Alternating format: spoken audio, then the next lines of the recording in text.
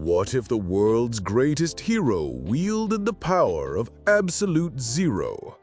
Imagine Deku with Bobby Drake's Omega-Level mutant abilities, freezing villains solid, creating massive ice constructs, and manipulating moisture at the molecular level. From ice slides to frozen tornadoes, this crossover would revolutionize My Hero Academia forever. Let's dive in! Welcome, Legends, to Chronos Recom. I wrote this story myself, so if you have any suggestions or what-ifs you want to see, drop it in the comments below. Also, just wanted to let you know I've got a Patreon set up now for anyone who wants to support the channel directly. You can get early access to stories, submit direct fan requests, and get exclusive content. It's totally optional, but if you want to help keep these stories coming, check it out. Links in the description. And don't forget to subscribe, like, and hit that bell so you never miss an upload. Let's dive into this story. The day Izuku Midoriya's world changed began like any other. 4-year-old Izuku stood in the park, clutching his All Might action figure as he watched Katsuki Bakugo and his friends torment a smaller child. The victim, a frail boy with glasses, cowered on the ground, tears streaming down his face as Bakugo's palms crackled with small explosions. "Leave him alone, Kachan," Izuku shouted, stepping forward despite his trembling legs. His green eyes burned with determination, even as fear knotted his stomach. Bakugo turned, his crimson eyes narrowing with disdain. "Stay out of this, Deku, or did you forget you're quirkless?" He sneered, small explosions popping from his palms. "You're even more pathetic than him." The other boys laughed, one extending his fingers to abnormal lengths while another unfurled small red wings from his back. They surrounded Izuku, confident in their superiority over the supposedly quirkless child. "I won't let you hurt him," Izuku stammered, positioning himself between the bullies and their victim. "Heroes protect people who can't protect themselves." "You? A hero?" Bakugo scoffed, advancing with a raised palm. "Don't make me laugh!" As Bakugo's hand came down toward Izuku's face, something broke inside the green-haired boy. A dam of power he never knew existed suddenly cracked, then shattered completely. The air around them instantly dropped in temperature, their breath becoming visible in the sudden cold. "What the?" Bakugo began, but his words cut off as frost rapidly encased his extended arm. The ice didn't stop there. It traveled up Bakugo's arm with impossible speed, enveloping his entire body in seconds. The same happened to his friends. All 3 bullies suddenly encased in perfect crystalline ice, their expressions frozen in surprise. The park fell silent. The other children and adults stood motionless, staring at the frozen bullies and the small boy standing before them. Izuku looked down at his hands in shock, watching as they transformed before his eyes, his skin turning transparent, his entire body becoming living ice that radiated cold. "Izuku!"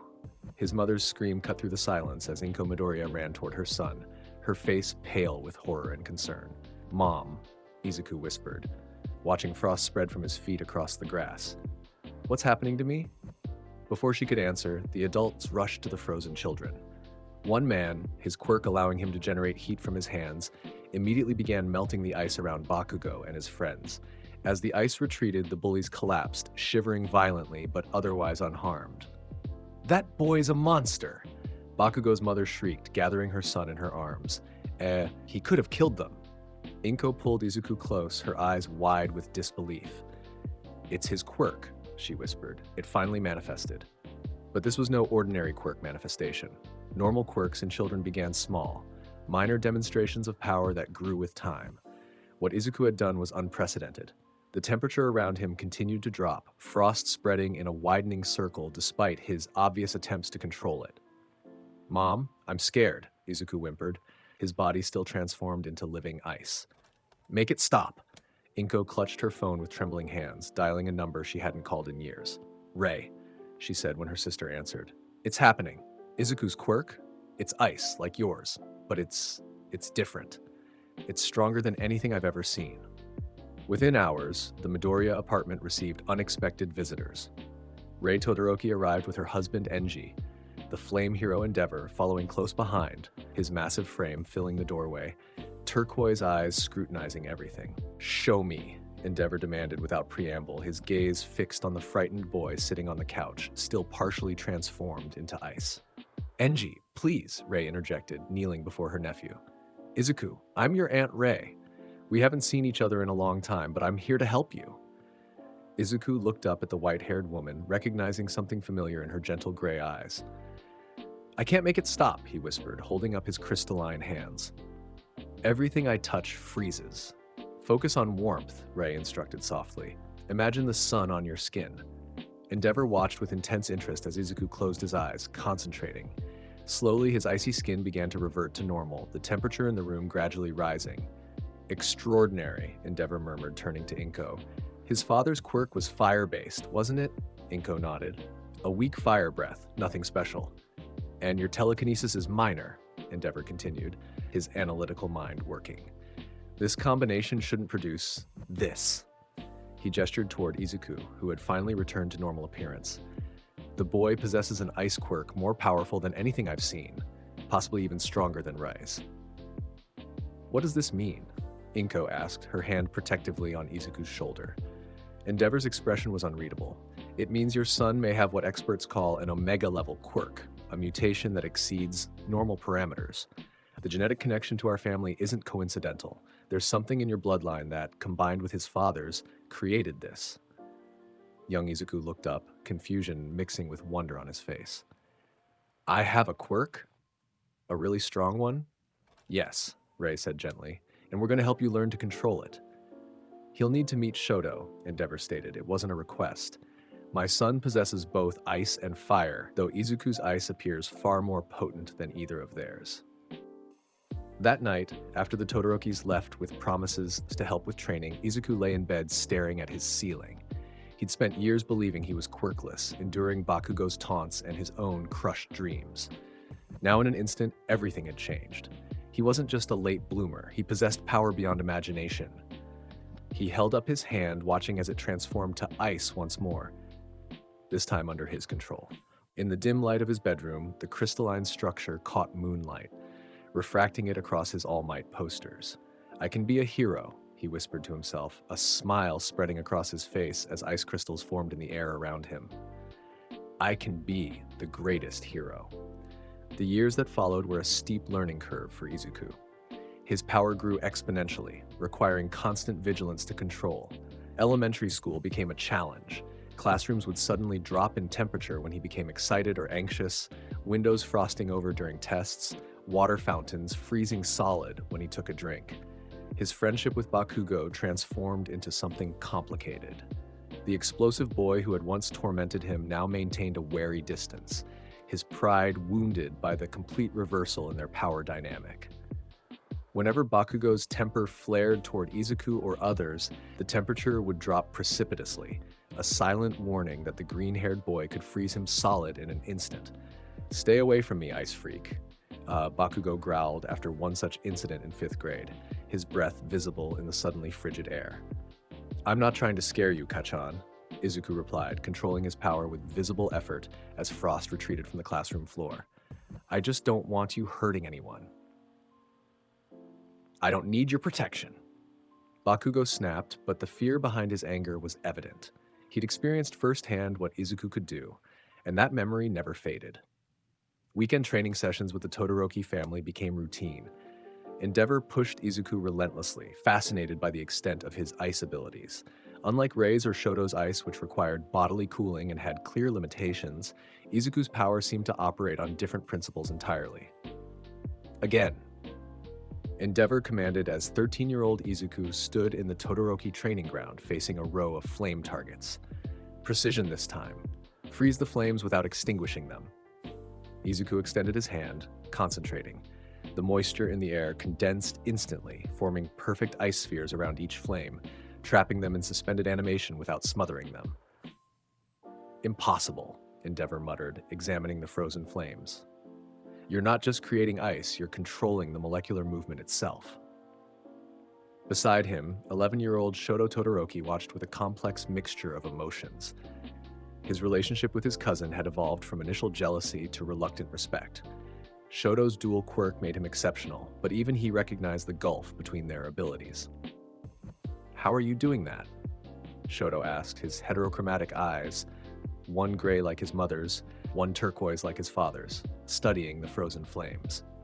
I can feel the heat, Izuku explained, running a hand through his green hair.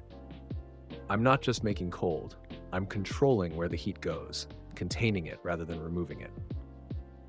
That same year, Izuku discovered he could transform his entire body into organic ice.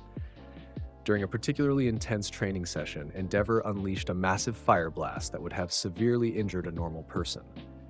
Instead of dodging, Izuku instinctively transformed, his body becoming living ice that absorbed and neutralized the heat. Your body temperature, Dr. Tsubasa, the Todoroki family physician, noted during an examination afterward. It dropped to near absolute zero during transformation, yet your biological functions continued normally. It's as if your entire cellular structure reconfigures itself. By middle school, Izuku had gained significant control. He could create elaborate ice constructs, slides, weapons, shields, with a thought. He could pull moisture from the air even in the driest conditions. Most impressively, he could control temperature with surgical precision, cooling specific targets without affecting their surroundings. His relationship with Bakugo remained strained. The explosive boy's anger had calcified into a bitter determination to somehow surpass Izuku, despite the obvious gap in their abilities. Any interaction between them risked Bakugo's wounded pride and Izuku's protective instincts colliding. I'm going to UA, Bakugo declared during their final year of middle school, and I'll become the #1 hero, better than you and your freakish ice. Izuku merely nodded. I'm applying too. Maybe we'll both make it. Don't patronize me, Deku, Bakugo snarled, small explosions popping from his palms. You think you're better than everyone because you won the quirk lottery. The temperature dropped instantly, frost forming on nearby desks as Izuku's patience thinned. That's not true, Kachan. I've worked hard to control my power, just like you have. Their classmates edged away, having witnessed this dangerous dance before. Everyone knew Izuku could freeze Bakugo solid before the explosive boy could blink, but they also knew he never would. That restraint, perhaps more than the power itself, was what truly intimidated Bakugo. As graduation approached, Izuku's training intensified. His ice abilities had grown to the point where he could affect weather patterns in a limited area, create perfect ice duplicates of himself, and even perceive the world through any ice he created, extending his consciousness through frozen constructs. Your quirk defies conventional classification, Endeavor noted during their final training session before UA's entrance exam. It's not just cryokinesis. You're manipulating thermal energy at a fundamental level, controlling molecular motion itself. Izuku nodded, having come to understand his power more intuitively over the years. It's like I can feel the heat in everything, redirect it, contain it, remove it completely. And when I transform to ice, it's like becoming something more than human. Endeavor's expression darkened slightly. That power comes with responsibility, Izuku. There's a reason Omega-level quirks are rare. They upset the balance. Society fears what it can't contain. I know, Izuku replied, his green eyes reflecting wisdom beyond his years. That's why I need to be a hero, to show that this power exists to protect, not threaten. The day of UA's entrance exam arrived with blue skies and cool spring air. Izuku stood before the massive gates, his green hair tousled by the breeze. At 15, he'd grown into his power, confident but cautious, powerful but precise. His body had developed accordingly, lean but strong, constantly regulating between normal temperature and the absolute zero that lurked beneath his skin. Move aside, Deku, came a familiar voice as Bakugo shouldered past him. Today's the day I prove I don't need some fancy ice quirk to be the best. Izuku watched him go, sighing. Some things never changed. He adjusted his backpack and followed the crowd inside. Present Mike's explanation of the practical exam echoed through the auditorium. Destroy robots, earn points, avoid the zero-pointer. Simple enough. Izuku caught the hostile glare Bakugo shot him from several seats away and tried not to let it bother him. Today wasn't about their rivalry, it was about starting his hero journey. When the practical exam began, Izuku immediately understood the true nature of the test. While other examinees scrambled to find and destroy robots one by one, he took a different approach. Transforming into his organic ice form, he rose into the air on a rapidly forming ice column. surveying the entire battle center. "What the hell?" one examinee gasped. Watching the ice-transformed boy ascend from his vantage point, Izuku could see every robot in the testing area. He took a deep breath, feeling the moisture in the air, the heat signatures of every machine. Then, with a single sweeping gesture, he sent a wave of absolute cold across the battlefield. The temperature plummeted instantly. Every robot in a 100-meter radius seized up as their joints froze solid, internal components crystallizing, metal becoming brittle. With a second gesture, Izuku created dozens of ice spears that shot downward with precision, shattering the frozen robots like glass. In 30 seconds, he'd eliminated more robots than most examinees would find in the entire test. The other students stood frozen in shock, not from his quirk, but from the display of overwhelming power. Izuku descended on an ice slide, returning to normal form as he touched the ground. "Did he just?" one student whispered. "He took out almost half the robots in a single attack," another finished, voice tinged with awe and despair. Izuku didn't have time to address their concerns. The ground shook as the massive zero-pointer appeared, towering over buildings, its massive treads crushing concrete as it advanced. Most examinees turned and ran. Izuku stepped forward, analyzing the massive machine. Its size made it intimidating, but the principles remained the same: metal, electronics, hydraulics, all susceptible to extreme cold. Then he heard a cry for help. A brown-haired girl was trapped beneath rubble, directly in the zero-pointer's path. Without hesitation, Izuku sprinted forward, transforming into his ice form as he ran. "Hold on," he called, reaching the girl's side and instantly assessing the situation. Her leg was pinned, but not crushed. "I'm gonna get you out." With precise application of his power, he created ice beneath the rubble, gradually lifting it enough for her to pull free. "Thank you," she gasped, trying to stand, but wincing in pain. The zero-pointer loomed directly above them now, its massive foot about to descend. Izuku looked up, eyes narrowing. "Enough playing around. Stay behind me," he told the girl, stepping forward and raising both hands. The air temperature dropped catastrophically as Izuku unleashed his full power for the first time in a controlled environment. Frost raced up the zero-pointer's legs, spreading across its massive body in seconds. Metal contracted violently in the sudden cold, joints shattering, internal components failing simultaneously. But Izuku didn't stop there. Concentrating further, he pushed the temperature around the robot to absolute zero, the point where all molecular motion ceases. The massive machine became completely brittle, frozen to its molecular core.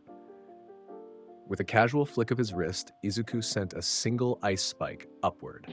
It struck the frozen colossus, and like a statue made of the thinnest glass, the zero-pointer shattered completely. Frozen fragments rained down, but before they could reach the ground, Izuku created an ice dome over himself and the injured girl, the shards harmlessly bouncing off. In the observation room, the UA faculty watched in stunned silence. "Did he just?" Snipe began. "Completely freeze and shatter the zero-pointer in seconds?" "Yes, he did," Principal Nezu finished, his beady eyes gleaming with interest. "Midoriya Izuku, his application mentioned an advanced cryokinetic quirk, but this is beyond advanced," Aizawa muttered, eyes narrowed. "That's Omega-level power." All Might remained silent, his perpetual smile uncharacteristically thoughtful. In all his years as the symbol of peace, he'd rarely encountered a quirk with such raw potential. A student possessing that level of power would require special attention and perhaps caution. Back in the testing ground, Izuku created an ice stretcher for the injured girl. "I'll get you to the medical tent," he said, gently helping her onto the floating ice platform. "That was amazing," she breathed, staring at him with wide brown eyes. "You completely destroyed that huge robot like it was nothing." Izuku offered a modest smile. "I just did what any hero would do." As he escorted her to the medical area, other examinees stared in his wake, whispering among themselves. Some looked intimidated, others impressed, a few even resentful. Bakugo from across the battle center had witnessed the entire display. His expression was thunderous, fists clenched at his sides. 1 week later, Izuku received his acceptance letter. He'd scored higher on the practical exam than any student in UA history, not just for the robots he destroyed, but also for the rescue points awarded for saving the girl, Uraraka Ochako. The holographic message from All Might himself concluded with words that sent a thrill of pride through Izuku. "Young Midoriya, Your performance was exceptional, perhaps the most impressive display of quirk mastery I've seen from someone your age. UA welcomes you not just as a student, but as someone with the potential to become one of the greatest heroes of the next generation. His mother cried with joy, hugging him tightly. That night, he called his aunt and uncle to share the news.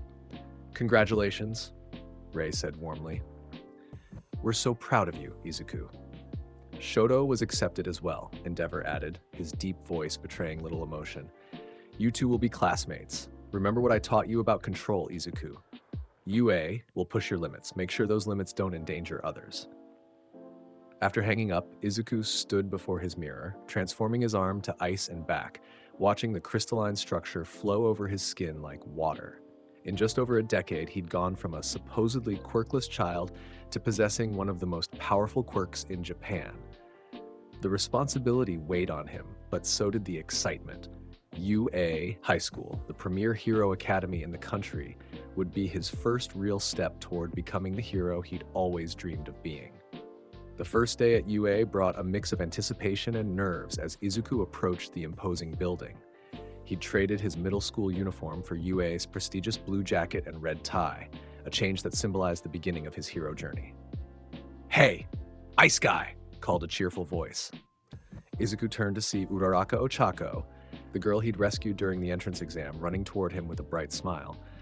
"I'm so glad I found you. I never got to properly thank you for saving me from that huge robot." "Oh, it was nothing," Izuku replied, rubbing the back of his neck. "I'm glad you're okay. Your leg healed well?" "Good as new. Recovery girl fixed me right up," she beamed. "I'm Uraraka Ochako, by the way." "Midoriya Izuku," he responded with a warm smile. As they walked together toward their classroom, Izuku noticed the whispers and stares following him. Word of his performance in the entrance exam had apparently spread. "Is it true you froze the entire zero-pointer solid with one attack?" a student called out as they passed. Before Izuku could answer, the imposing door of Class 1A loomed before them. Inside, students were already gathering, an eclectic mix of powerful quirk users selected from thousands of applicants. Izuku immediately spotted Bakugo, who shot him a venomous glare before looking away. Midoriya. A familiar voice drew his attention to the dual-colored hair of his cousin. Shoto Todoroki stood near the window, his expression as impassive as ever. "I see you made it." "You too, Shoto," Izuku replied, noting how other students watched their interaction with curiosity. The family resemblance was subtle but present, something in their facial structure, though Izuku's coloring came entirely from his parents. Before they could continue their conversation, the classroom door slid open to reveal a disheveled man in a sleeping bag. Aizawa Shota unzipped himself from his unusual cocoon, fixing the class with a tired stare. "It took you lot 8 seconds to quiet down," he drawled. "Time is precious. Rational students would understand that." As Aizawa introduced himself as their homeroom teacher and instructed them to change into gym clothes for a quirk assessment test, excited murmurs filled the room. Izuku remained quiet, mentally preparing himself. He'd trained for years to control his power. Now was the time to demonstrate that control in a structured environment. At the training ground, Aizawa explained the test, a series of physical assessments using their quirks. When he mentioned expelling the student who placed last, the atmosphere tensed considerably. "Midoriya," Aizawa called first.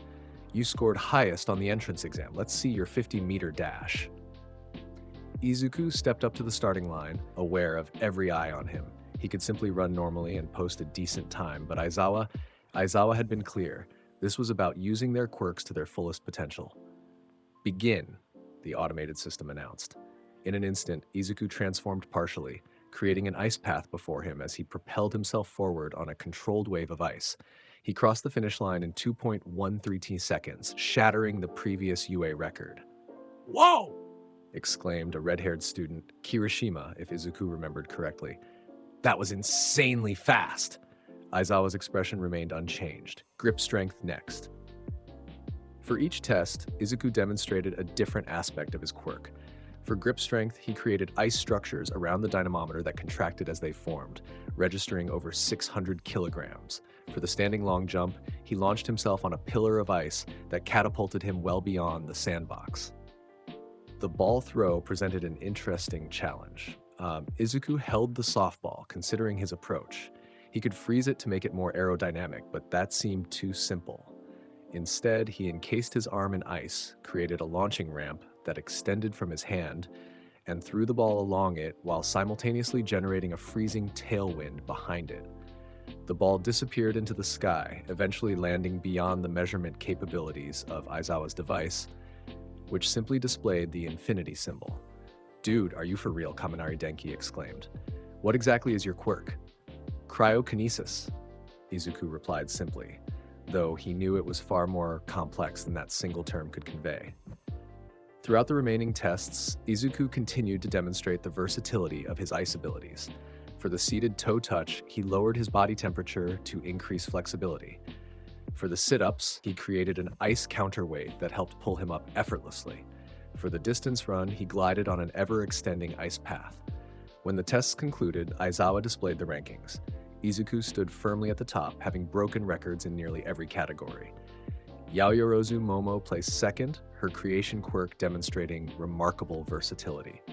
Shoto ranked third, using primarily his ice side in a show of restraint that Izuku recognized as a statement against their uncle. At the bottom stood Mineta Minoru, whose sticky ball quirk had proven less adaptable to the physical tests. "By the way," Aizawa said as Mineta began to sob, "I was lying about expelling someone." The tension broke immediately, though Bakugo seemed to seethe even more intensely. As they headed back to change, he confronted Izuku in the hallway. "Don't think this means anything, Deku," he growled. "Flashy ice tricks won't make you a better hero than me." Izuku sighed. "This isn't a competition, Kachan. We're all here to learn." "Everything is a competition," Bakugo snapped, "and I'm going to win. I'll find a way to beat that overpowered quirk of yours." As Bakugo stormed off, Izuku felt a presence beside him. Shoto stood there, having witnessed the exchange. "Your history with him seems complicated," Shoto observed. "We grew up together," Izuku explained. "Before my quirk manifested, he used to bully me. Now he feels like he has something to prove." Shoto nodded, understanding the dynamics of pride and power all too well. "Father has been monitoring your progress obsessively. He believes your ice abilities exceed both mine and Mother's." "Your fire exceeds his," Izuku countered quietly. "You just choose not to use it." Shoto's expression hardened. "That's my choice." "Of course," Izuku agreed quickly. "I just meant that everyone's quirk is uniquely their own. Comparisons don't really matter." That evening, as Izuku walked home, he reflected on his first day. The tests had been easy, almost too easy. He'd spent years learning to control his immense power, but he hadn't fully unleashed it since the entrance exam. A part of him wondered how his classmates would react if they saw what he was truly capable of. His phone buzzed with a message from his mother. "Dinner with the Todorokis this weekend. Rei insists." Family dinners with the Todorokis were always tense affairs. Endeavor's intense focus on Izuku's and Shoto's development often overshadowed any genuine familial warmth. Yet Izuku valued these connections. They were the only people who truly understood the burden of exceptional power. As he walked, frost formed unconsciously beneath his feet, spreading in delicate patterns before melting away in the warm evening air. Controlling his power had become second nature, but the potential within him remained vast and largely untapped. UA would help him channel that potential into becoming the hero he aspired to be, one who used overwhelming power to protect rather than intimidate. The second day at UA brought the students' first taste of actual hero training with All Might himself. The class buzzed with excitement as they changed into their hero costumes, outfits they had designed to complement their quirks and personal aesthetic. Izuku's costume was elegantly practical, a bodysuit of specialized thermal adaptive material that could withstand both his lowest temperatures and potential heat-based attacks. The predominantly white suit featured green accents that matched his hair, with reinforced gloves and boots designed to channel his ice precisely. A sleek mask covered the upper half of his face when needed, with built-in thermal imaging to enhance his already formidable temperature perception. "Whoa, Midoriya! Your costume looks awesome!" Kirishima exclaimed as they gathered at Ground Beta, a training area designed to simulate an urban environment. "Thanks," Izuku replied, adjusting his gloves. "I wanted something functional that wouldn't restrict my movements." It suits you, Yaoyorozu commented approvingly. The design clearly accommodates your cryokinetic abilities while maintaining mobility. Before further conversation could develop, All Might arrived in spectacular fashion, his booming laugh preceding his impressive figure. I am here! Coming through the door like a normal person. Despite his familiarity with pro heroes through his uncle, Izuku felt a surge of admiration. All Might was the symbol of peace, the greatest hero alive, and now their teacher. All Might explained the exercise: indoor battle training, heroes versus villains, with teams of 2 competing to either secure a mock weapon or capture the opposing team. When he began randomly assigning pairs, Izuku found himself teamed with Uraraka against Bakugo and Ida. We're up against Bakugo, Uraraka noted nervously, glancing toward the explosive boy who was already glaring in their direction. This could get complicated, Izuku admitted, well aware of Bakugo's vendetta against him. He's going to come at us with everything he has. When their match was announced as the first battle, Izuku and Uraraka took their positions outside the building while Bakugo and Ida prepared their defense inside. What's our plan? Uraraka asked, her round face determined beneath her space-themed helmet. Bakugo will come straight for me, Izuku explained. He's predictable that way. I'll keep him occupied while you use your zero gravity to navigate through the building and locate the weapon. Once you find it, signal me, and I'll create a distraction to help you secure it. But Bakugo's explosions are really powerful, Uraraka worried. Will you be okay? Izuku smiled reassuringly. Trust me, I can handle Bakugo. The match began, and just as Izuku predicted, they barely made it through the window before Bakugo came charging down the hallway, palms crackling with nitroglycerin sweat. Go! Izuku urged Uraraka, who nodded and floated upward, using the walls to propel herself around a corner. Deku! Bakugo roared, launching himself forward with an explosion. Don't you dare underestimate me! Instead of freezing Bakugo outright, which he could have done instantly, Izuku chose restraint. He created a small ice shield that absorbed the explosion's impact, then formed ice beneath his feet to slide backward, maintaining distance. I've never underestimated you, Kachan, Izuku said calmly. That's why I know exactly how you'll attack. Shut up! Bakugo launched another explosion, larger than the first. Stop acting so damn superior! Izuku dodged, allowing the blast to hit the wall behind him. He could feel Uraraka moving through the building above them, sensing the temperature variations through the structure. Ida was guarding the weapon on the top floor, pacing nervously. This isn't about superiority, Izuku replied, creating an ice wall between them that Bakugo immediately blasted through.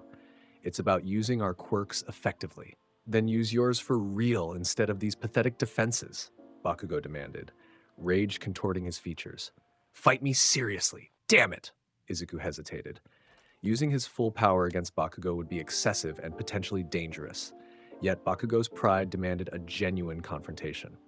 Fine, Izuku decided, stance shifting. But remember you asked for this. The temperature in the hallway plummeted as Izuku partially transformed, his arms and torso becoming translucent ice. With precise control, he created multiple ice clones that surrounded Bakugo, each one perfectly mimicking his movements. What the hell? Bakugo growled, spinning to face the identical Izukus surrounding him. All the clones spoke simultaneously. You wanted me to take you seriously, Kachan. This is me holding back less. Bakugo unleashed a spinning explosion, destroying 2 clones that immediately reformed. Meanwhile, the real Izuku sensed Uraraka had reached the top floor and was hiding from Ida's patrolling. You think these ice dolls scare me?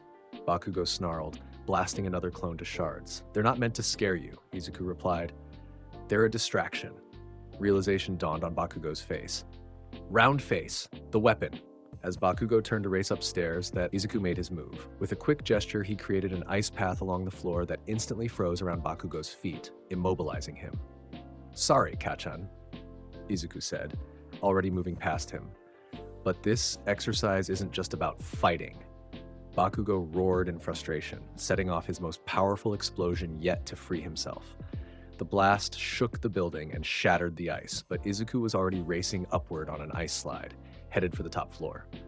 Through his ice-enhanced senses, he felt Uraraka make her move, using her zero gravity to launch herself toward the weapon.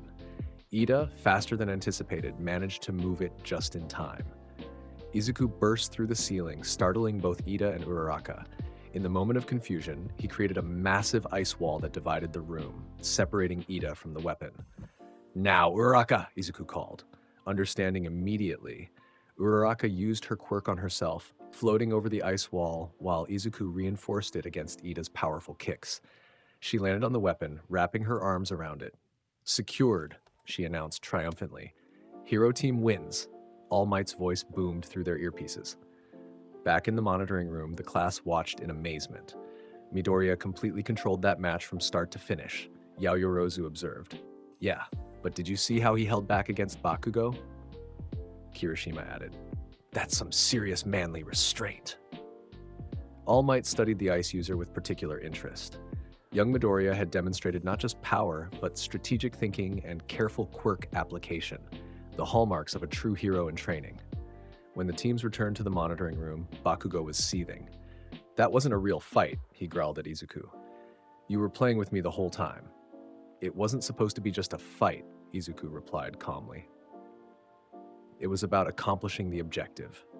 "Next time," Bakugo promised, voice low and dangerous, "I'll make you use your full power. I'll force you to take me seriously."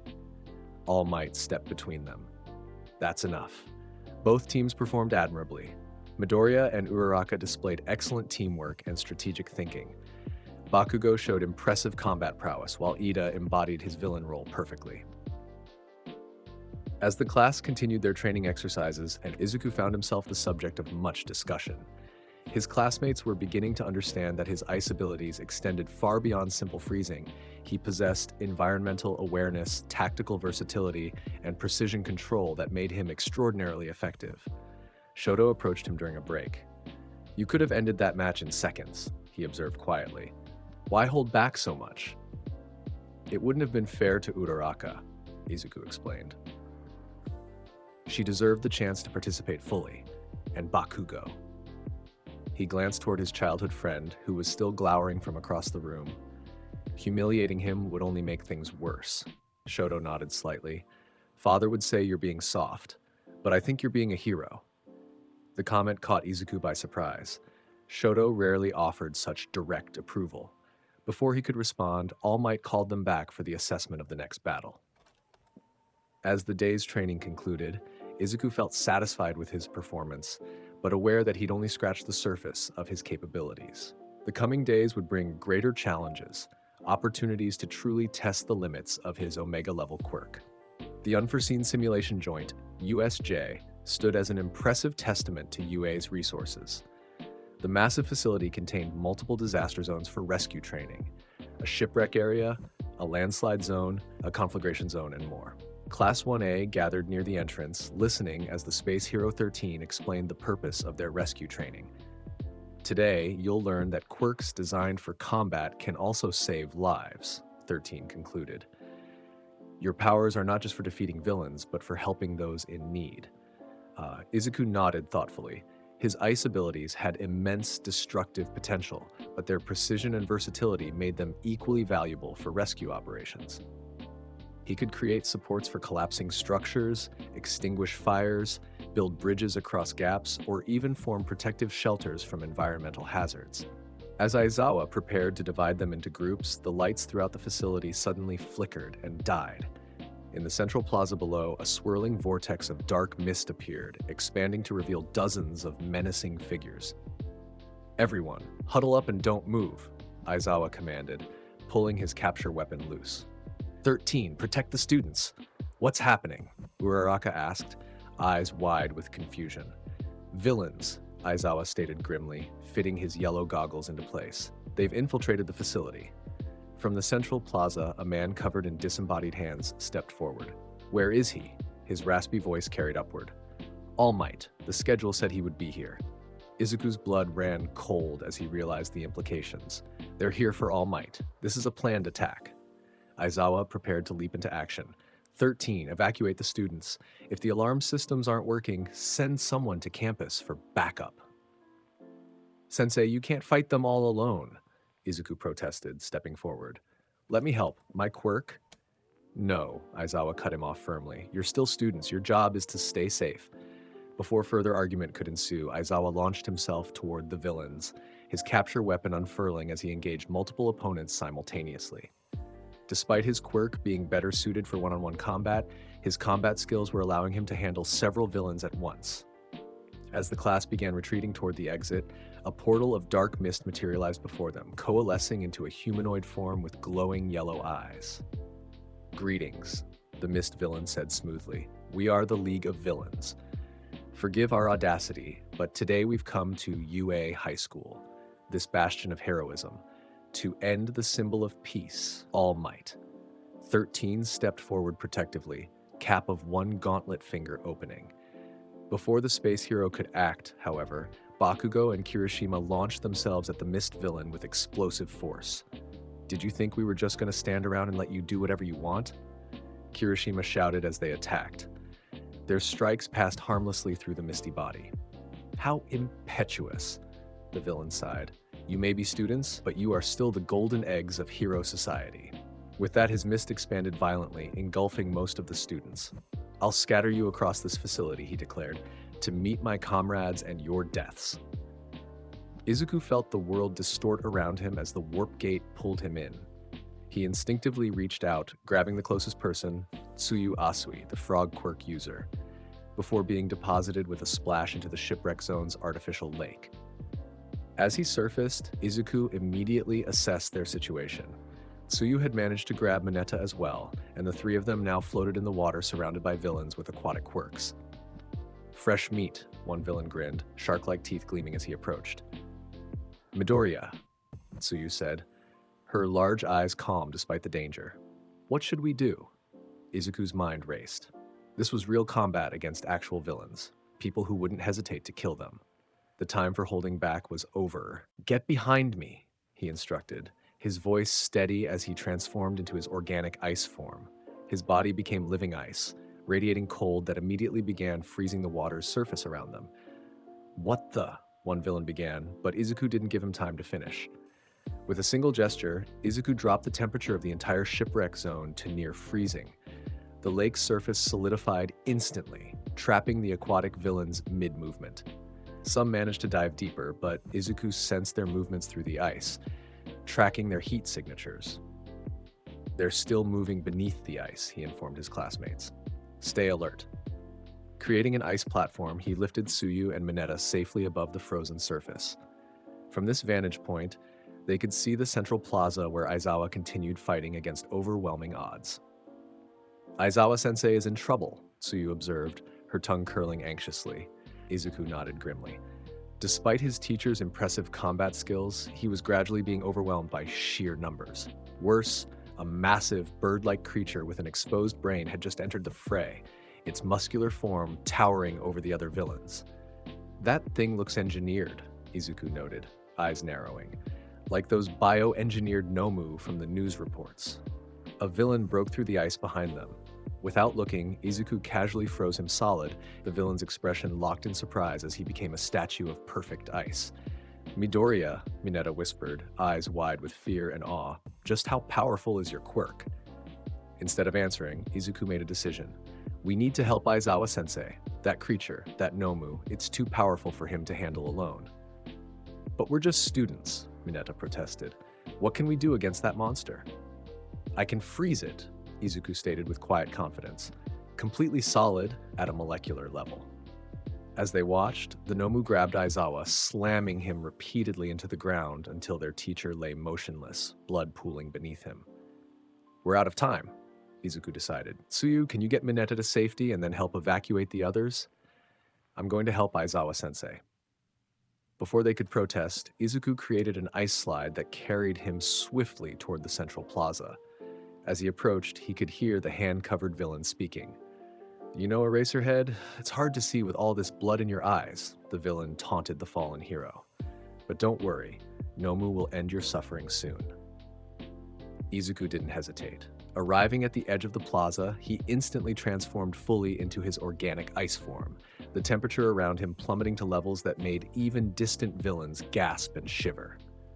"Get away from him," Izuku commanded, his voice resonating with crystalline power. The hand villain turned, red eyes widening behind the disembodied hand that covered his face. What's this? A student playing hero? Without warning, the Nomu charged Izuku with inhuman speed. Instead of dodging, Izuku stood his ground and released his power at full force. The air itself seemed to crystallize as a wave of absolute zero cold blasted outward, engulfing the charging Nomu. The creature's momentum carried it forward 3 more steps before its body began to frost over. Within seconds, the Nomu was completely encased in ice, its movement arrested mid-stride. "Nomu?" the hand villain called, confusion evident in his voice. "What are you doing? Break free and kill him!" The Nomu remained frozen, ice penetrating to its core. Its cells crystallized and immobilized at a molecular level. Izuku stepped forward, placing his hand against the frozen creature. "It can't hear you anymore," he explained calmly. "I've frozen it to absolute zero. At that temperature, all molecular motion stops. It's not just encased in ice, it is ice, through and through." The hand villain scratched frantically at his neck. "This wasn't supposed to happen. You're just a student. What kind of monster are you?" "I'm not the monster here," Izuku replied, creating an ice path to Aizawa's side. Gently, he formed a protective ice cocoon around his injured teacher. Not to freeze him, but to stabilize and protect him until medical help arrived. The Warp Gate villain materialized beside his companion. "Shigaraki Tamura, we should retreat. One of the students escaped. Reinforcements from the main campus will arrive soon." "But Nomu," Shigaraki protested. "Is lost," the mist villain finished. "This boy's quirk, it's beyond anything in our intelligence reports." As the villains debated, Izuku expanded his ice across the central plaza, gradually encasing every hostile in the vicinity. Some fought against the spreading frost, but none could escape the inexorable cold that radiated from the ice-transformed student. Shigaraki pointed a finger at Izuku, rage contorting his partially visible features. "You? Who are you?" "Midoriya Izuku," he answered simply. "Hero course, Class 1A. "Midoriya Izuku," Shigaraki repeated, voice laced with hatred. "I'll remember that name. The League of Villains won't forget this humiliation." The warp gate expanded, enveloping Shigaraki. Before they vanished completely, Shigaraki's final words hung in the frigid air. "This game had a hidden boss level I wasn't prepared for. Next time, I'll come with the right cheat codes to beat you, Midoriya Izuku." With the villains retreated, Izuku maintained his vigilance, ice spreading throughout the facility to secure any remaining hostiles. Through his ice-enhanced perception, he could sense his classmates' locations. Most had successfully fought off the villains they'd encountered, though some had sustained injuries. The facility doors burst open as All Might arrived in his hero form, followed closely by other UA teachers. They halted in shock at the scene before them. The USJ transformed into a winter landscape, dozens of villains frozen in blocks of ice, and at the center of it all, a figure of living ice kneeling beside Aizawa's protected form. "Young Midoriya?" All Might asked, his perpetual smile replaced by astonishment. Izuku reverted to his human form, fatigue washing over him as the adrenaline faded. "I'm sorry if I overstepped, All Might. They were going to kill Aizawa-sensei." All Might placed a gentle hand on Izuku's shoulder. "You did well, my boy. Extraordinarily well." As the teachers secured the facility and tended to the injured, whispers spread among Izuku's classmates. They had all witnessed fragments of his power before, but seeing the entire USJ transformed by his quirk, the Nomu defeated single-handedly and dozens of villains neutralized simultaneously. This was beyond what any of them had imagined possible. "Did you see what Midoriya did?" Kaminari whispered to Jiro. "He froze that monster thing solid with one attack." "It wasn't just the Nomu," Yaoyorozu added quietly. "He froze almost the entire central plaza. That level of power is manly as hell," Kirishima exclaimed. "He saved Aizawa-sensei's life."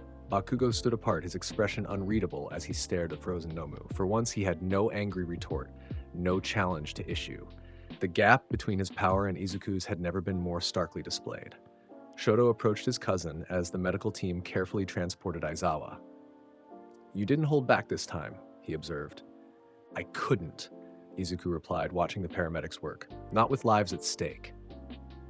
"Father will hear about this," Shoto said. "It wasn't a threat, merely a statement of fact. The media too, most likely."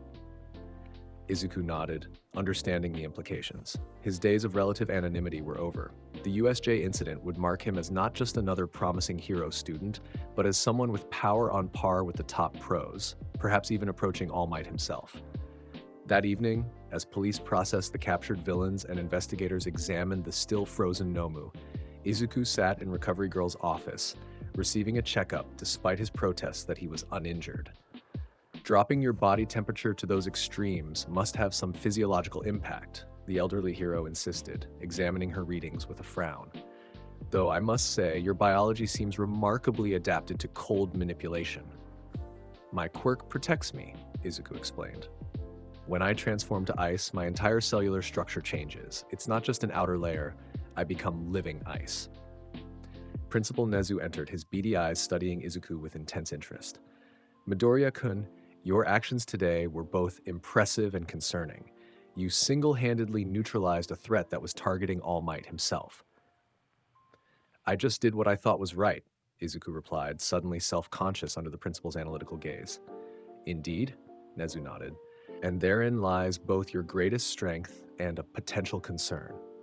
Power like yours requires exceptional judgment. Today, that judgment saved lives. But as you progress as a hero, the situations you face will only grow more complex.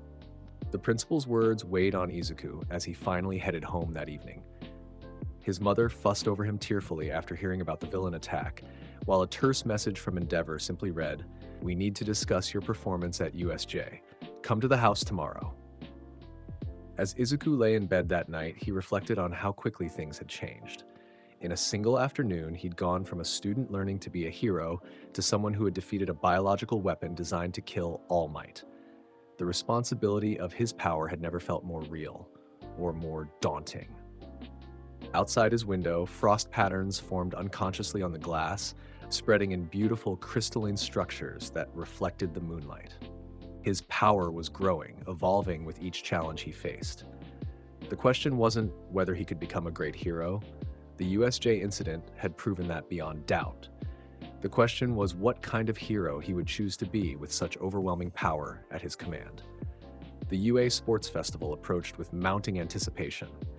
After the USJ incident, security had been dramatically increased, with pro heroes patrolling the campus and additional measures implemented throughout the venue. Despite the recent villain attack, the school administration had decided to proceed with the festival, a declaration that UA would not be intimidated. For Class 1A, the festival represented their first opportunity to showcase their abilities to the pro hero community and the nation at large. For Izuku, however, it carried additional significance. His overwhelming display at USJ had already caught the attention of many pro heroes and news outlets, with speculation running rampant about the Ice Prince of UA, a nickname he hadn't asked for but which had stuck nonetheless. "Are you nervous?" Uraraka asked as they prepared in the waiting room before the festival's opening ceremony. "A little," Izuku admitted, adjusting his gym uniform. "After USJ, there's going to be a lot of attention on me. I'm not sure I'm ready for that kind of scrutiny." "You'll be amazing," she encouraged. "Everyone already knows how strong you are. This is just your chance to show them your hero material too." Across the room, Bakugo scoffed loudly. "Don't get cocky, Deku. Freezing a bunch of low-level thugs doesn't make you invincible." "I never said it did, Kachan," Izuku replied calmly. "Well, I'm putting you on notice," Bakugo declared, eyes burning with determination. "I've been analyzing your ice powers. I know your weaknesses now, and I'm going to exploit them in front of the whole country." Before Izuku could respond, Todoroki approached, his mismatched eyes intense. "Midoriya, a word." The two cousins stepped outside the waiting room, finding a quiet corridor. Todoroki's expression was more serious than usual, his posture rigid. "I know we're family," he began without preamble, "but today I'm making a declaration of war." Izuku blinked in surprise. "What do you mean?" "You've been acknowledged as potentially the strongest in our class. The media calls you the Ice Prince and speculates that you might be the next All Might." Todoroki's voice remained even, but there was an undercurrent of something harder. "I'm going to defeat you today, and I'll do it without using my left side." "Your fire?" Izuku clarified, frowning. "Shoto, that's... I don't need his power to surpass you," Todoroki interrupted. clearly referring to his father. My ice alone will be enough. Izuku considered his cousin carefully. Their relationship had always been complicated by Endeavor's influence, but this direct challenge was unexpected. If that's what you want, Izuku finally replied, but I won't hold back just because we're family. That would be disrespectful to you and everyone else competing. Todoroki nodded stiffly. I wouldn't expect anything less. As they rejoined their classmates, Izuku felt the weight of expectations settling on his shoulders, not just from the public and pro-heroes, but now from his peers as well. Bakugo wanted to prove himself superior, Todoroki wanted to assert his independence, and others would undoubtedly be measuring themselves against the standard he'd set at USJ. The stadium was packed to capacity when Class 1A marched onto the field. Chants of Ice Prince rose from sections of the crowd, causing Izuku to blush slightly. Present Mike's enthusiastic commentary only heightened the attention. And special eyes will be on Class 1A's Midoriya Izuku, the voice hero boomed through the speakers, who single-handedly neutralized multiple villains during the recent USJ incident. Pro heroes are already calling him one of the most promising students in UA history. Midnight called Bakugo to deliver the student pledge, which he concluded with his typical brash declaration, "I'm going to win." The statement drew mixed reactions from the crowd, but surprised no one who knew him. The first event was announced, an obstacle race around the stadium. As students positioned themselves at the starting gate, Izuku considered his approach. He could easily win by transforming fully and creating an ice path to slide ahead of everyone. But that seemed too obvious, and perhaps not in the spirit of the competition. When the race began, Todoroki immediately created a massive ice wall that froze most competitors in place. Izuku, anticipating this, simply touched the ice and assimilated it, passing through his cousin's defense as if it weren't there. Did you see that, folks? Present Meek's voice echoed through the stadium. Midoriya just absorbed Todoroki's ice barrier like it was nothing. The first real obstacle appeared. Enormous robots like those from the entrance exam, including several zero-pointers. While other students fought or maneuvered around them, Izuku took a more direct approach. With a gesture, he created a wave of cold that froze the massive machine's joints, then formed an ice ramp that carried him over their immobilized forms. "Midoriya is making this look easy," Present Mike shouted. "Those robots don't stand a chance against his cryokinesis." The second obstacle, a canyon traversed by tight ropes, presented an interesting challenge. Rather than creating an ice bridge, which might be considered unfair, Izuku formed thin ice skates on his feet and balanced perfectly on one of the ropes, skating across at high speed. "Incredible balance and precision from Midoriya," Present Mike announced. "He's turning what should be a disadvantage into a strength." The final obstacle was a minefield. Here, Izuku paused momentarily, allowing Todoroki and Bakugo to catch up. The three of them faced off at the edge of the field, each determined to finish first. "Don't think I'll let you win, Deku," Bakugo snarled, propelling himself forward with explosions. "I made a declaration," Todoroki reminded him, creating an ice path through the mines. Izuku smiled slightly. "Then let's make this interesting." Instead of freezing the entire field or flying over it, he created 3 perfect ice clones of himself. Each clone took a different path through the minefield, intentionally triggering explosions that created chaos for his competitors, while he himself navigated a safer route. "What a strategy!" Present Mike exclaimed. "Midoriya is using decoys to distract his opponents." The diversion worked perfectly. While Bakugo and Todoroki battled each other and the ice clones, Izuku maintained a steady pace, using small ice platforms to avoid the mines. When he neared the exit, he created one final ice slide that propelled him across the finish line just seconds before his rivals. "Midoriya, Izuku takes first place," Present Mike announced to thunderous applause. "The Ice Prince lives up to the hype." Bakugo arrived second, breathing heavily and glaring daggers at Izuku. Todoroki followed immediately after, his expression unreadable but his eyes burning with intensity. "That was just the first event," Todoroki stated quietly as they waited for the others to finish. "It doesn't settle anything." "I know," Izuku agreed, "but it was fun, wasn't it? Competing like this?" For a brief moment, something almost like amusement flickered across Todoroki's face before his usual stoicism returned. The second event was announced. a cavalry battle where students would form teams, with each person assigned a point value based on their placement in the obstacle race. As first place, Izuku was worth 10 million points, making him the primary target for every other team. Midoriya, Uraraka approached enthusiastically. let's team up. I would also like to join your team, Tokoyami added, his Dark Shadow quirk manifesting briefly. Me too. Chirped Mei Hatsume, a pink-haired girl from the support course who immediately began showcasing her various babies, support items she'd invented. Izuku considered the team carefully. With Uraraka's Zero Gravity, Tokoyami's Dark Shadow, and Hatsume's support items, we can create a highly mobile defense. But everyone will be targeting us. That's why they need you, Hatsume declared confidently. The Ice Prince himself. Izuku winced slightly at the nickname, but nodded. All right, here's the plan. When the cavalry battle began, their team immediately found themselves surrounded. As expected, every other group converged on the 10 million point headband. Don't let them surround us, Izuku called from his position atop the formation.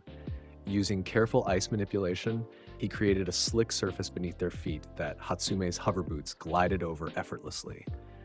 Bakugo's team launched an aerial assault, the explosive boy propelling himself directly at Izuku with murderous intent. That headband is mine, Deku. Instead of a direct ice attack, Izuku created a series of reflective ice mirrors around their formation. Bakugo's explosion hit one mirror and ricocheted between them. The force dispersed harmlessly before reaching its target. What the hell? Bakugo raged as he fell back to his team. Todoroki's group approached more methodically, attempting to trap Izuku's team with an expanding ice field.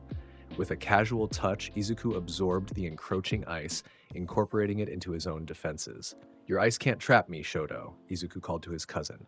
We both know that.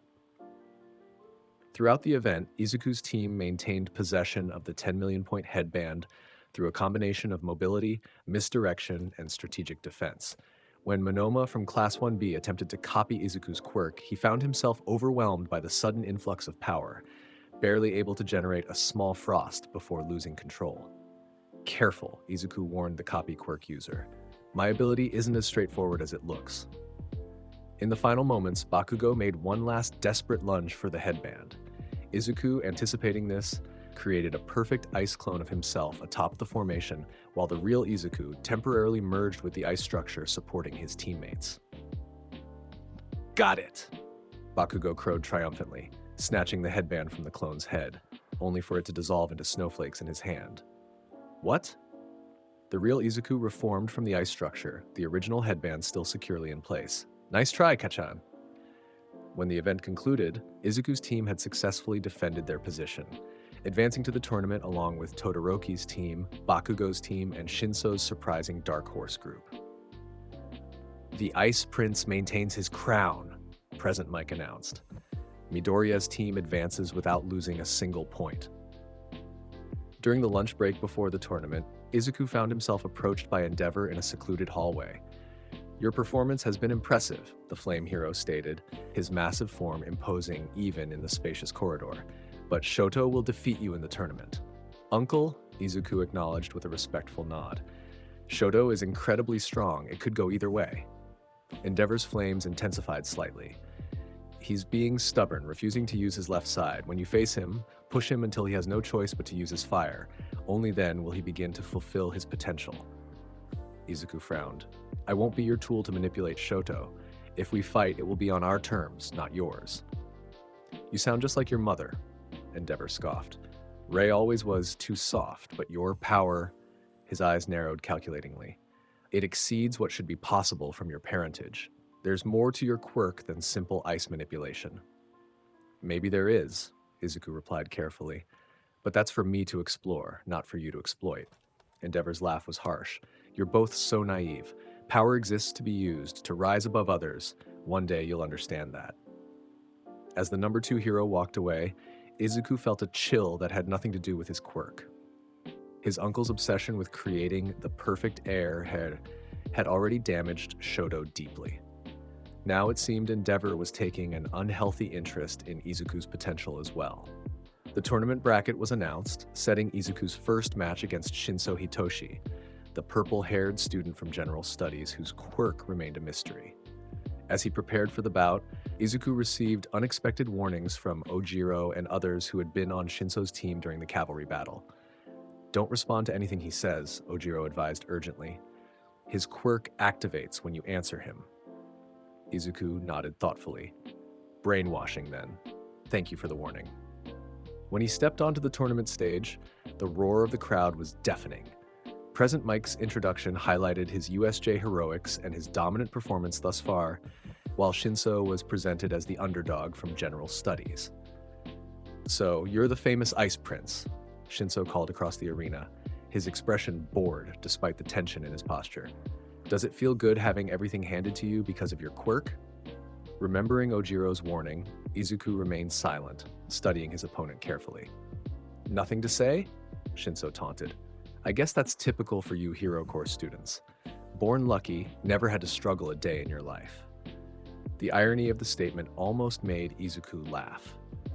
His early quirkless years, the relentless training to control his power once it manifested, the constant pressure of possessing an Omega-level ability, none of that had been easy. When midnight signaled the start of the match, Shinso made one final attempt.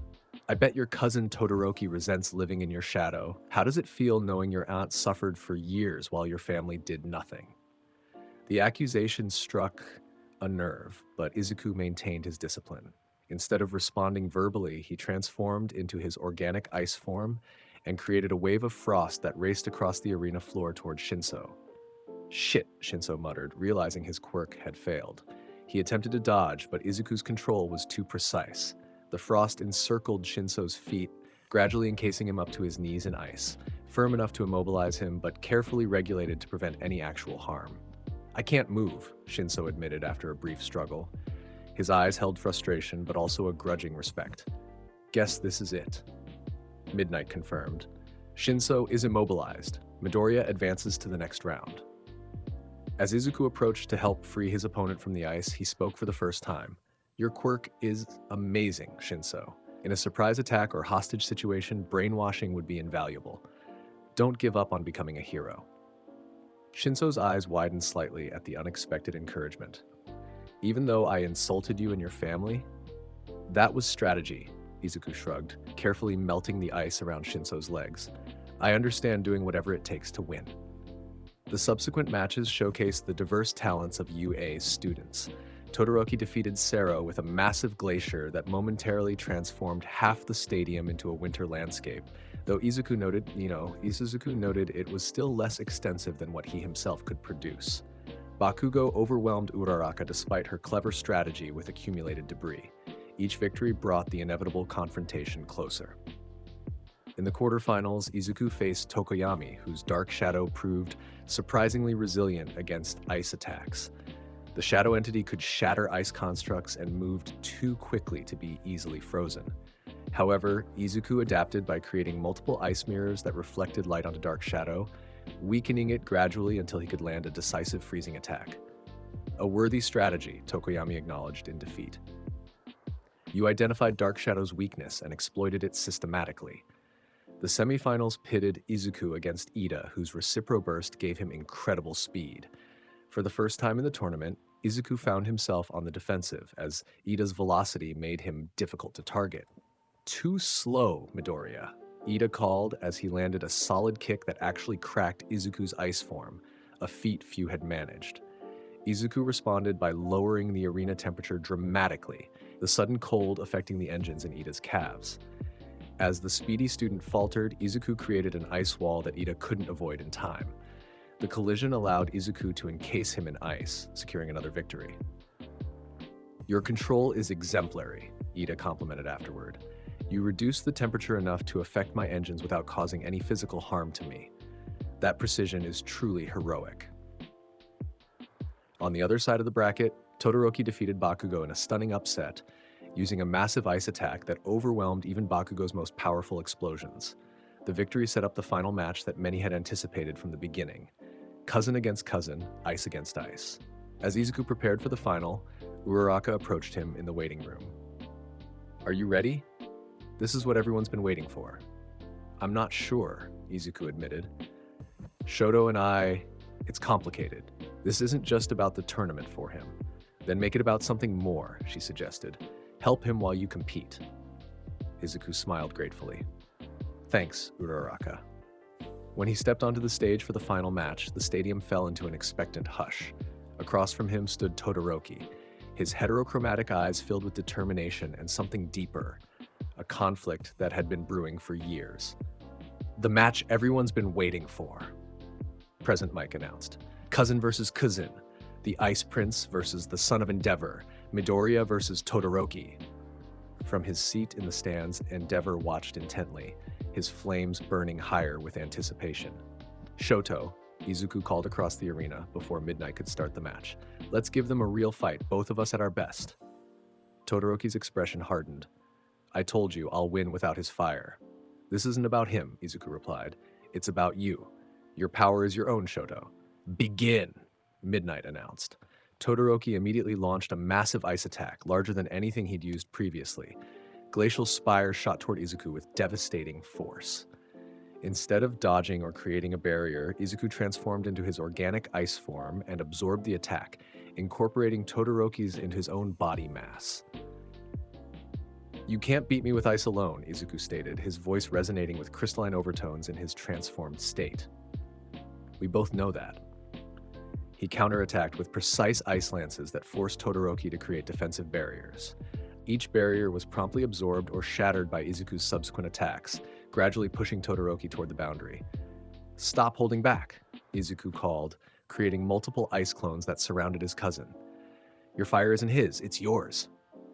Shut up, Todoroki snarled, unleashing another massive ice wave that consumed tremendous energy, frost forming on his right side from overuse. Izuku met the attack head-on, transforming the ice into a swirling vortex that he redirected at Todoroki from multiple angles. The precision and control demonstrated exceeded anything he'd shown previously, ice moving like a living entity under his command. Incredible! Present Mike shouted. Midoriya is turning Todoroki's own ice against him. As Todoroki struggled against the assault, his right side becoming increasingly covered in frost, Izuku pressed harder, forcing his cousin to confront his self-imposed limitation. Your body's freezing up, Izuku observed, momentarily halting his attack. You need your fire, Shoto. Not for him. He gestured toward Endeavor in the stands, but for yourself. For the hero you want to be.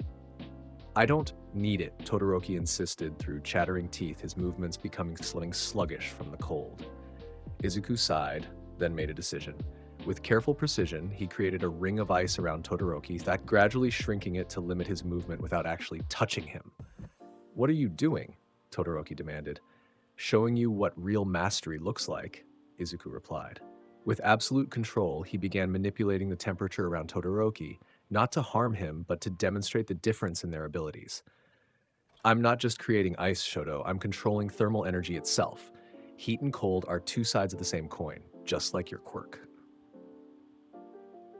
The demonstration seemed to reach something deep within Todoroki. As he stood encircled by Izuku's ice, watching his cousin's effortless mastery, memories surfaced. His mother's gentle encouragement before Endeavor's training broke her. Izuku's friendship throughout their childhood despite the family tension and his own repressed desire to embrace his full potential. It's your power, Izuku repeated softly. Not his. Something broke in Todoroki's expression. Not defeat, but liberation. Flames erupted from his left side, melting the ice around him and sending a column of fire and steam skyward. Thank you, Izuku, he said, a genuine smile transforming his usually stoic face. You're right. The real battle began then, ice and fire against Izuku's thermal mastery. Todoroki attacked with perfect balance, his dual quirk working in harmony perhaps for the first time ever. Izuku responded with increasingly sophisticated ice constructs and temperature manipulation, turning the arena into a spectacular battlefield of opposing elements.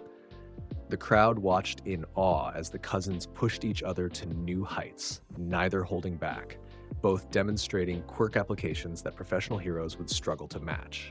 In the decisive moment, Todoroki combined his largest fire and ice attacks, creating a massive steam explosion aimed at overwhelming Izuku's defenses. Izuku countered by dropping the temperature to near absolute zero, flash freezing the steam and creating an opening for his final attack, a precisely targeted ice strike that pushed Todoroki out of bounds.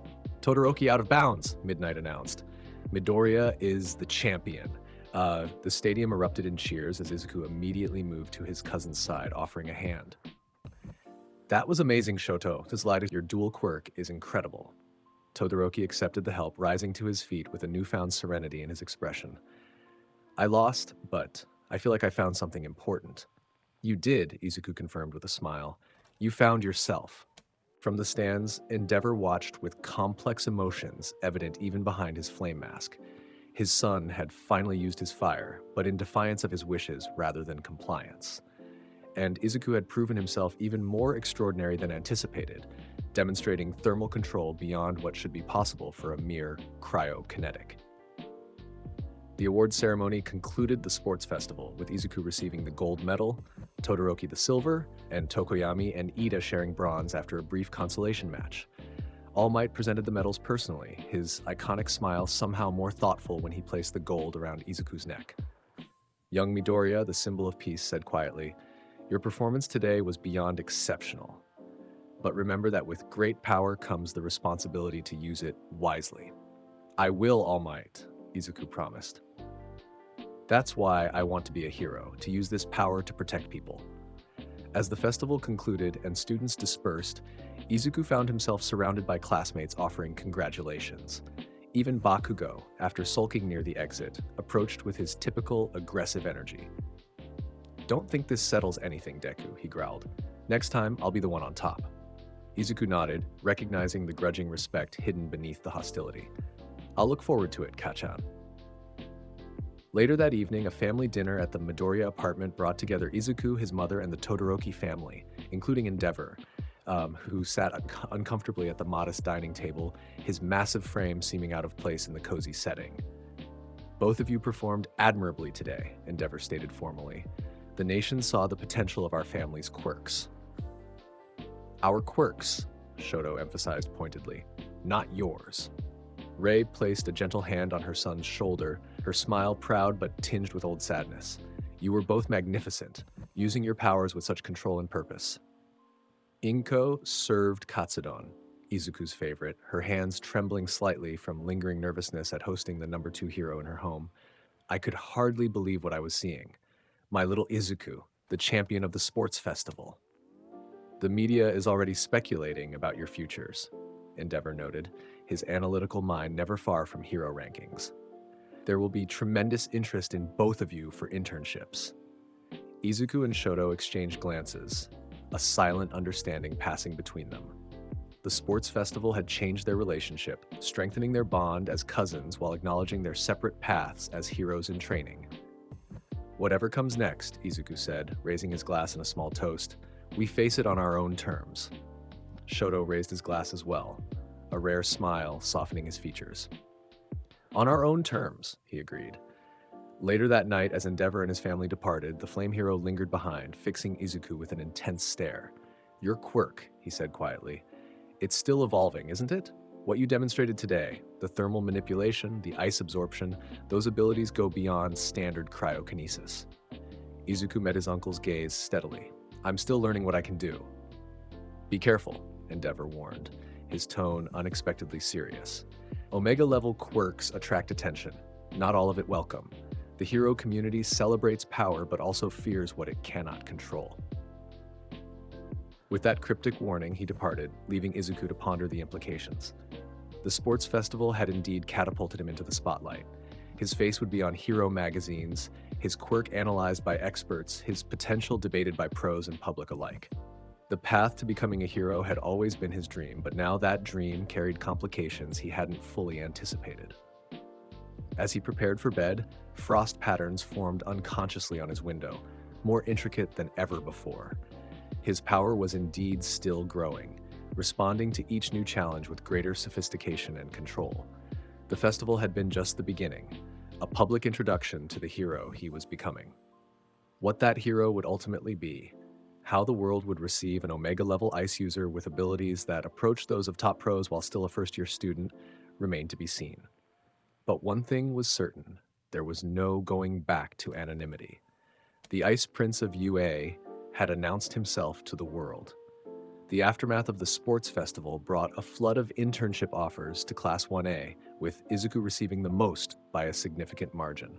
Pro heroes across Japan had witnessed his overwhelming victory and were eager to mentor the Omega-level student who had already defeated villains and dominated the nation's premier hero competition. "You've got offers from the entire top 10 except All Might and Endeavor," Aizawa noted, handing Izuku his extensive list. "Even international heroes have expressed interest." "That's a lot to consider," Izuku admitted, scanning the names with a mixture of pride and uncertainty. After careful deliberation, he selected an offer from Edgeshot, the ninja hero ranked 5th among pros. While not an ice user, Edgeshot was known for his precision, strategy, and ability to subdue opponents without excessive force, skills Izuku hoped to incorporate into his own fighting style. The week-long internships sent Class 1A dispersing across Japan. Todoroki chose an agency far from his father's influence, while Bakugo selected the battle hero Gunhead, surprising those who expected him to choose someone more aggressively combat-oriented. In Edgeshot's Tokyo agency, Izuku found himself challenged in unexpected ways. The ninja hero focused not on raw power, which Izuku had in abundance, but on efficiency and subtlety. "Your quirk is extraordinarily powerful," Edgeshot observed as they patrolled the Shibuya district. "But power alone doesn't make a great hero. Can you subdue a villain without freezing an entire city block? Can you rescue hostages without endangering them with extreme cold? These are the questions that separate top heroes from mere powerhouses." Izuku absorbed these lessons eagerly, practicing micro-scale ice manipulation that required intense concentration. By the third day, he could create ice structures as fine as human hair and regulate temperature with surgical precision, abilities that complemented his already formidable power. "You learn quickly," Edgeshot noted with approval. "Most students with your level of raw power would resist focusing on control exercises. My uncle, Endeavor, always emphasized overwhelming force," Izuku explained, "but watching you has shown me that precision can be equally effective." Their patrol that evening took them through a quiet residential district when Edgeshot suddenly halted, his sharp senses detecting something amiss. "There's been an incident 2 blocks east," he stated, already moving. "Police chatter indicates a hero is down." They arrived to find a scene of chaos, blood spattered across an alleyway, emergency responders cordoning off the area, and the unmistakable presence of hero versus villain combat aftermath. "Native was patrolling this area," a police officer informed them grimly. "Found him with multiple stab wounds. He's alive but critical. Witnesses reported seeing someone matching the hero killer's description fleeing the scene." "Stain," Edgeshot murmured, his usually impassive features showing concern. "He's been targeting pros across Japan. This would be his 5th attack in Tokyo." Izuku's blood ran cold at the mention of the infamous villain who had been paralyzing and sometimes killing pro heroes. "Shouldn't we pursue him?" "Not without backup," Edgeshot decided. "Stain is too dangerous for a student, even one with your abilities. We'll coordinate with other agencies to..." The pro's words were interrupted by an urgent notification on his phone. "Multiple villain incidents across the city," he reported, scanning the emergency alert. "This feels coordinated, like a distraction." A second alert followed immediately. Ida Tenya has gone missing from his internship with Manuel in Hosu.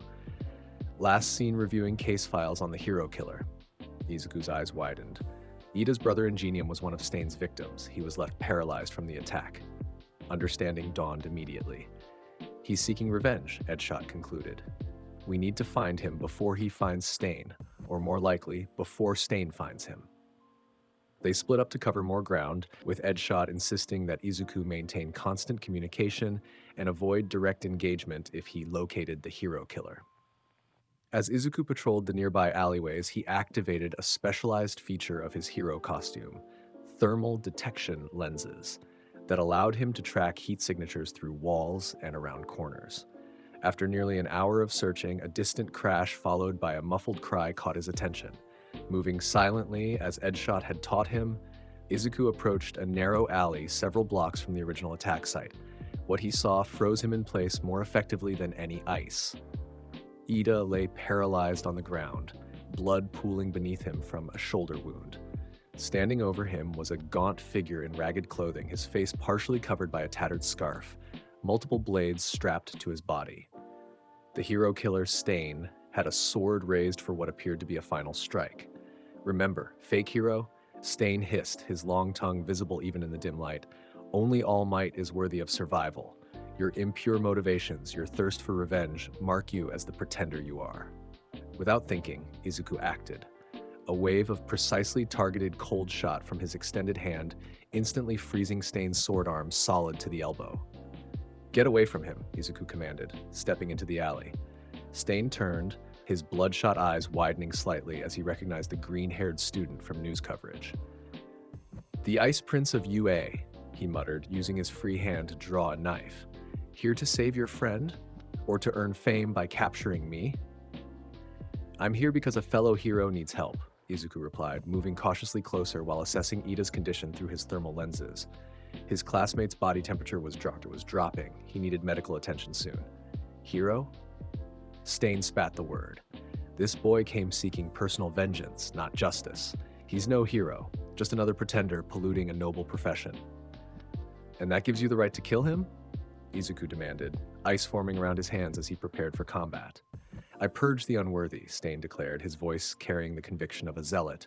Only those with pure intentions deserve the title of hero. Ida's voice, weak but determined, rose from the ground. Midoriya? Don't. This is my fight. Not anymore, Izuku replied, his focus remaining on Stain. Edgeshot is on his way, you just need to survive until then. Stain laughed, a chilling sound in the narrow alley. The ninja won't arrive in time. My blood-curdle quirk has paralyzed your friend, and soon it will paralyze you too, if I can taste your blood. With surprising speed, despite his frozen arm, Stain hurled several knives at Izuku. Rather than creating an ice shield, Izuku demonstrated his new precision by flash freezing each knife midair, the weapons dropping harmlessly to the ground as their momentum was instantly nullified. Impressive, Stain acknowledged, breaking his frozen arm free by smashing it against the wall, ice shards scattering. But can you fight while protecting your fallen friend? The villain launched himself forward with remarkable agility, multiple blades drawn. Izuku responded by creating a protective ice dome over Ida, while simultaneously transforming into his organic ice form. When Stain's blade struck his crystalline body, it skidded off without leaving a mark. You can't draw blood from ice, Izuku observed, countering with an ice spear that Stain barely dodged. The fight intensified as Stain demonstrated why he had successfully defeated multiple pro heroes. His speed and unpredictable attack patterns made him difficult to hit, while his single-minded focus gave him an intensity that was genuinely unnerving. Izuku maintained defensive positioning between Stain and Ida, careful not to unleash excessive power in the confined space. When Stain managed to maneuver behind him, Izuku created ice mirrors that allowed him to track the villain's movements from all angles, a technique inspired by Edgeshot's 360-degree awareness training. You're different from the others, Stain remarked during a momentary pause, blood dripping from a cut where an ice shard had grazed his cheek. Your power is overwhelming, yet you use it with restraint. Why? Because being a hero isn't about defeating villains, Izuku replied, maintaining his guard. It's about saving people. Something in Stain's demeanor shifted slightly. All Might would say the same. Perhaps you're not entirely unworthy. Before their battle could continue, a familiar voice called from the alley entrance, Midoriya, stand down! Edgeshot appeared beside them in an instant, his body folding and unfolding with impossible speed as he maneuvered between Izuku and Stain. Hero killer, the ninja hero acknowledged grimly. Your rampage ends tonight. Stain assessed the new arrival with calculating eyes. 2 against 1, and one of Japan's top heroes at that. The odds have shifted. What happened next occurred too quickly for Izuku to fully process. Stain hurled a final knife, not at them, but at a fire escape above. The resulting crash and distraction allowed him to leap upward with inhuman agility. Edgeshot pursued immediately, his body transforming into his full-body form to give chase across the rooftops. Take care of your friend, the pro hero called back to Izuku. Medical units are on the way. Left alone with the injured Ida, Izuku carefully removed the ice dome and knelt beside his classmate. The paralysis, is it wearing off? Slowly, Ida managed, his voice strained. Midoriya, I wasn't thinking clearly. I just wanted to make him pay for what he did to my brother. I understand, Izuku replied, using his quirk to create a cold compress that slowed the bleeding from Ida's wound. But revenge isn't the hero way, Ida. You know that. Tears formed in Ida's eyes. I dishonored the name of Ingenium. My brother would be ashamed. No, Izuku countered firmly. He'd be grateful you're alive, and now you have the chance to learn from this, to become the hero he knows you can be. When emergency services arrived minutes later, they found Izuku still attending to Ida, having used his precise temperature control to prevent shock and reduce blood loss, techniques he'd learned during his internship. Paramedics commended his first aid efforts, noting that his interventions had likely prevented Ida's condition from deteriorating further. Hours later, after Ida had been stabilized at a nearby hospital, Edgeshot returned with news that Stain had eluded capture. He's exceptionally skilled at urban evasion, the ninja hero explained, but we've alerted all agencies because his description has been updated to include the injury you inflicted on his arm. I should have frozen him completely when I had the chance, Izuku said, frustrated by the villain's escape. Edgeshot shook his head. Your priority was correctly placed on protecting Ida. Stain has defeated multiple pros in one-on-one combat.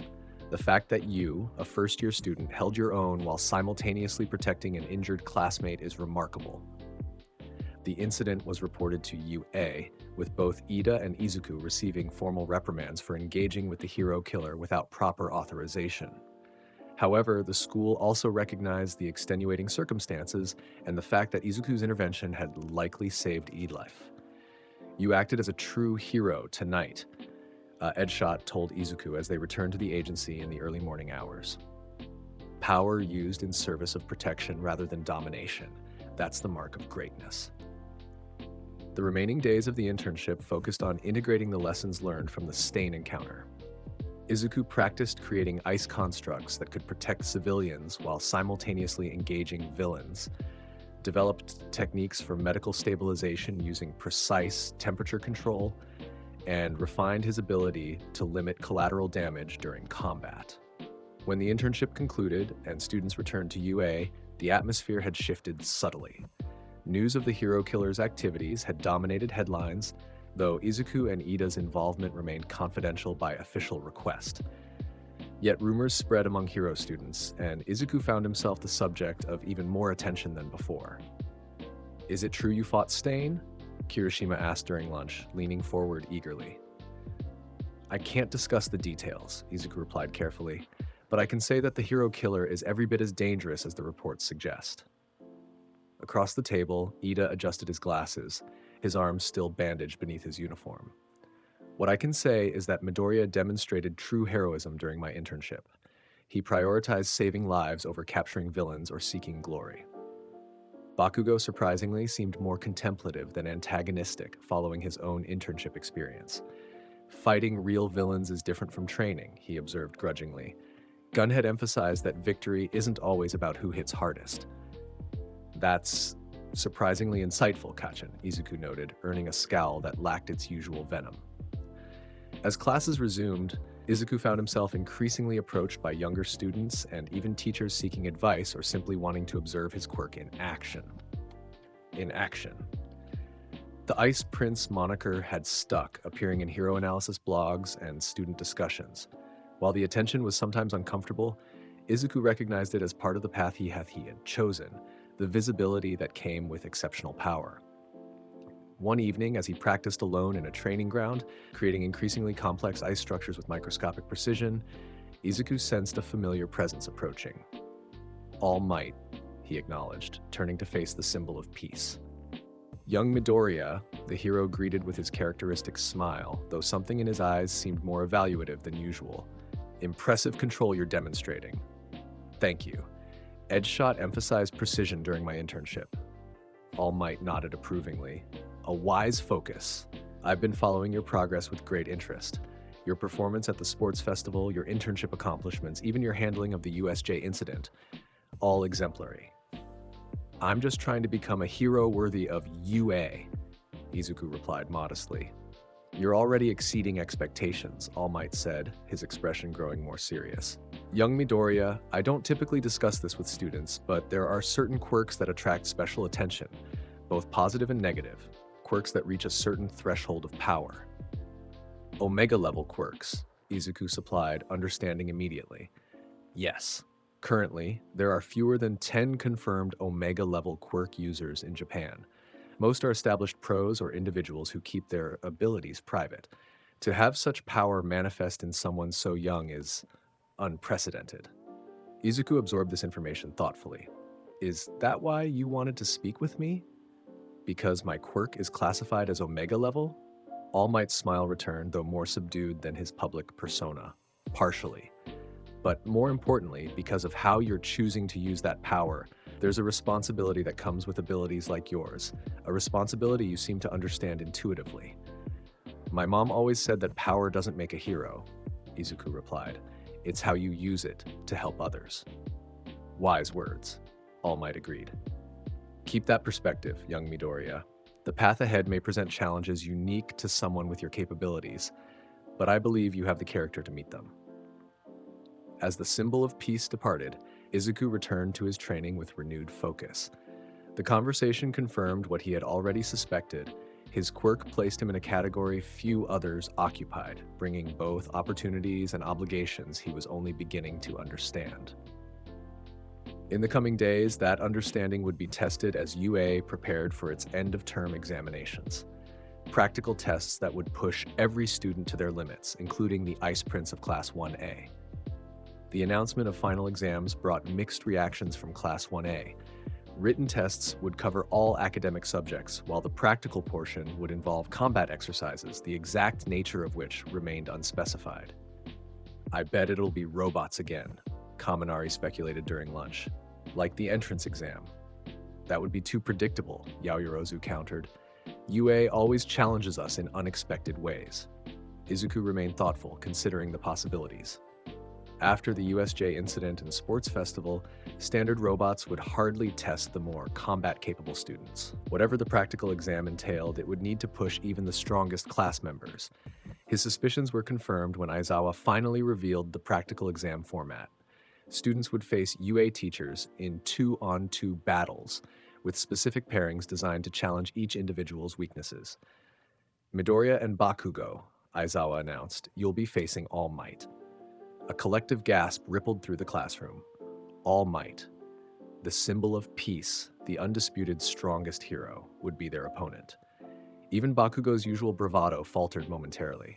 The objective is simple, Aizawa continued.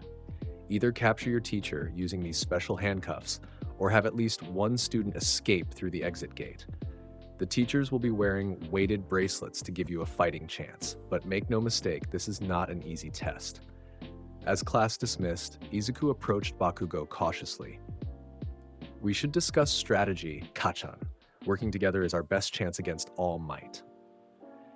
I don't need your help, Deku, Bakugo snarled, though with less conviction than usual. I'll take down All Might myself. That's not realistic and you know it, Izuku replied firmly. Even with my Omega-level quirk and your combat skills, we're facing the world's strongest hero. We need coordination. Bakugo glared, internal conflict evident in his expression. Finally, he growled, Fine. But I lead the attack, you provide support. That's not going to work either, Izuku countered. We need a balanced approach that plays to both our strengths. Their planning session that evening was tense but productive. Despite his reluctance, Bakugo recognized the necessity of cooperation against such an overwhelming opponent. They analyzed All Might's fighting style, strengths, and the few weaknesses they could identify. His speed and strength are unmatched, Izuku noted, reviewing footage from the hero's battles. But he tends to hold back against weaker opponents, which gives us an opening. I'm not weak, Bakugo insisted automatically. Compared to All Might, we both are, Izuku replied bluntly. But together, we might have a chance, especially if we focus on escaping rather than capturing him.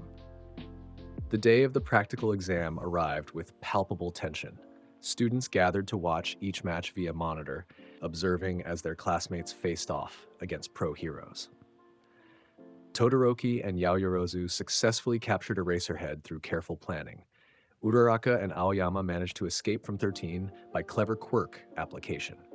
When Izuku and Bakugo's turn came, they entered a simulated cityscape wearing their hero costumes. Bakugo's grenade-like gauntlets were primed and ready, while Izuku had opted for his lightweight ice-channeling suit without the heavier protective components, prioritizing mobility. "Remember the plan," Izuku said quietly. "Coordinated attacks, create openings, look for escape opportunities." "I remember," Bakugo grunted, scanning the empty streets. "Just don't get in my way." They didn't have to wait long. A massive shockwave preceded All Might's arrival, the hero landing before them with enough force to crack the pavement. Despite the weighted bracelets, his presence was overwhelming, the aura of the world's greatest hero in his prime. "Come, young heroes," All Might called, his signature smile somehow more intimidating than reassuring. "Show me what you've learned." Bakugo reacted instantly, launching himself full forward with explosive propulsion. "Don't underestimate me." As All Might prepared to counter, Izuku executed their planned opening move. He transformed partially and created an ice path that accelerated Bakugo's approach, while simultaneously sending ice spikes erupting from the ground around All Might. The combination forced the hero to divide his attention, allowing Bakugo to land a solid explosion against his chest. The blast barely moved All Might, who countered with a controlled smash that sent Bakugo flying backward. Izuku caught his partner with an ice cushion before he could crash into a building. "He's not even trying yet," Izuku observed, creating ice clones to surround the hero. "Then we make him try," Bakugo replied, wiping blood from his lip. They implemented their second strategy, Bakugo unleashing his AP shot precision attack while Izuku attempted to restrict All Might's movements with targeted ice formations. The coordinated assault momentarily pressed the hero backward, but his counterattack was devastating. A single sweep of his arm shattered all ice constructs while the backdraft from his movement dispersed Bakugo's explosions. "Good teamwork," All Might commended, adjusting his weighted bracelets. "But not good enough." The hero charged forward with blinding speed, targeting Izuku first. Anticipating this, Izuku transformed fully into his organic ice form while Bakugo launched himself overhead, releasing his howitzer impact directly downward. The massive explosion temporarily obscured All Might's vision, allowing Izuku to create a network of ice tunnels beneath the street. "Now," Izuku called, grabbing Bakugo and pulling him into the nearest tunnel entrance. They navigated the ice labyrinth rapidly, Izuku's awareness extending through the frozen structure, while Bakugo provided propulsion with controlled explosions. "He's breaking through," Izuku warned, sensing vibrations as All Might systematically demolished their escape route. "Then we fight," Bakugo decided, his combat instincts taking over. "Full power, both of us." They emerged on a street closer to the exit gate, but still too far for a direct escape. All Might appeared moments later, his uniform slightly damaged, but his smile undimmed. "Attempting to flee? A valid strategy," he acknowledged. "But I won't make it that easy." What followed was the most intense combat experience of Izuku's life. He and Bakugo attacked in perfect synchronization, ice and explosions complementing each other, one creating openings that the other exploited. Izuku focused on defensive maneuvers and mobility assistance, while Bakugo delivered increasingly powerful blasts. All Might, true to his status, countered every strategy with seemingly effortless power. When Izuku created an ice wall, the hero shattered it with a single punch. When Bakugo attempted to blind him with a 360-degree explosion, All Might simply charged through the flames. "We can't beat him directly," Izuku realized, his ice form already reforming from a devastating impact. "We need a distraction." "I'll give you one," Bakugo replied, an uncharacteristic note of cooperation in his voice. "Make it count." Before Izuku could question the plan, Bakugo charged directly at All Might, his gauntlets glowing ominously. "Get ready for my ultimate move. All Might." As the hero braced for a frontal assault, Bakugo suddenly veered upward, releasing his most powerful explosion yet, not at All Might, but at a nearby building. The structure began to collapse, forcing All Might to choose between pursuing his students and preventing civilian casualties in the simulation. "Go Deku!" Bakugo shouted, continuing to create chaos with targeted explosions. Understanding instantly, he created an ice slide that carried him toward the exit gate at tremendous speed. All Might, dividing his attention between the collapsing building and his escaping students, made a split-second decision to secure the structure first. The moment's hesitation was all Izuku needed. He extended the ice slide back toward Bakugo, who grabbed onto it and propelled himself forward with a final explosion. Together, they crossed the exit gate just as All Might freed himself from the debris. Team Midoriya and Bakugo pass, Present Mike's voice announced over the speakers. Exhausted but triumphant, the two students collapsed just beyond the gate. Bakugo's costume was torn and scorched, while Izuku's ice form gradually reverted to normal, his body showing the strain of maintaining such intensive quirk use. "We actually did it," Izuku panted, looking at his childhood friend with newfound respect. Bakugo didn't immediately respond with his usual hostility. Instead, he offered a grudging nod. "Your ice wasn't completely useless." Coming from Bakugo, this qualified as high praise. All Might joined them moments later, his signature smile genuine as he approached. "Excellent work, young heroes. You demonstrated true cooperation and strategic thinking." "We barely escaped," Izuku noted modestly. "That's all that was required." All Might reminded them. "In real combat, knowing when to retreat is as important as knowing how to fight. You both showed growth today." As they rejoined their classmates to watch the remaining matches, Izuku noticed a subtle shift in Bakugo's demeanor toward him. The explosive boy maintained his distance, but the murderous intent that had characterized their relationship since childhood had diminished significantly. "That ice clone trick?" Bakugo said abruptly as they watched Jiro and Koda struggle against Present Mike. "How many can you make at once?" Izuku blinked in surprise at the technical question. "Theoretically, dozens, though maintaining complex behaviors in more than 5 or 6 requires intense concentration." Bakugo nodded thoughtfully. "Could be useful in larger battles. Not that I need the help," he added quickly. The exchange, brief as it was, represented the first non-hostile, quirk-related conversation they'd had in years. Something had changed during their battle with All Might, a mutual respect born from shared struggle against an overwhelming opponent. When the final exams concluded, most of Class 1A had passed, though Kirishima and Sato failed their match against Cementos due to poor strategy. The overall mood was positive as students prepared for their next challenge, summer training camp in the forest, where they would focus on strengthening their quirks and developing new techniques. "I heard this training camp is super intense," Ashido commented excitedly as they discussed the upcoming trip. "Like pushing our quirks to the absolute limit." "That's the purpose," Yaoyorozu confirmed. "Quirks are like muscles. They grow stronger through continuous challenging use." Izuku contemplated what this might mean for his already formidable abilities. While he had excellent control, there were aspects of his quirk he'd never fully explored. The limits of his molecular manipulation, the extent of his temperature control, the potential applications of his ice clones. A focused training environment might allow him to develop these abilities further. The day before summer break began, Aizawa provided final instructions for the training camp. "Pack for 1 week in the mountains. The wild pussycats will be overseeing your training along with myself and Vlad King. This won't be a vacation. Expect to be pushed beyond what you think you're capable of." As students dispersed to prepare, Izuku found himself approached by Todoroki. "My father wants you to train with us this weekend before camp," his cousin informed him. "He says he has insights about your quirk development." Izuku hesitated. Endeavor's training methods were notoriously harsh, and his obsession with creating the perfect hero had damaged Shoto deeply, yet the Flame Hero possessed undeniable expertise and combat experience. "Will you be there?" Izuku asked. Todoroki nodded. "I've been training with him since the sports festival. It's different now. He's still intense, but I'm setting boundaries." "Then I'll come," Izuku decided, "but I'm doing it for my development, not his agenda."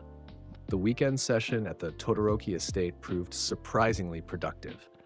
Endeavor, while still gruff and demanding, focused on practical applications rather than raw power demonstrations. He challenged Izuku to maintain his organic ice form under intense heat, to create ice constructs with microscopic precision, and to regulate environmental temperature with greater efficiency. "Your quirk isn't just about creating ice," Endeavor observed as Izuku practiced freezing specific targets within a controlled flame.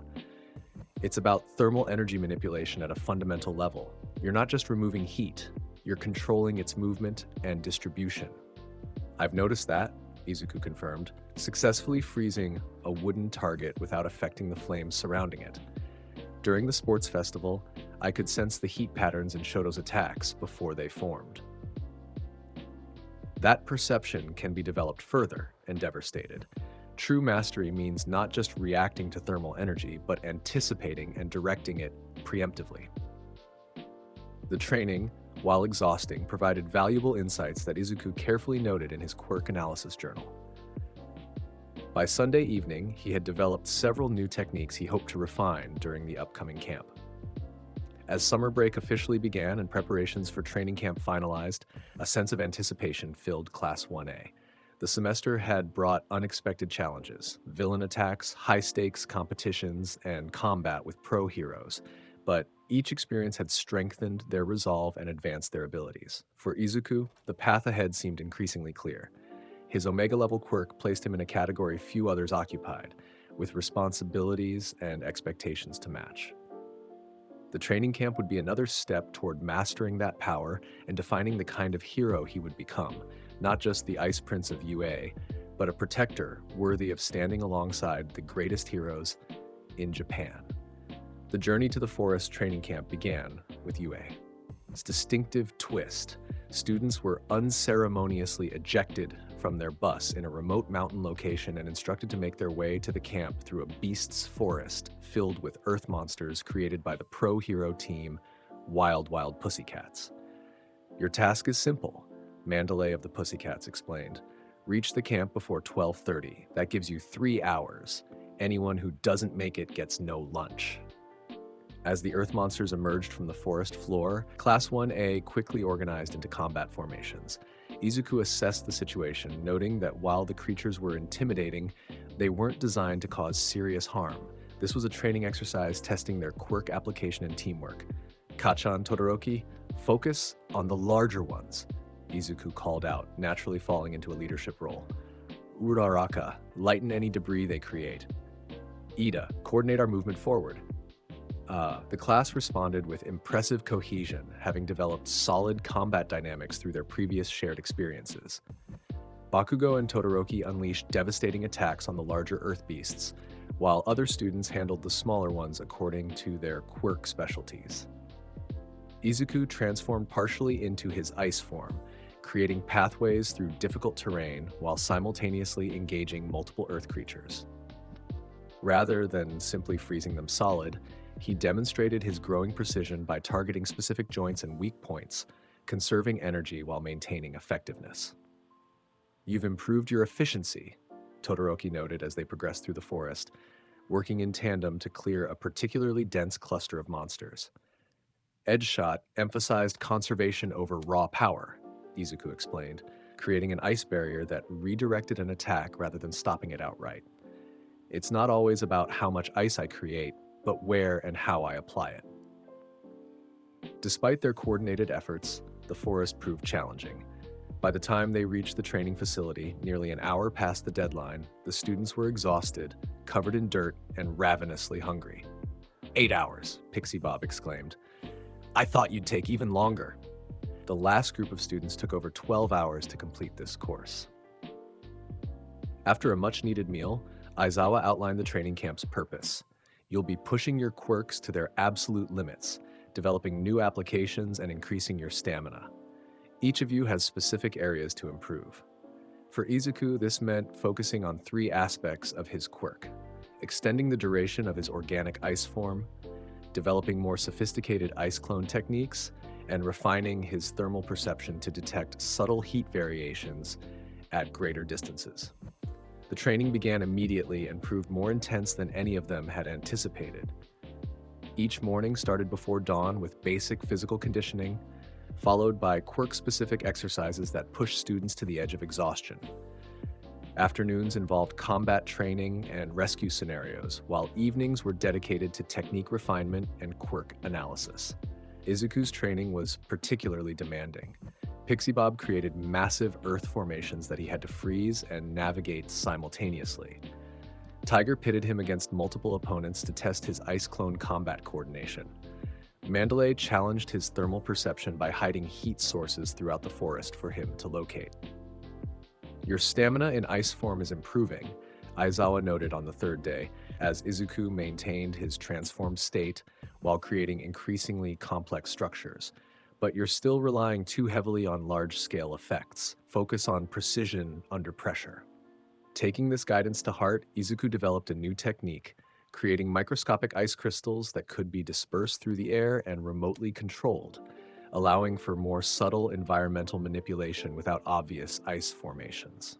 That's genuinely impressive, Yaoyorozu commented, observing as Izuku demonstrated the technique by precisely targeting and freezing specific leaves on a tree without affecting the branches. The applications for hostage situations would be significant. The training camp wasn't all work.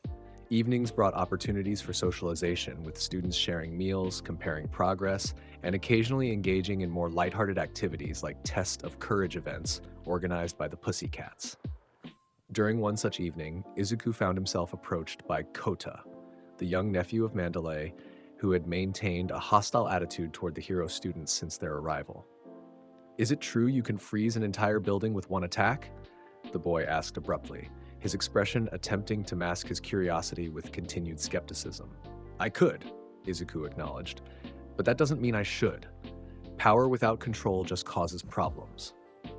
"My parents were heroes," Kota stated, a hint of bitterness in his voice. "They died fighting some villain. Everyone called them brave, but they just left me alone."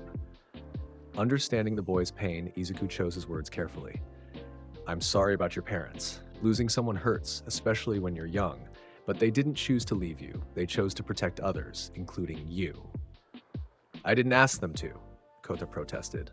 "No, you didn't," Izuku agreed gently. "But that's what makes heroes different. They help even when no one asks them to." The conversation didn't immediately change Kota's perspective, but it established a tentative connection between them. Over the following days, Izuku occasionally noticed the boy watching his training sessions from a distance, his hostile facade gradually softening into genuine interest. On the fifth day of camp, as students prepared for another grueling training session, Aizawa made an unexpected announcement. "Tonight, you'll be conducting a nighttime rescue exercise. The Pussycats will create a simulated disaster zone, and you'll work in teams to locate and extract civilians in complete darkness." The exercise presented unique challenges, especially for students whose quirks relied on visual targeting. For Izuku, however, it offered an opportunity to utilize his thermal perception in optimal conditions. Without daylight to create background heat, temperature variations would stand out more clearly to his enhanced senses. As darkness fell and the exercise began, Izuku's team, consisting of himself, Uraraka, Tokoyami, and Tsuyu, navigated the artificial disaster zone with surprising efficiency. His ability to detect body heat through barriers allowed them to locate victims quickly, while his teammates handled extraction and transport. "Your quirk is really suited for rescue work," Uraraka observed as they successfully completed their third extraction. "You can find people that would be invisible to normal search methods." "It's something I've been working on," Izuku replied, guiding them toward another heat signature. "Most people think of ice quirks as primarily offensive, but the sensory aspects can be just as valuable." Their team had nearly completed their assigned sector when Izuku detected something unusual: heat signatures moving rapidly through the forest beyond the training area. These weren't part of the exercise. They moved with purpose and didn't match the thermal patterns of any known camp participants. "Something's wrong," he alerted his teammates, body tensing. "There are people in the forest, at least a dozen, approaching from multiple directions." Tokoyami's dark shadow grew more agitated in the darkness. "Are you certain they're not part of the exercise?" "Positive," Izuku confirmed, expanding his perception further. "Their movement patterns are too coordinated, too deliberate, and they're carrying heat sources that don't match human signatures." Trusting Izuku's assessment, the team immediately reported to Aizawa, who verified the concerning development with Mandalay's search quirk. Within minutes, the training exercise had transformed into a genuine emergency response. "The camp is being surrounded," Aizawa informed the gathered students, his expression grim. "We believe they're villains, possibly connected to the League that attacked USJ.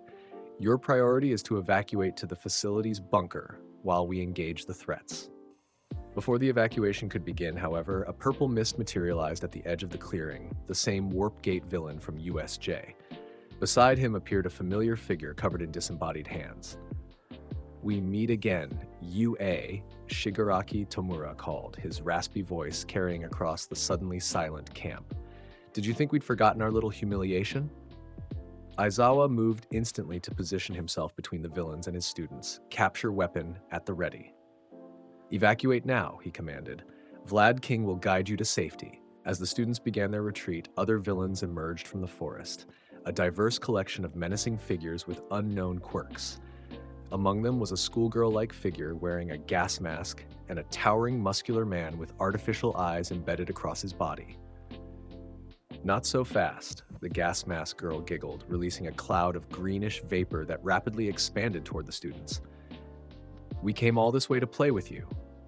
Recognizing the danger, Izuku reacted instinctively. Transforming into his organic ice form, he created a swirling vortex of supercooled air that contained and solidified the gas, freezing it into harmless crystals that shattered and dispersed. "Gas doesn't work well in extreme cold," Izuku observed, positioning himself beside Aizawa. "Everyone, continue evacuation. I'll help contain them." "Midoriya, no," Aizawa ordered. "You're still a student." "The Ice Prince," Shigaraki interrupted, scratching his neck obsessively. "I've been looking forward to our rematch. This time, I brought friends specifically for you." The muscular villain with multiple eyes stepped forward, his body suddenly erupting in flames that burned with unnatural intensity. "Prometheus," Shigaraki introduced. Engineered with a quirk specifically designed to counter ice, his body temperature exceeds 3,000 degrees Celsius, hot enough to instantly vaporize even your absolute zero ice. As if to demonstrate, the villain unleashed a torrent of blue-white flame that cut through the night like a blowtorch. Izuku created his most dense ice barrier yet, but the flames penetrated it with alarming ease, forcing him to dodge. "I've analyzed your quirk, Ice Prince," Shigaraki continued, his tone mockingly conversational while chaos erupted around them as other villains engaged the Pussycats and remaining students. "You manipulate thermal energy. Impressive, truly. But even you have limits." The systematic nature of the attack became clear as Izuku observed the villain's coordination. This wasn't a random assault, it was a carefully planned operation targeting specific students, with particular attention to neutralizing those who had proven most troublesome during the USJ incident. "Aizawa-sensei," Izuku called, creating ice clones to assist other students while maintaining his position. "They're after specific targets. This is a kidnapping attempt." The teacher's eyes widened in understanding before narrowing with determination. "Protect the others. I'll handle Shigaraki." As Aizawa engaged the League's leader, Izuku found himself confronting Prometheus, whose heat output presented a genuine challenge to his ice abilities. Traditional freezing attacks evaporated before reaching the villain, while direct ice constructs melted almost instantly. Adapting quickly, Izuku implemented a strategy inspired by his training with Endeavor. Rather than trying to overpower the heat directly, he created a thermal circulation pattern, drawing heat away from specific points while allowing it to concentrate in others, effectively redirecting rather than eliminating the villain's output. "Clever," Prometheus acknowledged as his flames were channeled away from their intended targets. "But how long can you maintain that level of precision?" The villain intensified his output, the surrounding trees beginning to char and warp from the radiant heat. Izuku's ice form started to show signs of stress, steam rising from his crystalline body as he fought to maintain integrity against the thermal onslaught. Across the clearing, other battles raged. Bakugo and Todoroki fought back-to-back against multiple opponents, their explosive and dual-element attacks keeping villains at bay. Tokoyami struggled as his dark shadow, empowered by the night but enraged by the surrounding flames, threatened to go berserk. The Pussycats fought valiantly but found themselves overwhelmed by the unexpected ferocity and coordination of the attack. In a moment of clarity amid the chaos, Izuku realized the villain's true objective. Their attacks, while dangerous, were primarily designed to separate and isolate specific students. Bakugo was being gradually maneuvered away from the group, while another team of villains seemed focused on isolating Tokoyami. "They're after Kachan!" Izuku shouted, creating ice platforms that launched him over Prometheus's flame barrier. "And possibly Tokoyami! Everyone, converge on their position!" Before his warning could be fully implemented, a piercing scream drew attention to the mountainside above the camp. There, illuminated by the fires below, stood Muscular, a notorious villain with an enhancement quirk, holding a struggling Coda by the collar. Looking for this, the muscle-augmented villain called down, "Come and get him, heroes!" Izuku's blood ran cold. The villains had found Coda, likely at his secret hideaway on the mountainside, and were now using him as bait. The dilemma was immediate and terrible: continue defending his classmates or attempt to rescue the child. "Go!" Aizawa called, momentarily restraining Shigaraki with his capture weapon. "Save the boy. We'll handle things here." Without further hesitation, Izuku created an ice path that propelled him up the mountainside at tremendous speed. As he approached, he could see Frene, Muscular, laughing, his enhanced muscles bulging grotesquely beneath his skin as he dangled Coda precariously over the edge. "Let him go," Izuku demanded, halting his advance to avoid provoking a rash reaction. "The Ice Prince himself," Muscular grinned maniacally. "I volunteered for this part of the mission specifically to test myself against you. They say your ice can freeze anything, but can it freeze me before I crush this kid's skull?" Koda's terrified eyes locked with Izuku's, silently pleading for rescue. The situation required perfect timing and precision. A direct attack risked Muscular harming the boy before being neutralized. "What do you want?" Izuku asked, buying time while analyzing potential approaches. "A fight worthy of my quirk," Muscular replied, tossing Coda roughly aside-eyed onto a rocky outcropping where the boy lay dazed but alive. "Show me this Omega-level power everyone's so afraid of." The villain's muscles expanded explosively as he charged, moving with surprising speed for his bulk. Izuku met the charge with an ice barrier that Muscular shattered with a single punch, the force sending shards flying in all directions. "Too weak," the villain taunted, continuing his advance. "Where's the power that froze the USJ Nomu solid?" Izuku shifted strategies, creating ice beneath Muscular's feet to destabilize him, while simultaneously forming ice lances that attacked from multiple angles. The villain destroyed each projectile but was forced to focus on defense rather than attack. "Better," Muscular acknowledged, his excitement growing. "But still holding back. Don't you understand? That kid is going to die unless you use your full power." Glancing toward Coda, who was now conscious but trapped on the precarious outcropping, Izuku made a decision. Abandoning restraint, he transformed fully into his organic ice form and dropped the ambient temperature to near absolute zero in an expanding dome around them. The effect was immediate and dramatic. The ground froze instantly, trees crystallized mid-sway, and the air itself seemed to solidify. Muscular's charge slowed as frost formed on his enhanced muscles, the extreme cold affecting even his superhuman physiology. "That's more like it." The villain laughed, though his voice held a note of strain as his breath froze visibly before him. "But cold alone won't stop me." With visible effort, Muscular forced his frozen muscles to move, each step cracking the ice that formed around him. He was slowing, but still advancing, his enhancement quirk providing enough internal heat generation to resist complete freezing. Realizing standard tactics wouldn't suffice, Izuku implemented one of his newest techniques. Rather than attempting to freeze Muscular's exterior, he focused on the thermal energy within the villain's body, specifically Tigari, the heat generated by his muscle enhancement. "What are you doing?" Muscular gasped as his quirk suddenly faltered, the enhanced muscles shrinking involuntarily. "Redirecting your body heat," Izuku explained, maintaining absolute focus. "Your quirk relies on metabolic processes that generate heat. I'm disrupting that pathway." The villain struggled against the effect, his face contorting with rage and disbelief as his greatest strength was systematically neutralized. With a final, desperate lunge, he attempted to reach Izuku, only to collapse as his muscles failed completely. His body temperature regulated to precisely the point where his enhancement quirk couldn't function, but his vital processes remained unharmed. "Impossible," Muscular whispered as ice encased him completely, leaving only his face exposed. "No ice quirk can do this." "Mine can," Izuku replied simply, securing the villain before turning his attention to Coda. Creating a gentle ice slide, he brought the boy safely down from the outcropping. "Are you hurt?" he asked, kneeling to examine him. "You came for me," Kota said, his voice small and wondering. "Even with all that happening down there, you came to save me." "That's what heroes do," Izuku replied with a gentle smile. "Now let's get you somewhere safe." Before they could descend to the camp, however, a massive explosion illuminated the forest below. Through his thermal perception, Izuku detected a disturbing pattern. Bakugo's heat signature was moving rapidly away from the camp, surrounded by several unfamiliar signatures. "They've got Kachan," he realized with growing horror. The entire attack was a distraction to capture him. Torn between protecting Kota and pursuing the kidnapped student, Izuku made a strategic decision.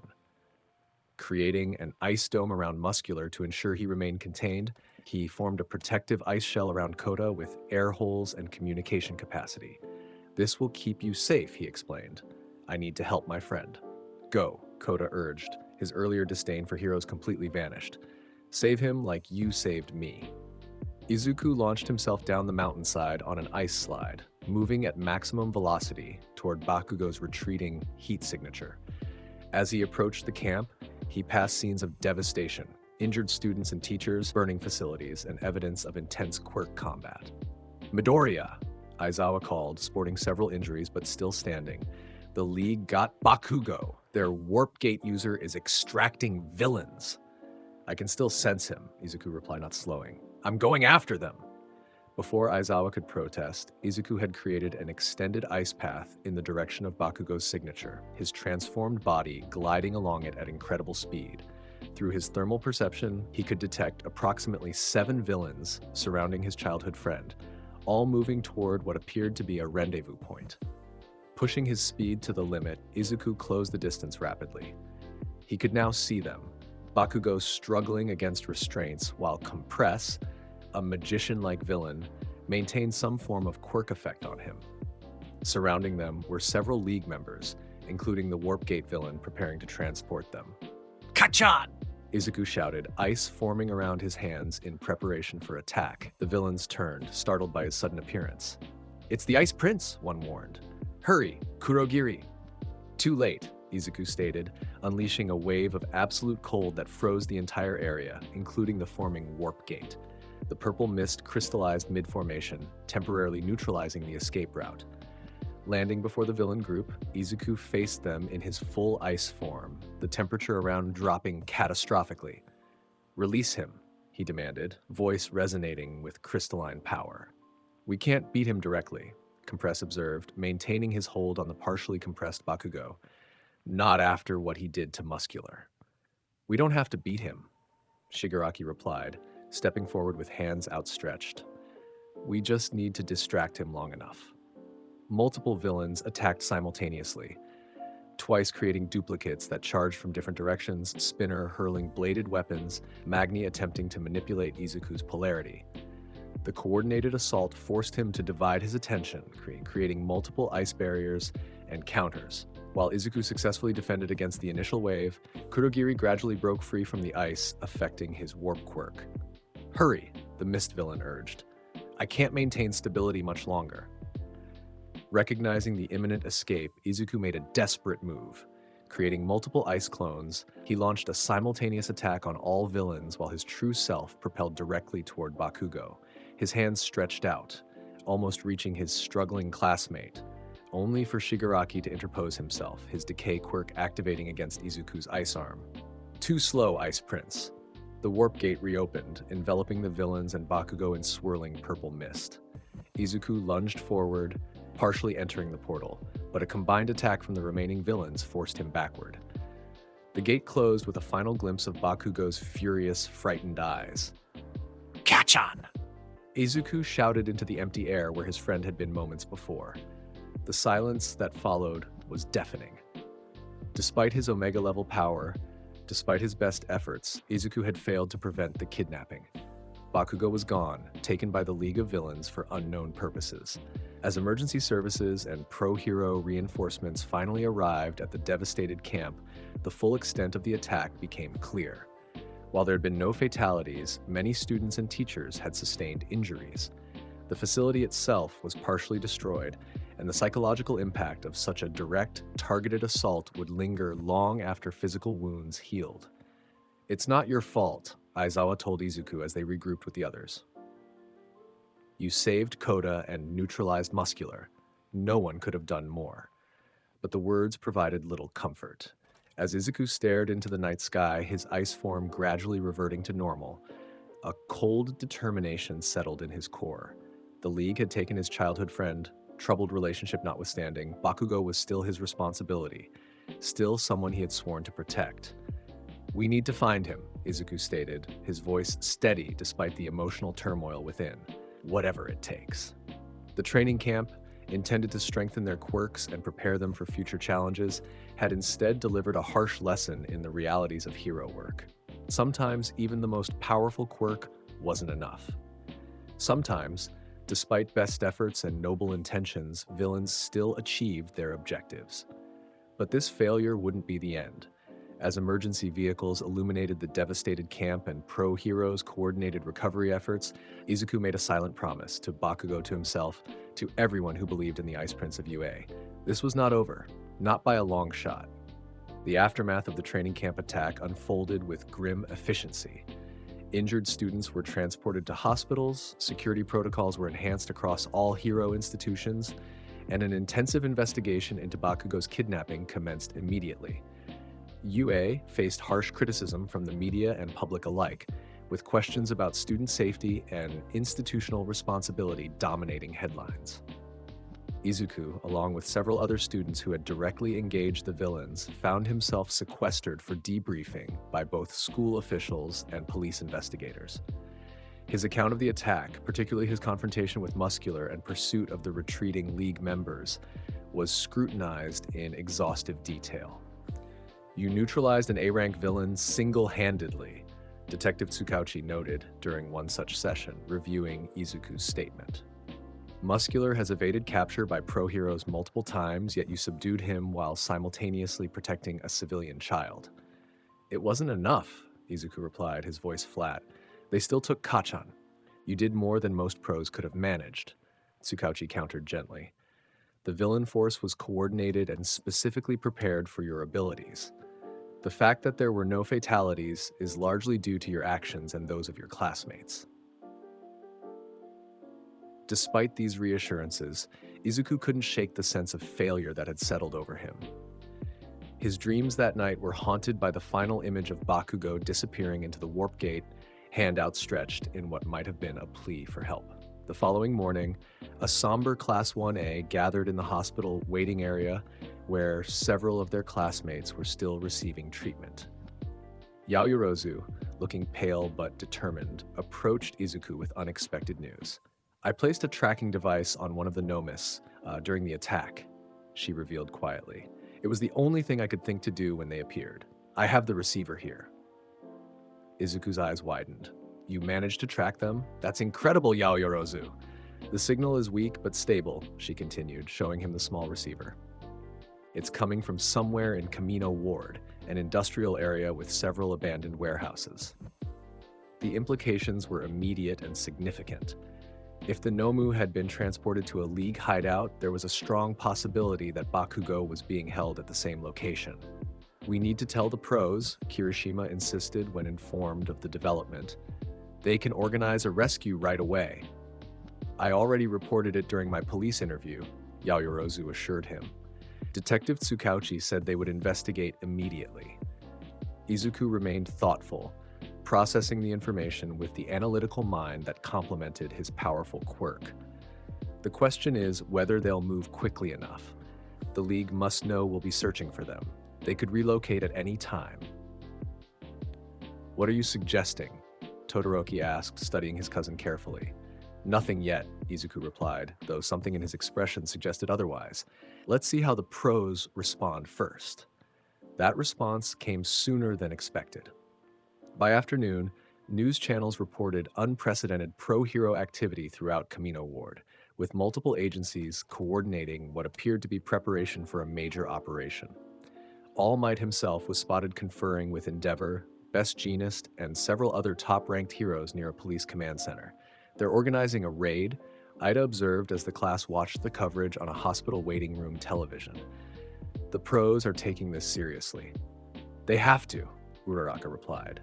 The League has become too dangerous to ignore. While his classmates discussed the developing situation, Izuku received an unexpected text message from his cousin. Meeting at my house, 6 p.m. Important. The brevity and urgency were uncharacteristic of Todoroki, piquing Izuku's interest immediately. When he arrived at the Todoroki residence that evening, Izuku found not just Shoto waiting, but also Kirishima, Yaoyorozu, and Ida. The atmosphere was tense, with Kirishima pacing nervously while the others sat in uncharacteristic silence. "What's this about?" Izuku asked, though he suspected the answer already. "We're going after Bakugo," Kirishima stated bluntly. "Tonight, before the pros raid the hideout." Ida immediately protested. "I called this meeting to talk you out of this reckless plan. We can't interfere with an official hero operation." "We're not interfering," Kirishima countered. "We're just going to locate Bakugo and report his exact position. No fighting, no engagement with villains." "It's still illegal vigilantism," Ida insisted, his hand gestures becoming more pronounced with agitation. "After Hosu City, I can't believe you'd even consider this." Todoroki's calm voice cut through the argument. "That's why Midoriya is here. If anyone can approach the situation rationally, it's him." All eyes turned to Izuku, who had remained silent during the exchange. The weight of their expectations, Kirishima's hope, Ida's concern, Yaoyorozu's uncertainty, Todoroki's measured assessment, pressed upon him as he considered the implications. "The pros are already moving," he noted carefully. "All Might himself is coordinating the operation. What could we possibly contribute that they haven't already considered?" "Speed and stealth," Kirishima replied immediately. "The longer they plan, the more chance the League has to move Bakugo or worse." He couldn't bring himself to articulate the darker possibilities. "And how exactly would we approach the hideout without being detected?" Izuku challenged. "The area is undoubtedly under surveillance by both heroes and villains."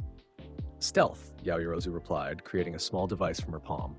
"I've been developing compact thermal cloaking technology that can mask our heat signatures temporarily. It won't fool dedicated sensors, but it should prevent casual detection."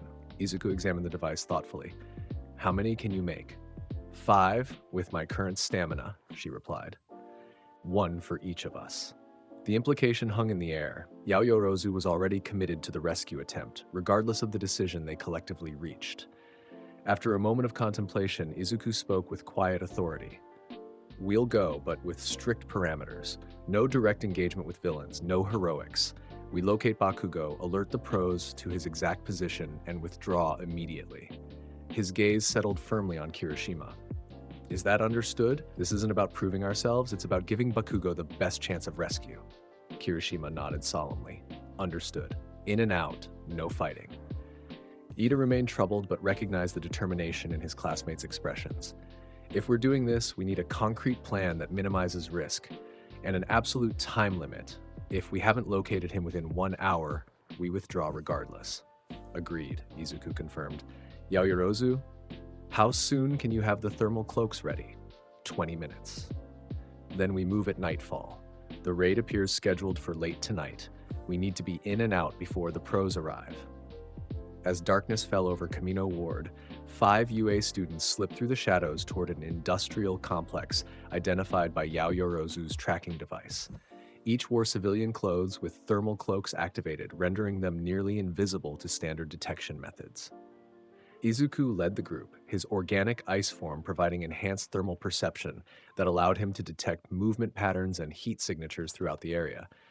"There's significant activity 3 blocks ahead," he whispered. "Multiple heat signatures consistent with human profiles, plus several abnormal patterns, likely Nomus." "Can you identify Bakugo?" Todoroki asked. "Not specifically, but there's a concentration of guards around one section of the warehouse that suggests a high-value presence." They approached with extreme caution, utilizing service alleys and abandoned buildings to mask their approach. When they reached the perimeter of the suspected League hideout, Izuku created microscopic ice crystals that floated through the air like dust, providing remote visual feedback when they settled on surfaces. "I can see inside," he murmured, processing the information. "It's definitely their hideout." Multiple villains present, including Shigaraki. His expression darkened, and Bakugo. He's restrained in the central area, surrounded by League members. Is he hurt? Kirishima asked anxiously. No visible injuries, but he's clearly being held against his will. Izuku's eyes narrowed as he detected another presence. There's someone else there, a large man in a suit, speaking with Shigaraki. His heat signature is unusual. How so? Yaoyorozu inquired. It's like looking at multiple signatures overlaid on each other, Izuku explained, struggling to articulate the strange perception. Almost as if. His explanation was cut short by a sudden increase in activity within the hideout. Through his ice crystals, Izuku observed Shigaraki gesturing animatedly, while the suited man remained calm, seemingly issuing instructions. Something's happening, Izuku warned. They appear to be preparing to move. We need to alert the pros now. Yaoyorozu immediately activated a secure communication device she'd created, transmitting their location and findings to the police command center. Message sent with encrypted coordinates. Response confirmed they're accelerating the raid timeline. Then, we need to withdraw immediately, Ida stated firmly. The pros will handle it from here. Before they could retreat, however, the warehouse erupted in activity. Multiple warp gates opened simultaneously inside the structure, with League members beginning to file through them.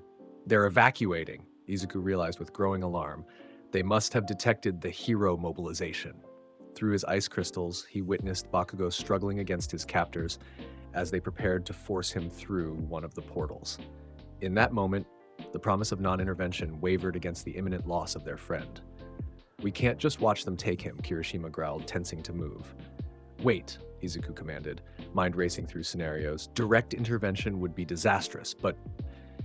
His eyes narrowed in concentration. I have an idea.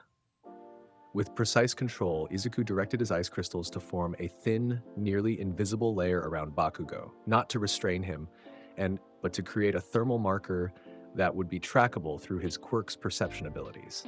I've tagged him with a thermal tracer, Izuku explained. Even if they take him through the warp gate, I should be able to sense his location if we remain within range.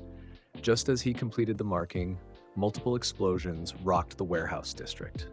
The pro-hero raid had begun, earlier than anticipated due to their intelligence. All Might's distinctive voice thundered through the night as he announced his presence, the shockwave from his entrance shattering windows throughout the block. All Might has arrived. The warehouse wall nearest to the students disintegrated under the impact of multiple simultaneous hero attacks. Through the dust and debris, they witnessed an extraordinary scene. All Might, Endeavor, Best Jeanist, and other top heroes storming the League hideout with overwhelming force. Now's our chance to withdraw, Ida insisted, pulling his classmates toward their planned escape route.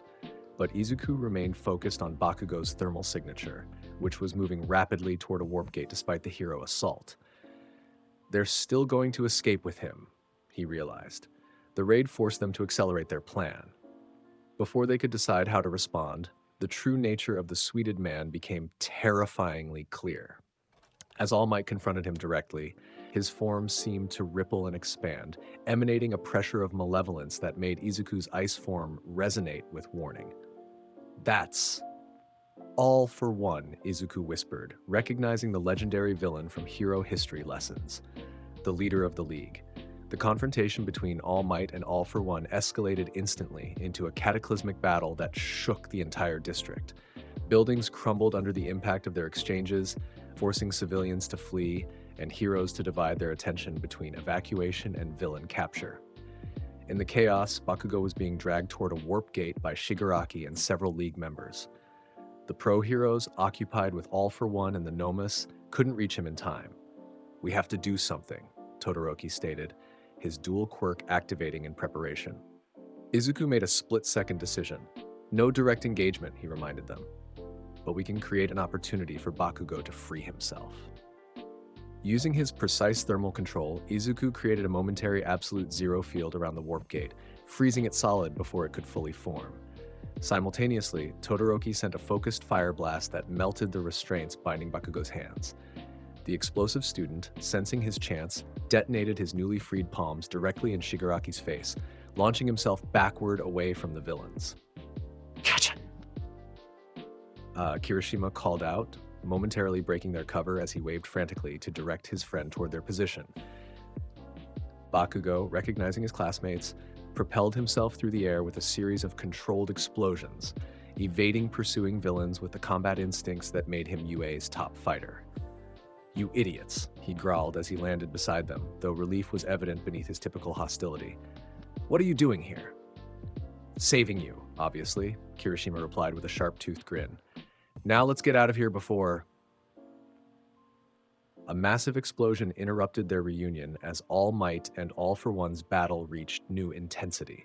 The shockwave sent them scrambling for cover behind a partially collapsed wall. "We need to evacuate immediately," Ida insisted. "The entire district is becoming a war zone." Izuku, however, remained transfixed by the battle unfolding before them. All Might was fighting with unprecedented ferocity, but something seemed wrong. His movements were becoming less fluid, his attacks less devastating with each exchange. "He's weakening," Izuku realized with growing horror. All Might is losing ground. The symbol of peace, the invincible hero who had maintained peace through sheer presence, was visibly struggling against All for One's onslaught. The villain, seemingly unaffected by All Might's most powerful attacks, taunted him about a shared past and secret weakness. "We need to help him," Izuku stated, his ice form crystallizing more completely in response to his resolve. "Are you insane?" Bakugo demanded. "That's All for One, the most powerful villain in history. Even All Might is barely holding his own." "Which is exactly why he needs support," Izuku replied, his voice taking on the resonance of his fully transformed state. "I'm not suggesting we fight directly, but we can create tactical advantages." Before anyone could protest further, Izuku implemented his strategy. Using his Omega-Level quirk, he began systematically altering the battlefield to All Might's advantage, creating subtle ice formations that provided footing where the hero needed stability, cooling areas where All for One prepared attacks to reduce their effectiveness, and most importantly, establishing a protective dome around civilian areas to prevent collateral casualties. The effects were subtle but significant. All Might, ever the tactical fighter, immediately recognized and utilized the environmental advantages. His footing became more secure, his movements more precisely placed as ice supported his increasingly labored steps. All for One noticed as well, his attacks beginning to target the source of the interference. "Interesting," the villain mused, voice carrying unnaturally across the battlefield. A young Omega-level quirk user involving himself in affairs beyond his understanding. With terrifying precision, All for One redirected a portion of his attack toward Izuku's position, unleashing a concentrated air cannon that should have pulverized their location. Izuku reacted instinctively, creating the densest ice barrier he had ever formed, a multi-layered crystalline structure with shock-absorbing properties derived from molecular manipulation. The barrier held, though hairline fractures spread throughout its structure from the impact. "Young heroes," All Might called out, genuine concern breaking through his battle focus. You must leave this place. This is not your fight. "He's right," Yaoyorozu urged. "We've rescued Bakugo. That was our objective. We need to withdraw and let the pros handle this." Todoroki nodded in agreement. "Midoriya, we've done what we came to do. All Might needs to focus on his battle, not worry about protecting us." Reluctantly, Izuku acknowledged the wisdom in their words. With a final gesture, he reinforced the ice shields protecting civilian areas and created a clear evacuation path for their group to retreat. As they withdrew from the battlefield, however, the true nature of the confrontation became tragically clear. All Might pushed beyond his limits, transformed before the watching world, his muscular form diminishing to reveal a gaunt, wounded figure that still fought with undiminished determination despite his physical failings. His true form, Izuku whispered, understanding dawning with painful clarity. The symbol of peace has been fighting with a broken body all this time. The revelation shook the watching students to their core. The invincible All Might, the foundation upon which modern hero society rested, was in reality a severely injured man pushing himself beyond human endurance through sheer willpower. Yet even in this diminished state, All Might refused to yield. With a final, desperate attack that drew upon whatever reserves remained within his failing body, he struck All for One with enough force to create a shockwave that could be felt miles away. United States of Smash!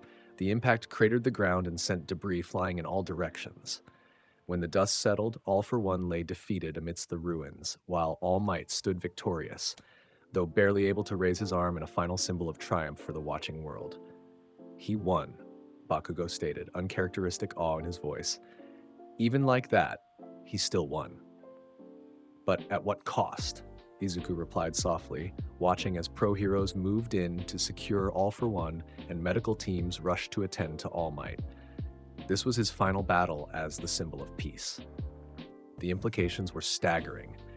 For decades, All Might's mere existence had deterred villains and maintained social order. His retirement would create a vacuum that could destabilize the entire hero system. As they made their way safely from the battle zone, rejoining other evacuated civilians, Izuku found himself approached by an unexpected figure. His uncle, Endeavor, still bearing marks from his own battle against Nomus during the raid. Nephew, the flame hero acknowledged, his piercing gaze evaluating Izuku's disheveled appearance. I recognized your ice techniques during the battle. That protective dome saved countless lives. I couldn't stand by and do nothing, Izuku replied honestly. Endeavor nodded, something like approval flashing momentarily in his usually stern expression.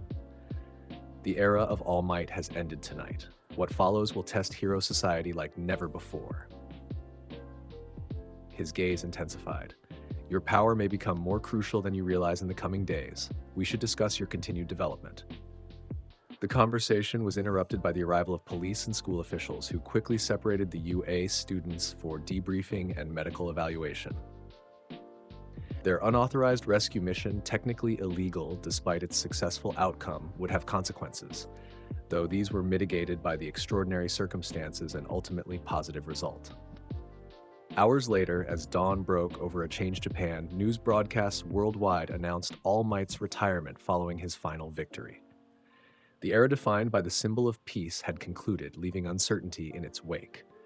For Izuku Midoriya, the Ice Prince of UA, the implications were clear. In a world without All Might, every hero would need to step forward, and those with exceptional power would bear exceptional responsibility. His Omega-Level quirk, already the subject of attention and expectation, would now be viewed through the lens of a society desperate for new symbols of strength and security. As he watched the sunrise from a hospital waiting room, where his classmates were being treated for minor injuries sustained during the rescue, Izuku made a silent promise.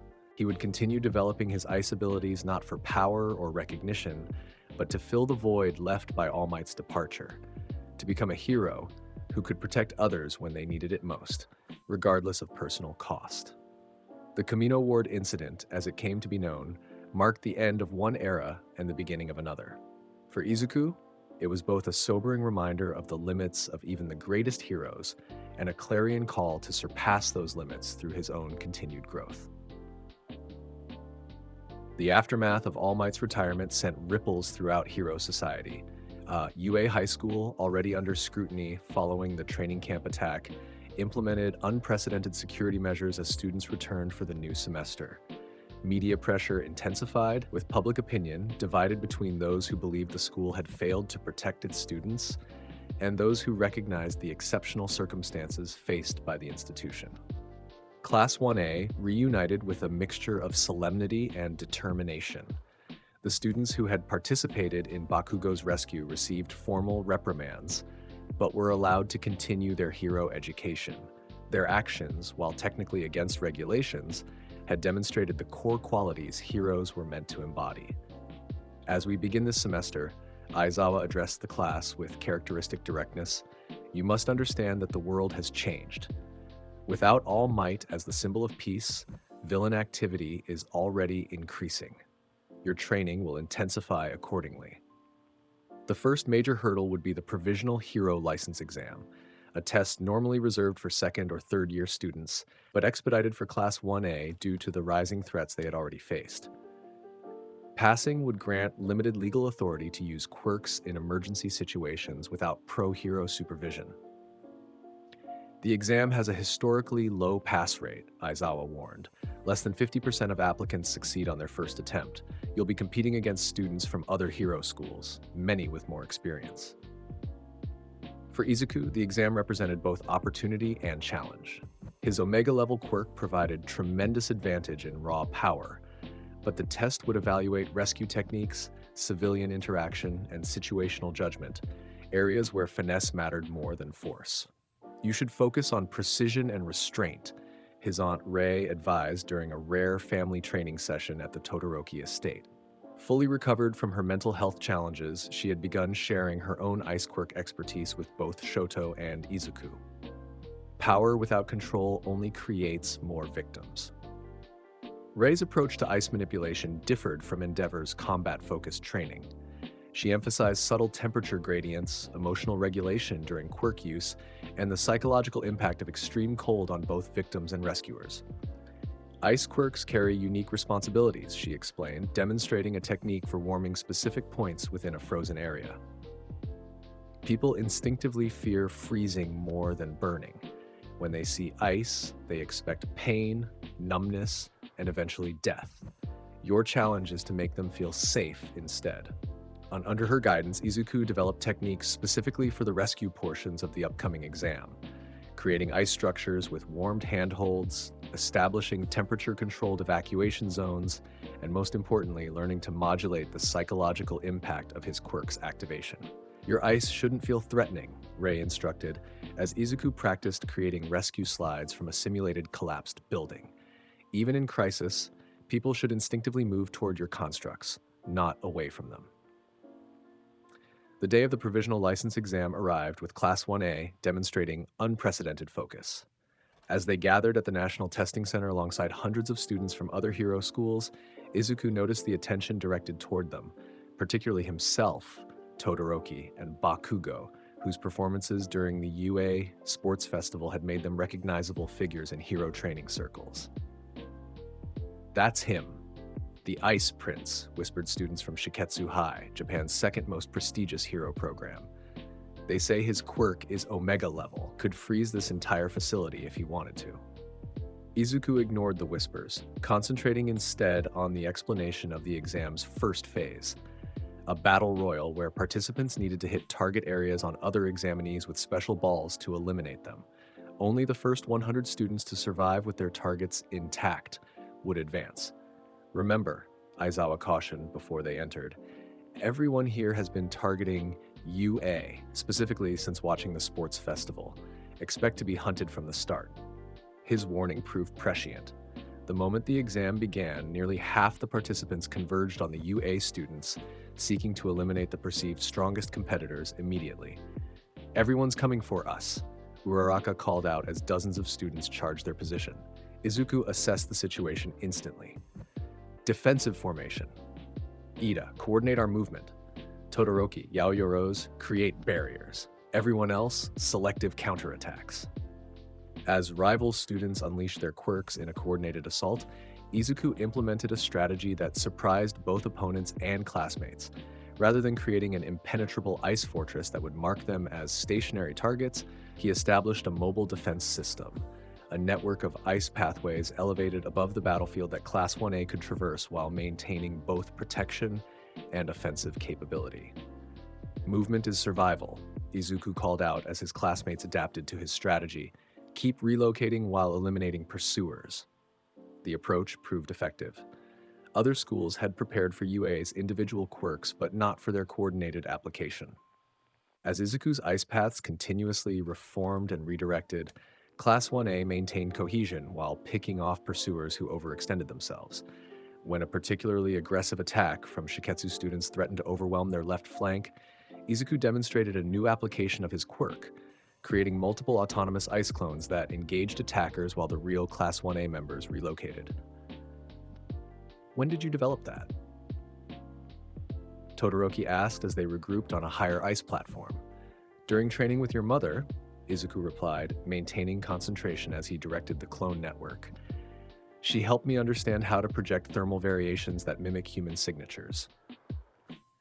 As the battle royal progressed, the initial rush against UA fragmented as other schools turned on each other. Taking advantage of the chaos, Izuku's strategy shifted from defense to calculated offense. Bakugo, Todoroki, he directed, create a diversion to the east. Uraraka, Tsuyu, flank from above. I'll provide cover and targeting support. Working in concert, they systematically eliminated competitors while protecting their own targets. Izuku's ice constructs became increasingly sophisticated, not just barriers and platforms, but precision instruments that redirected attacks, obscured visibility for opponents, and even refracted light to create illusions that confused enemy targeting. When the first phase concluded, all of Class 1A had successfully advanced, a feat that drew both admiration and resentment from the remaining participants. That's the first time an entire class has advanced intact, one examiner noted to another. Particularly impressive given the target they had on their backs. The second phase presented a different challenge entirely, a simulated disaster zone where examinees had to demonstrate rescue capabilities. Scattered throughout a collapsed urban environment were injured civilians, professional actors with realistic prosthetic wounds requiring evacuation, medical attention, and psychological support. Remember Aunt Ray's training, Izuku reminded himself as he surveyed the chaotic scene. This isn't about power, it's about making people feel safe. While other examinees rushed to collect as many victims as possible, Izuku took a more systematic approach. Using his thermal perception, he first identified those with the most critical simulated injuries, then established a coordinated rescue infrastructure, creating stable evacuation routes, triage centers, and climate-controlled recovery areas. "You're different from the others," observed an elderly victim, as Izuku gently transported him on an ice stretcher specifically designed for comfort. "Most young heroes rush in and grab us without explanation. You took time to tell me what was happening first." "Fear can worsen injuries," Izuku replied, recalling Rei's lessons. "Knowing what to expect helps keep you calm, which improves your chances of recovery." This approach, prioritizing both physical safety and psychological security, distinguished Izuku throughout the rescue phase. While some examinees demonstrated flashier techniques or rescued more victims, the examiners noted the comprehensive nature of his response and the notable absence of secondary trauma among those he assisted. The final challenge emerged unexpectedly when the pro-hero Gang Orca and his sidekicks arrived, simulating villain attacks on the rescue operation. This complication forced examinees to divide their attention between continuing rescues and defending civilians from the new threat. Many students immediately abandoned their rescue activities to engage the villains, viewing combat as more straightforward than the nuanced work of civilian assistance. Others retreated entirely, focusing solely on evacuating their current charges while leaving others vulnerable. Izuku chose a third approach. Creating a network of ice clones to continue systematic rescue operations, he personally confronted Gang Orca alongside Todoroki and Inasa Yoarashi, a wind quirk user from Shiketsu with whom Todoroki had a tense rivalry. "We need to contain them without damaging the rescue infrastructure," Izuku advised as they approached the pro-hero, whose powerful hydrokinetic abilities made him particularly dangerous in the disaster zone. Coordinated quirk application. Todoroki, heating and cooling barriers. Yoarashi, atmospheric control. I'll handle direct engagement. Inasa initially resisted cooperating with Todoroki, their personal conflict threatening the effectiveness of the response. Recognizing the potentially disastrous consequences, Izuku intervened with unexpected directness. "Your personal issues are endangering civilians," he stated firmly. "Professional heroes set aside private conflicts when lives are at stake. Prove you deserve a license by doing the same." The rebuke, delivered with calm authority rather than anger, penetrated Inasa's resentment. With reluctant nods, the three students implemented Izuku's strategy, creating a coordinated containment system that neutralized Gang Orca's advantages while minimizing collateral impact on the rescue operations. Izuku's engagement with Gang Orca demonstrated how significantly his combat application had evolved. Rather than overwhelming force, he employed precision ice techniques that specifically countered the pro-hero's hydrokinesis, flash-freezing water projectiles, creating frictionless surfaces that disrupted movement patterns, and establishing thermal barriers that prevented effective sonar navigation. Impressive adaptation, Gang Orca acknowledged as the simulated battle concluded. You correctly identified that direct force would jeopardize the rescue operation and adjusted accordingly. That's the kind of situational judgment we're evaluating. When the provisional license results were announced, Izuku and the majority of Class 1A had passed, though, notably, both Bakugo and Todoroki failed due to excessive focus on combat at the expense of rescue priorities. Their provisional licenses would grant limited authority to use quirks in emergency situations, marking an important step in their hero development. You've grown significantly, Aizawa noted as they returned to UA, not just in quirk application, but in leadership and strategic thinking. Those qualities will become increasingly valuable in the post-All Might era. The observation proved prophetic. As autumn descended on Japan, a new threat emerged that would test not just Izuku's developing ice mastery, but his understanding of what it truly meant to be a hero in a changing world. The Yakuza organization known as the Shi Hasaikai had maintained a low profile for years, operating in the shadows of larger villain groups. Now, under the leadership of Kai Chisaki, better known as Overhaul, they were implementing a plan that threatened to destabilize the quirk-based society itself. Izuku's involvement began during his work study with Sir Night-Eye, All Might's former sidekick and a hero renowned for his analytical intelligence. The agency was investigating the Shi Hasaikai's recent activities, particularly their connection to a young girl named Eri, who demonstrated unusual quirk properties. Our intelligence suggests Chisaki is using the child's quirk to develop some form of quirk-destroying weapon. Night-Eye explained during a briefing that included several work-study students and pro-heroes. If successful, it would fundamentally alter the balance of power between heroes and villains. The gravity of the situation became apparent when they learned the nature of Eri's quirk, Rewind, the ability to reverse a target's physical state to a previous point in time. In Chisaki's hands, this power was being weaponized into bullets that could permanently erase quirk factors from those they struck. He's using her as a lab rat. Mirio Tagada, Night-Eye's most promising student, reported with barely controlled anger after a chance encounter with Eri during a patrol. The bandages on her arms weren't from accidents, they were from repeated extractions. The revelation struck Izuku profoundly. Throughout his life, he had used his powerful quirk to protect others and pursue heroism. The thought of a child being exploited for her quirk, particularly to develop weapons that would destroy what many considered an essential part of their identity, was abhorrent on a visceral level. "We need to save her," he stated during strategy discussions. Not just to prevent the weapon's development, but because no child should suffer like that. Night-Eye's agency, working in conjunction with other pro-heroes, developed a raid plan targeting the Shi Hasaikai compound. As one of the most powerful quirk users among the work-study students, Izuku was assigned to the main strike team alongside Mirio, whose permeation quirk made him particularly effective for infiltration. "Your ice abilities will be crucial for both offensive and defensive operations," Night-Eye explained. "Particularly your precision control for securing evidence and protecting civilians." The raid began in the pre-dawn hours with police securing the perimeter while hero teams breached the compound's main entrance. What they hadn't anticipated was the architectural complexity of the Yakuza headquarters, a labyrinth of corridors, hidden rooms, and unexpected chambers that Chisaki could reconfigure at will with his Overhaul quirk. "He's separating us deliberately," Izuku realized as walls suddenly shifted, cutting off team members from each other. Divide and conquer tactics. Using his thermal perception, Izuku maintained awareness of team positions despite the changing layout. More importantly, he detected a distinctive thermal signature deep within the compound, a small figure whose body temperature fluctuated in patterns consistent with extreme stress and quirk activation. "I've located Eri," he reported through the communication system. "Basement level, northeast quadrant, moving deeper.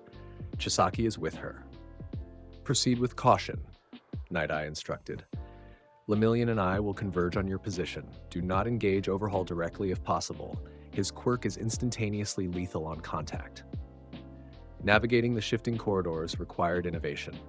Rather than following conventional paths, Izuku created his own, using precisely controlled ice formation to tunnel through walls while maintaining structural integrity of essential support elements.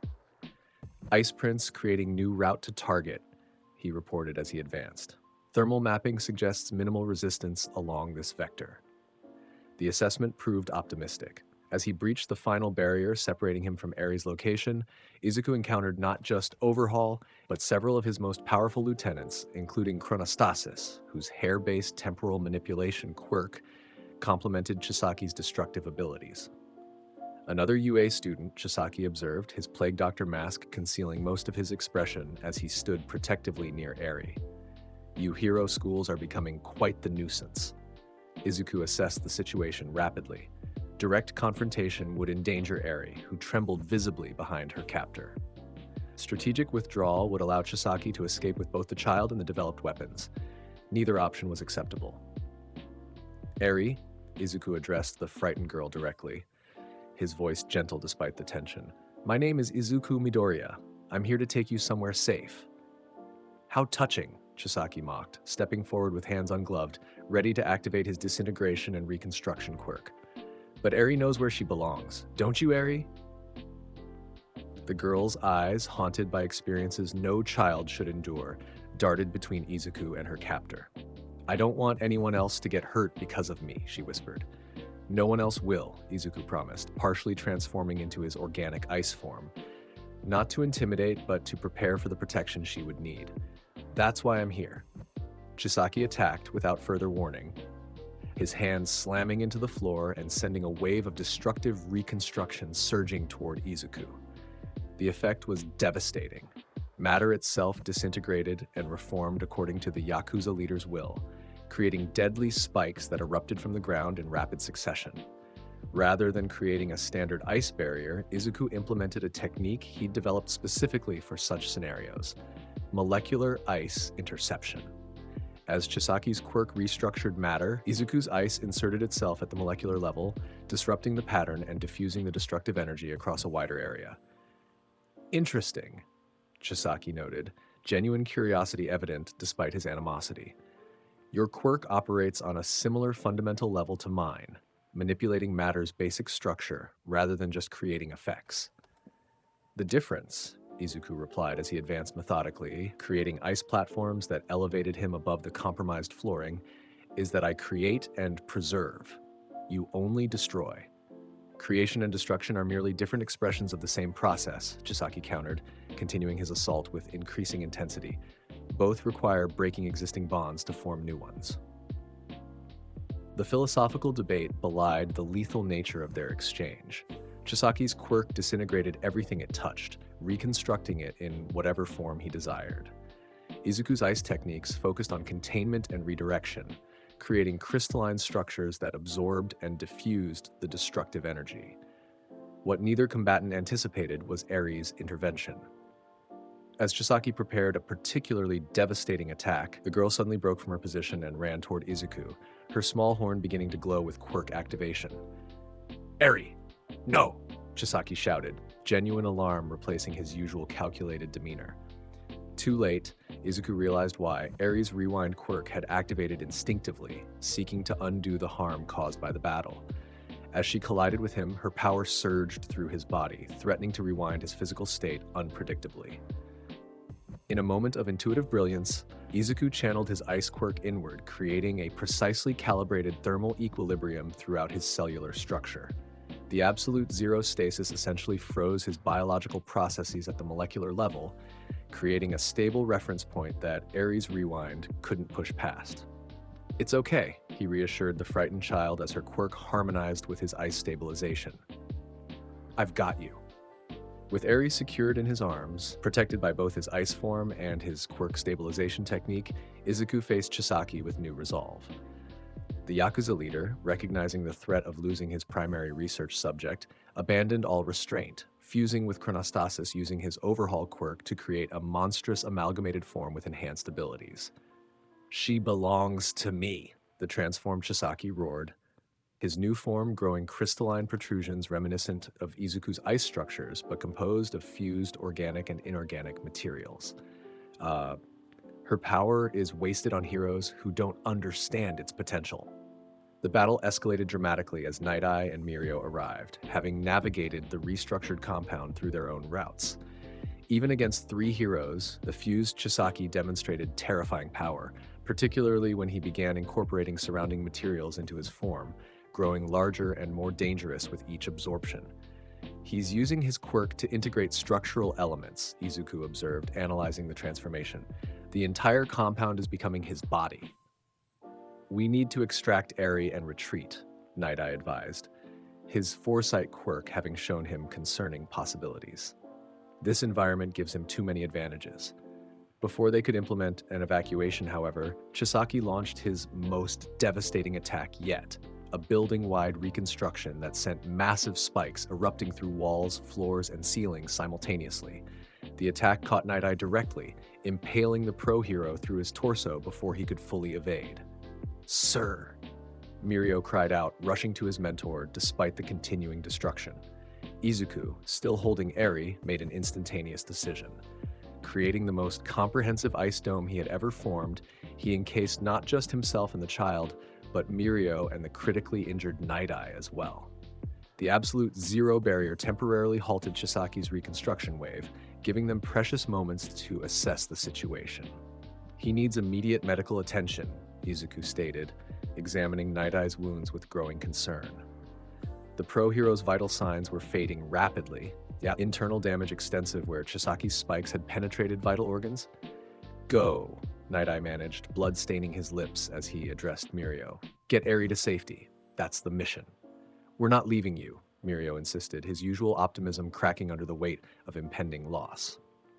Outside the ice dome, Chisaki's assault continued unabated, the barrier beginning to fracture under repeated impacts. Time was running out for all of them. In that critical moment, Izuku implemented a technique he had theorized but never attempted: cryogenic preservation at the cellular level. Using his absolute control over thermal energy, he precisely lowered Night Eye's body temperature to a state just above absolute zero, creating a form of suspended animation that halted biological processes, including blood loss and cellular degradation. "This will keep him stable," Izuku explained as Night Eye's body took on a crystalline sheen, "but we need to get him to medical facilities immediately. The preservation is temporary and requires constant maintenance." Expanding his ice dome into a mobile, protective shell, Izuku created an evacuation path that leveraged his environmental awareness to avoid Chisaki's continuing reconstruction attempts. With Eri secured in one arm and maintaining Night Eye's cryogenic preservation with his other hand, he led their retreat toward the compound's surface levels. "Lemillion, rear guard," he directed. "We need to maintain constant movement. Chisaki can restructure any static position." Their ascent through the compound became a harrowing demonstration of coordinated quirk application. Mirio used his permeation to scout ahead and disrupt pursuers, while Izuku continuously reformed their ice shell to protect against Chisaki's increasingly desperate attacks. When they finally reached the surface level, they emerged into chaos. The raid had escalated into a full-scale battle between heroes and Yakuza forces, with multiple injuries on both sides. Seeing Night Eye's preserved form and the rescued Eri, medical teams rushed forward to assist. "Cryogenic preservation," Izuku explained to the bewildered emergency responders. "His cellular degradation is halted, but he needs specialized medical intervention immediately. I can maintain the stasis during transport." As they prepared for emergency evacuation, Chisaki made his final, desperate attempt. Bursting through the compound's main structure, his fused form now incorporated so much surrounding material that he towered over the battlefield like a monstrous titan of fused flesh, metal, and concrete. "She is mine," he roared, multiple limbs extending toward the medical team securing Eri. Izuku handed off Night Eye's preservation to specialized medical support and turned to face the transformed Yakuza leader. This was no longer about capture or containment.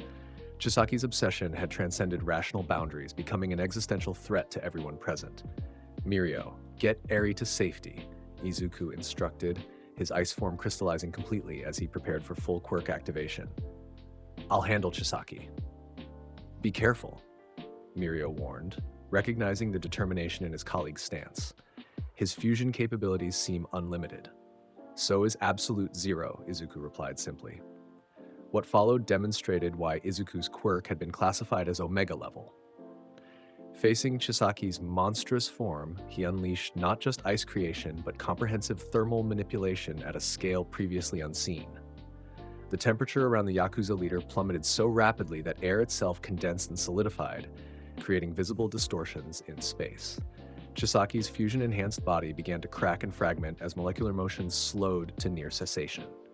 His attempts to reconstruct were countered by absolute zero conditions that prevented molecular bonds from reforming, the fundamental principle of his quirk undermined by the complete absence of thermal energy needed for matter restructuring. "You can't reshape what cannot move," Izuku explained as the transformed villain struggled against the encroaching absolute zero field. At this temperature, molecular reconstruction becomes impossible. With a final surge of his quirk, Izuku completed the absolute zero encasement. Chisaki's fused form froze completely, not just superficially, but through every molecule of his composite body. The Yakuza leader remained conscious but completely immobilized, his quirk rendered inactive by the fundamental physics of matter at 0 Kelvin. "Thermal quirk suppression complete," Izuku reported as specialized containment teams moved in.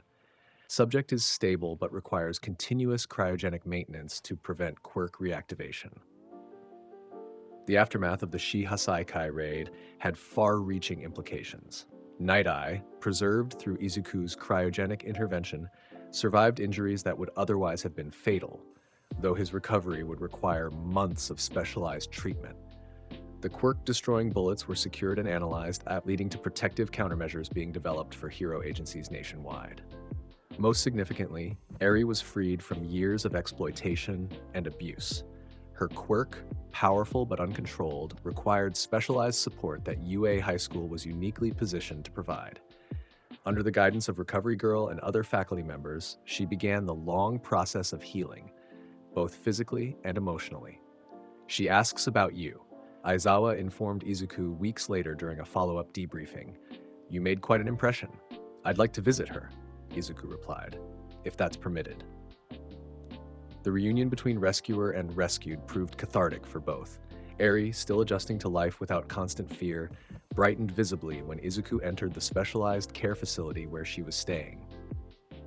"You came back," she said simply, her small hand reaching tentatively toward him. "I promised I would," Izuku reminded her gently, creating a tiny ice butterfly that floated from his palm to dance around her, a demonstration of his quirk as something beautiful rather than merely powerful. As autumn turned to winter, Izuku's reputation continued to grow within hero circles.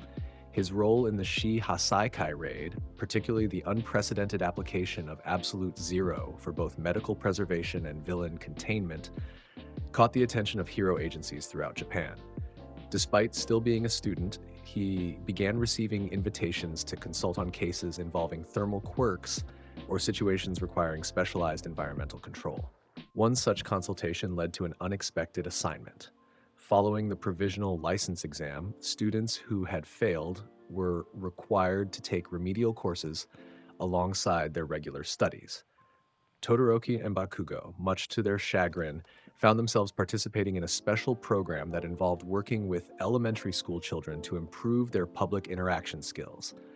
"We need someone with experience managing powerful quirks in child-friendly ways," the program coordinator explained when requesting Izuku's assistance. "Your work with Eri has demonstrated an aptitude for this specialized area." The remedial course brought Todoroki, Bakugo, Yoarashi, and several other provisional license failures together with a class of excitable elementary students whose quirk control remained underdeveloped. The resulting chaos was predictable, particularly when Bakugo's explosive temperament clashed with equally volatile children. "This is a disaster waiting to happen," Izuku observed as he arrived to find Bakugo attempting to intimidate a 6-year-old whose quirk caused spontaneous paint splatters when excited. "Help us," Todoroki requested simply, his usual composure strained by a child who had frozen herself to his leg while another tugged persistently at his hair. Drawing on his experiences with Eri, Izuku implemented a different approach. Rather than focusing on quirk suppression or control, he created a structured environment where the children could express their developing abilities safely while learning appropriate boundaries. "Your quirks are amazing," he told the assembled children. creating an ice playground that specifically accommodated their various abilities. Let's discover what makes each one special. Through games designed to channel quirk expression productively, Izuku demonstrated to both the children and the remedial students how positive reinforcement yielded better results than criticism or restraint. Even Bakugo, initially resistant, began adjusting his approach when he saw how the children responded to encouragement rather than intimidation. They're not afraid of their quirks, Izuku explained during a break as they watched the children playing happily within the safely designed ice structures. They're afraid of losing control and hurting someone. The distinction matters. It's not just about controlling power, Todoroki realized, observing how one particularly timid child was now confidently using her minor telekinesis within clearly established parameters. It's about understanding its purpose. Exactly, Izuku confirmed. Power without purpose is just potential for destruction. Purpose gives it meaning. The lesson resonated beyond the remedial course. As winter deepened and UA prepared for its annual cultural festival, Izuku found himself applying similar principles to his own continuing quirk development. Under Endeavor's intensified training regimen, the Flame Hero having recognized his nephew's exceptional potential, Izuku focused not just on increasing his power output, but on refining its application for specific purposes. Raw strength is meaningless without strategic implementation, Endeavor instructed during one particularly demanding session. Your absolute zero technique against Chisaki was effective but inefficient. You expended more energy than necessary for the desired outcome. I was concerned about collateral effects, Izuku explained, demonstrating how he had created thermal isolation boundaries to protect allies during the confrontation. Admirable, but still inefficient, Endeavor critiqued. True mastery means achieving maximum effect with minimum expenditure. Conservation, not just control. The cultural festival provided an unexpected opportunity to apply this developing philosophy. While primarily a celebration of student talents beyond heroics, the event still required security measures, particularly with UA remaining a high-profile target for villain activity. We've received intelligence suggesting a potential disruption. Aizawa informed Izuku and several other students with provisional licenses. Nothing at the level of previous attacks, but still concerning. You'll be assisting with perimeter security. The potential threat materialized in the form of Gentle Criminal and La Brava, an unusual villain duo who specialized in flamboyant, non-lethal crimes documented for social media consumption. Their plan to infiltrate UA during the festival posed minimal physical danger but significant reputational risk to the already scrutinized institution. Izuku intercepted them before they could breach the campus perimeter, having detected their thermal signatures during a routine security sweep. What followed was less a traditional battle than a philosophical exchange. Gentle's eloquent justifications for his artistic villainy, contrasting with Izuku's pragmatic assessment of consequences. Your actions may seem harmless to you, Izuku explained as he contained the duo with minimal ice restraints, but they could trigger panic among students who've already experienced genuine trauma from villain attacks. An unfortunate but necessary sacrifice for recognition, Gentle replied, his dignity maintained despite his capture. In a world obsessed with flashy quirks and spectacular battles, those of us with more modest abilities must find alternative paths to acknowledgement. The conversation struck an unexpected chord. Gentle's underlying motivation, a desire for recognition in a society that measured worth primarily through quirk utility, reflected concerns Izuku had observed among both students and civilians. The hierarchy created by quirk-based evaluation inevitably left many feeling inadequate or overlooked, regardless of their other qualities. Recognition shouldn't require either heroism or villainy, Izuku noted as he transferred the duo to proper authorities. Perhaps that's something our society needs to address more fundamentally. The cultural festival itself proceeded without further incident, becoming a celebration not just of UA's resilience, but of the diverse talents its students possessed beyond their hero training. Class 1A's performance, a combination of music, dance, and quirk-enhanced special effects, provided welcome respite from the tensions that had dominated recent months. For Izuku, the event offered another opportunity for specialized quirk application. Working with Jiro's musical direction, he created acoustic ice structures that enhanced sound propagation throughout the venue, while simultaneously producing crystalline visual effects that complemented the performance. "That was amazing," Eri exclaimed afterward, her eyes wide with wonder. The festival marked her first public outing since being rescued, a carefully managed experience designed to help her acclimate to normal social interactions. "I didn't know ice could make music beautiful. Ice can do many things beyond fighting," Izuku explained, creating a small ice figurine of Eri dancing that he presented to her, just like people. As winter gave way to early spring, Japan's hero society faced a significant transition. Following All Might's retirement, Endeavor had assumed the position of #1 hero by default, his ranking based on resolved cases and combat prowess rather than public approval or symbolic presence. Now, months into this new role, the Flame Hero faced both external challenges from increasingly organized villain activity and internal pressure to define what the symbol of peace meant in the post-All Might era. "The public doesn't trust him," Todoroki observed during a family dinner that included Izuku, these gatherings having become more frequent as the Todoroki family slowly reconstructed their relationships. His methods have always been about effectiveness, not inspiration. "Perhaps that's precisely what's needed now," Fuyumi, Todoroki's older sister, suggested thoughtfully. "All Might inspired through invincibility. Father might inspire through perseverance instead." The conversation highlighted the evolving understanding of heroism itself.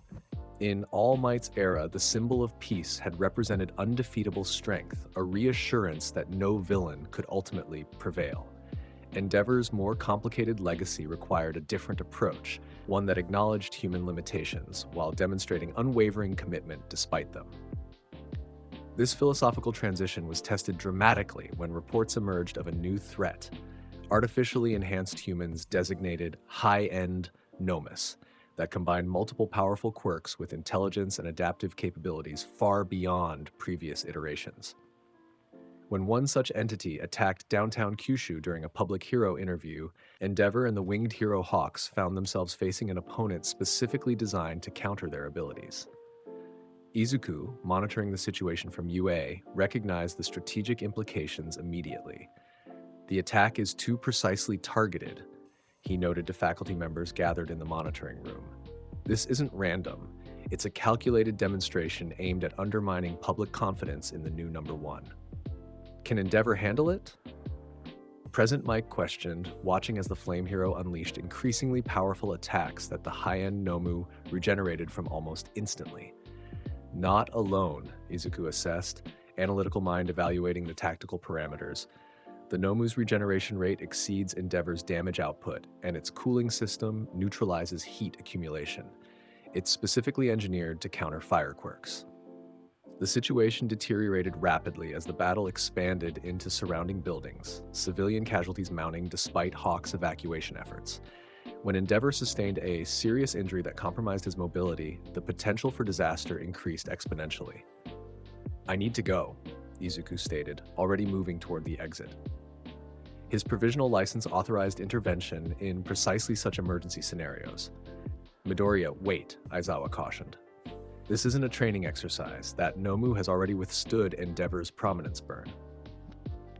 "Which is exactly why a different approach is needed," Izuku replied, his resolve evident. "Not more power, but the right application of power." Using UA's emergency response system, Izuku deployed to the battle zone via high-speed transport.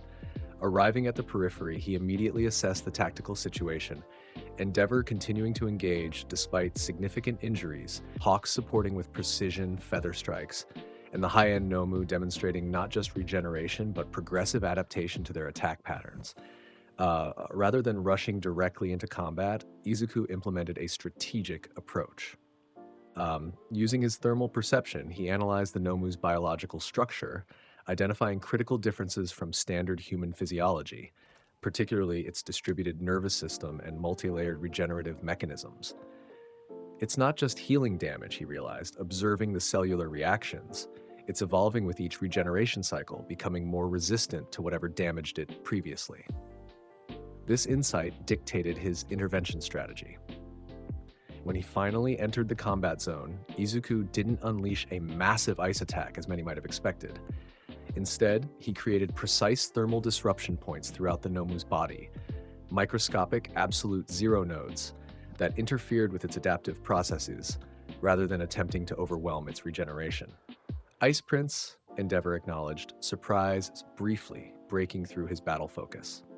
Target the neural clusters in its upper torso. Conventional attacks are ineffective. I see them, Izuku confirmed, his thermal perception having already mapped the Nomu's internal structure. Its adaptation occurs through distributed processing. We need synchronous disruption rather than sequential attacks. Understanding immediately, Endeavor adjusted his approach. Rather than continuing his previous pattern of escalating heat attacks, he coordinated with Izuku to create a thermal shock strategy, alternating extreme heat and absolute zero conditions that prevented the Nomu's adaptive systems from establishing effective countermeasures to either. Hawk's containment perimeter, Izuku called to the winged hero, who had been focusing on civilian evacuation. We need to limit its movement during the thermal shock sequence. The three heroes implemented the coordinated strategy with precision that belied their limited prior collaboration. Hawks used his feathers to create a kinetic barrier that restricted the Nomu's mobility, while Endeavor and Izuku executed perfectly timed alternating attacks. Prominence Burn followed immediately by Absolute Zero Cascade, creating thermal differentials that exceeded the Nomu's adaptive capabilities. Its regeneration is slowing? Izuku observed after several cycles, monitoring the creature's cellular responses. The thermal shock is disrupting the coordination between its adaptation centers. With regeneration compromised, they shifted to the final phase of their improvised strategy. Endeavor concentrated his flames to create a superheated containment sphere, while Izuku implemented a technique he had been developing through his training with the Flame Hero, thermal extraction singularity. Unlike his previous absolute zero applications, this approach didn't merely freeze the target. Instead, it created a precise thermal vacuum that systematically extracted energy from the Nomu's biological systems, starting with its adaptation centers and proceeding to its regenerative mechanisms. The effect was comprehensive but controlled, degrading the creature's functionality without the collateral effects of a standard ice attack. Now Endeavor! Izuku called when the Nomu's systems reached critical vulnerability. The Flame Hero delivered his ultimate technique, a concentrated prominence burn directed precisely at the destabilized core identified by Izuku's thermal analysis. The combination of extreme heat applied to a system already compromised by thermal extraction created a catastrophic failure cascade throughout the Nomu's enhanced biology. With a final, inhuman cry, the high end collapsed, its regeneration exhausted, adaptation mechanisms neutralized, and distributed nervous system finally overwhelmed by the coordinated thermal assault. The battle concluded, but its implications resonated far beyond the immediate victory. Media coverage, initially focused on Endeavor's apparent struggle against the Nomu, shifted to analyze the unprecedented coordination between the #1 hero and the Ice Prince of UA, particularly the way their seemingly opposite quirks had complemented each other to overcome a superior opponent. This is what the new era of heroism looks like, one commentator noted. Not singular symbols, but strategic cooperation between specialists with complementary abilities. For Endeavor, the battle marked a significant evolution in his public persona. His willingness to adapt his approach and work collaboratively, particularly with a student, albeit one with an Omega-level quirk, demonstrated a flexibility that contradicted his previous reputation for unyielding independence. Your thermal analysis was crucial, he acknowledged during Izuku's hospital visit the following day. The Flame Hero was recovering from significant injuries, but already planning his return to duty. I wouldn't have identified the adaptation pattern without your perspective. It was your prominence burn that ultimately neutralized it, Izuku replied diplomatically. My techniques just created the opportunity. Endeavor's expression reflected unusual thoughtfulness. Perhaps that's the point. All Might carried the entire burden of being the symbol of peace alone. Maybe that model is no longer sustainable. The conversation presaged a broader reconsideration of Hero Society's structure. As Endeavor recovered and resumed his duties as #1 hero, he began implementing a more collaborative approach to major threats, establishing specialized response teams that combined heroes with complementary quirks rather than relying solely on individual power rankings. For Izuku, the high-end battle provided valuable insights for his continuing development. The precision required for the thermal extraction singularity had pushed his control to new limits, while the coordination with Endeavor's heat-based attacks suggested promising avenues for future technique refinement. The thermal differential principles could apply to rescue operations as well, he noted during subsequent training sessions with both Endeavor and Rai, who had begun participating in family quirk development discussions. Creating controlled temperature gradients could help in treating certain injuries or stabilizing damaged structures. This integration of combat application and civilian support reflected Izuku's evolving philosophy of heroism, power directed not just toward defeating villains, but toward comprehensive protection and assistance for society at large. As UA's second year began, this philosophy would be tested through a new training initiative, joint exercises between the hero course classes designed to prepare students for professional collaboration after graduation. Class 1A, now 2A, would face Class 1B in team battles that evaluated not just combat prowess, but strategic coordination and adaptability. These matches will assess your growth since entering UA, Aizawa explained as the classes gathered for the first session. More importantly, they'll identify areas where you still need development before internships resume. The structure placed Izuku on a team with Uraraka, Mina, and Mineta, a deliberately diverse quirk combination that would require creative integration to function effectively. Their opponents from Class 1B included Monoma, whose copy quirk made him particularly dangerous against powerful individuals, and Shishida, whose beast quirk provided overwhelming physical capabilities. Monoma will target you specifically, Uraraka warned during team strategy discussions. Your ice quirk would give him tremendous advantage if copied. Let him try, Izuku replied with unexpected confidence. Omega-level quirks have certain properties that make simple copying problematic. This proved prophetic during the actual match, when Monoma managed to make contact with Izuku and attempted to copy his cryokinetic abilities. The result was dramatically different from his expectations. Rather than gaining the full spectrum of Izuku's ice manipulation, he accessed only the most basic temperature reduction, and even that proved difficult to control. What's happening? Monoma demanded as his attempted ice creation resulted only in scattered frost patterns. Why can't I use your quirk properly? Omega-level quirks aren't just about the power output, Izuku explained, while simultaneously creating ice barriers to contain Shishida's assault. They're fundamentally integrated with the user's neural patterns and physiological adaptations. You can copy the basic mechanism, but not the underlying architecture that makes full utilization possible. The insight clearly frustrated Monoma, whose strategy had relied heavily on acquiring Izuku's abilities. This tactical advantage allowed Team 2A to implement their pre-planned approach, Uraraka reducing gravity in specific zones, Mina creating slick acid pathways, Mineta establishing adhesive trap areas, and Izuku coordinating these elements with precisely placed ice constructs. Environmental control is more effective than direct confrontation, Izuku directed as they systematically reduced their opponent's mobility options, limit their movement choices, rather than trying to overpower them directly. The strategy proved successful, with Team 2A securing victory through superior coordination rather than individual heroics. More significantly, it demonstrated Izuku's evolution as a tactical leader, utilizing each team member's strengths while minimizing their vulnerabilities, creating synergies that amplified their collective effectiveness. Subsequent matches reinforced this development. Even when not directly participating, Izuku provided analytical insights that helped his classmates refine their approaches, identifying quirk applications they hadn't considered, or suggesting combination techniques that leverage complementary abilities. You've become the strategic center of your class, All Might observed during one of his increasingly rare visits to UA. The former symbol of peace, now permanently in his true form, continued to provide mentorship despite his retirement from active heroism. Not just because of your power, but because of how you help others develop theirs. I'm just applying what I've learned, Izuku replied modestly. Everyone has potential beyond their obvious quirk applications. Sometimes they just need a different perspective to recognize it. This philosophy extended beyond training exercises.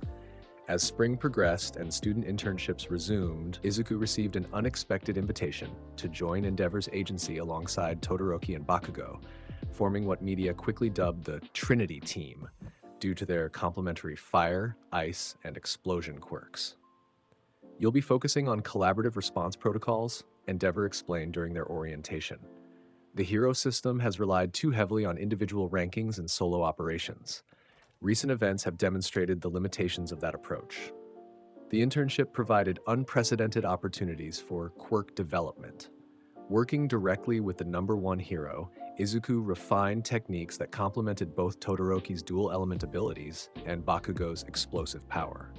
More significantly, he began exploring applications that transcended combat entirely, using precise thermal control for evidence preservation at crime scenes, creating controlled environments for interviewing traumatized witnesses, and developing non-invasive methods for treating injuries that conventional medical approaches couldn't address. Your quirk has applications beyond heroics entirely, Todoroki observed after watching Izuku stabilize a child's severe burn using targeted temperature regulation that prevented further tissue damage while promoting cellular regeneration. This is essentially medical intervention, not hero work. The distinction shouldn't be so rigid, Izuku replied, maintaining concentration as he monitored the child's improving condition. Heroism includes anything that protects and supports others, whether that's fighting villains or healing injuries. This expanded definition of heroism would be tested dramatically in the months that followed.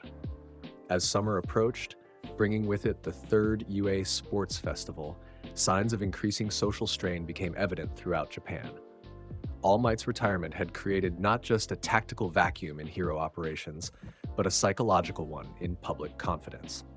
Despite Endeavor's effective performance as #1 hero, the sense of absolute security that the symbol of peace had provided remained absent. Into this uncertain climate emerged a new ideological movement led by the enigmatic figure known as Redestro. His metahuman liberation army advocated for unrestricted quirk usage, challenging the regulatory framework that had governed quirk society for generations. What began as philosophical discourse rapidly evolved into coordinated civil disobedience and eventually open conflict with hero agencies. It's not just about quirk regulation, Izuku noted during an emergency briefing at Endeavor's agency. It's about social identity in the post-All Might era.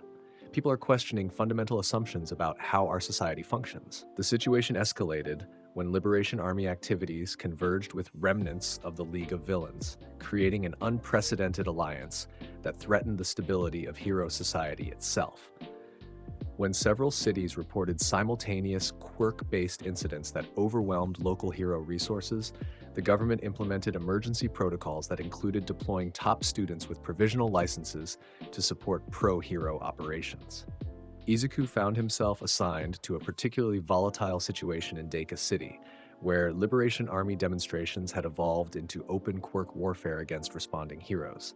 The chaotic environment, civilians and combatants intermixed, property damage escalating, and conventional hero protocols proving ineffective, required innovative approaches. Rather than engaging directly in combat, Izuku implemented a comprehensive environmental intervention strategy. Using his thermal perception to differentiate combatants from civilians, he created a multi-layered ice network throughout the affected districts, not walls or barriers, but a precision guidance system that simultaneously facilitated civilian evacuation while restricting combatant movement patterns. He's not fighting them directly, one observer noted with surprise. He's redesigning the entire urban flow to separate conflicting elements without direct confrontation. The approach proved remarkably effective, allowing pro-heroes to address specific threats while civilian casualties dropped to near zero despite the intensifying conflict.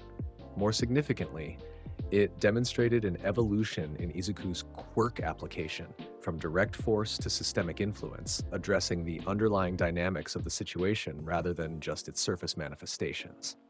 As the Deka City operation continued, however, Izuku encountered an unexpected ethical dilemma. Many Liberation Army participants weren't traditional villains, but ordinary citizens whose grievances with quirk regulations stemmed from personal experiences of restriction and discrimination. Their methods were illegal, but their underlying concerns reflected genuine social issues that Hero Society had failed to adequately address. "We just want the freedom to use our natural abilities without criminalization," one participant explained after being contained in a non-harmful ice restraint. "Is that really so villainous?" The question resonated more deeply than Izuku anticipated. Throughout his development, he had benefited from exceptional support systems, family connections, institutional resources, and societal accommodation for his Omega-level abilities. Others with powerful or unusual quirks often received very different responses, particularly if they lacked similar advantages of circumstance or connection. This realization led Izuku to modify his approach. While maintaining the security infrastructure that protected civilians, he began creating controlled dialogue spaces where Liberation Army representatives could articulate their concerns to Hero Agency liaisons. ICE-formed environments that ensured safety while facilitating communication that might otherwise have been impossible amid the conflict. "He's not just containing the situation," Hawks observed, having joined the operation as it expanded. "He's trying to transform it." The initiative yielded unexpected results. Through facilitated dialogue, patterns of grievance and response emerged that illuminated systemic issues within quirk regulation frameworks. Many Liberation Army participants accepted de-escalation options when their concerns received acknowledgement rather than dismissal, significantly reducing the conflict's intensity. Not all elements proved amenable resolution, however. The more radical factions, particularly those aligned with remnants of the League of Villains, rejected dialogue in favor of continued destructive action. When these elements targeted the established communication zones in a coordinated attack, Izuku faced his most challenging tactical scenario yet. The assault combined multiple high-level quirks specifically selected to counter ice-based defenses, heat generation, molecular disruption, and quirk nullification among them. Under conventional circumstances, even Izuku's Omega-level abilities might have been insufficient against such a carefully designed opposition. What the attackers hadn't anticipated was how significantly his quirk application had evolved. Rather than relying solely on direct ice creation, Izuku implemented a technique he had been developing through his work with Endeavor and thermal research: absolute state control. Unlike his previous approaches that focused primarily on creating ice or reducing temperature, this technique operated at a more fundamental level, directly influencing the state of matter itself, independent of conventional thermal interactions. When the attacking quirks attempted to counter his ice through heat generation or molecular disruption, they encountered not just frozen water, but matter existing in a state that their abilities couldn't effectively interact with. "What is this?" demanded one attacker, his heat generation quirk producing flames that passed harmlessly through Izuku's constructs without melting them. "This isn't normal ice." "It's not ice at all," Izuku explained, maintaining the complex quantum state manipulation that sustained the effect. "It's matter existing in a superposition of states, neither fully solid nor liquid nor gas, but incorporating elements of all three simultaneously." The concept, derived from advanced quantum physics, represented a theoretical frontier of matter manipulation that even most scientific institutions considered purely hypothetical. That Izuku could implement it practically through quirk application demonstrated an evolution beyond conventional cryokinesis into a more fundamental form of matter control. Using this unprecedented technique, he neutralized the attack while minimizing harm to the participants, containing them within quantum state barriers that nullified their quirks without causing physical damage or discomfort. The resolution allowed pro-heroes to secure the area and resume the de-escalation processes that had been showing promise. The Deka City operation concluded with mixed outcomes. Violence contained, but underlying social tensions only partially addressed. For Hero Society, it represented both challenge and opportunity, a recognition that maintaining peace required addressing systemic issues, rather than simply responding to their manifestations as villainy. For Izuku personally, the experience catalyzed significant reflection on the role of powerful quirk users in addressing social dynamics. His Omega-level abilities provided tremendous capacity for intervention, but true resolution required engagement with underlying causes rather than just their expressions in conflict. Power can contain problems, he noted during the operation debriefing, but only understanding can actually solve them. This evolving perspective would prove crucial in the months that followed, as international developments brought new dimensions to the challenges facing hero society. Reports emerged of an American hero with reality-altering abilities, Star and Stripe, whose New Order quirk allowed her to impose rules on anything she touched, planning an official visit to Japan to establish closer cooperation between international hero systems. The announcement generated significant interest within hero circles, particularly given the timing.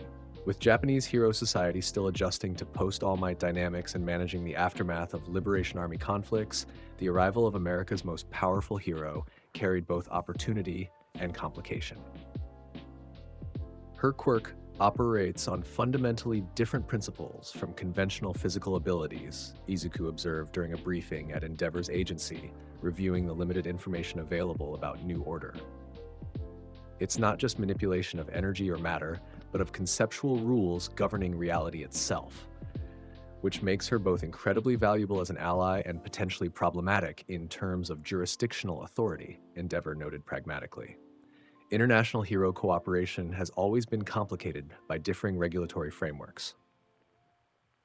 These complications became suddenly irrelevant when Star and Stripe's arrival was preempted by a catastrophic development: the emergence of Tamura Shigaraki with dramatically enhanced abilities following apparent experimentation by Dr. Garaki, All for One's longtime associate. Intelligence indicated that Shigaraki now possessed not just his original decay quirk, but multiple additional abilities acquired through artificial means, potentially including elements of All for One itself.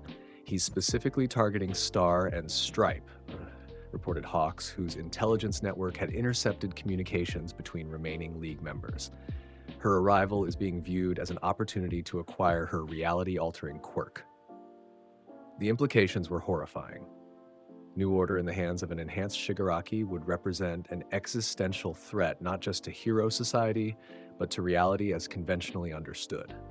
With Star and Stripe already en route to Japan, a confrontation appeared inevitable, one with stakes transcending typical hero-villain dynamics. We need intercept protocols, Endeavor decided, activating emergency response systems.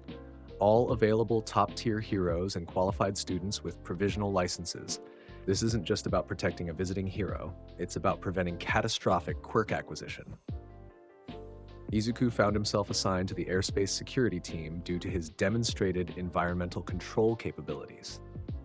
His task: creating a controlled approach corridor for Star and Stripe's arrival that would minimize vulnerability to ambush or long-range quirk effects.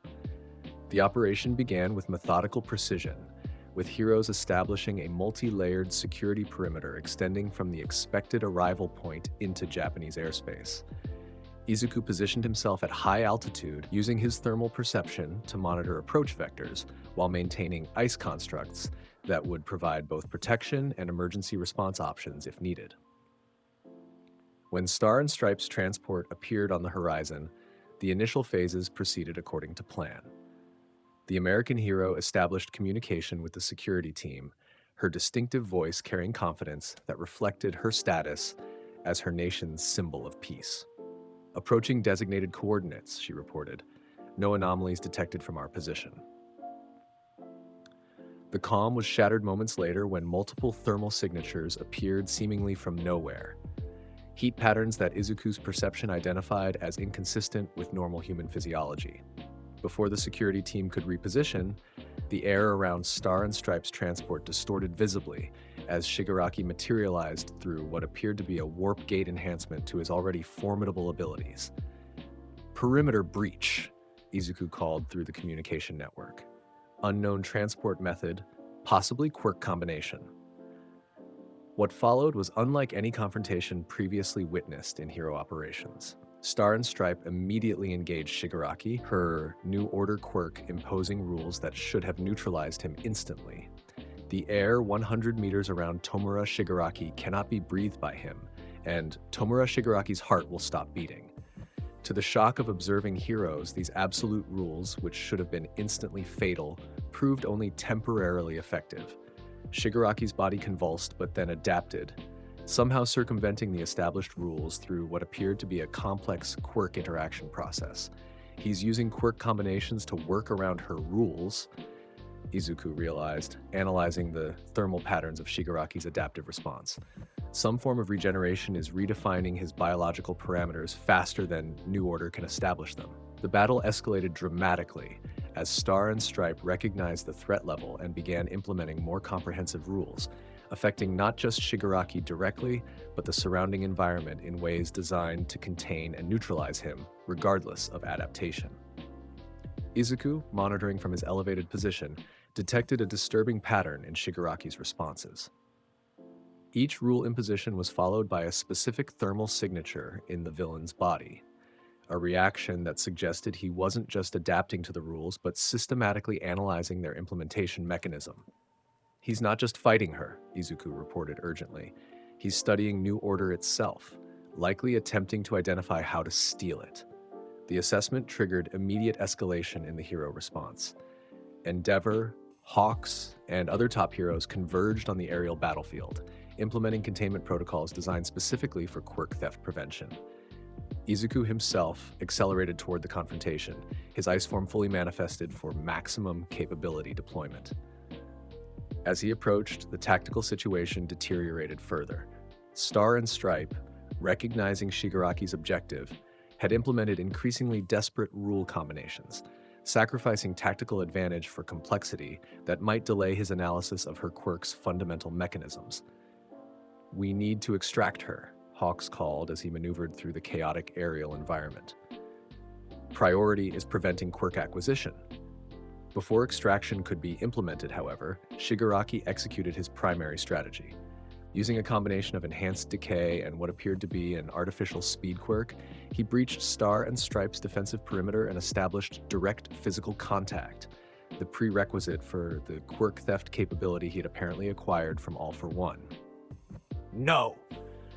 Star and Stripe's voice carried throughout the battlefield as her body convulsed, visible energy transferring between her and Shigaraki. Not like this.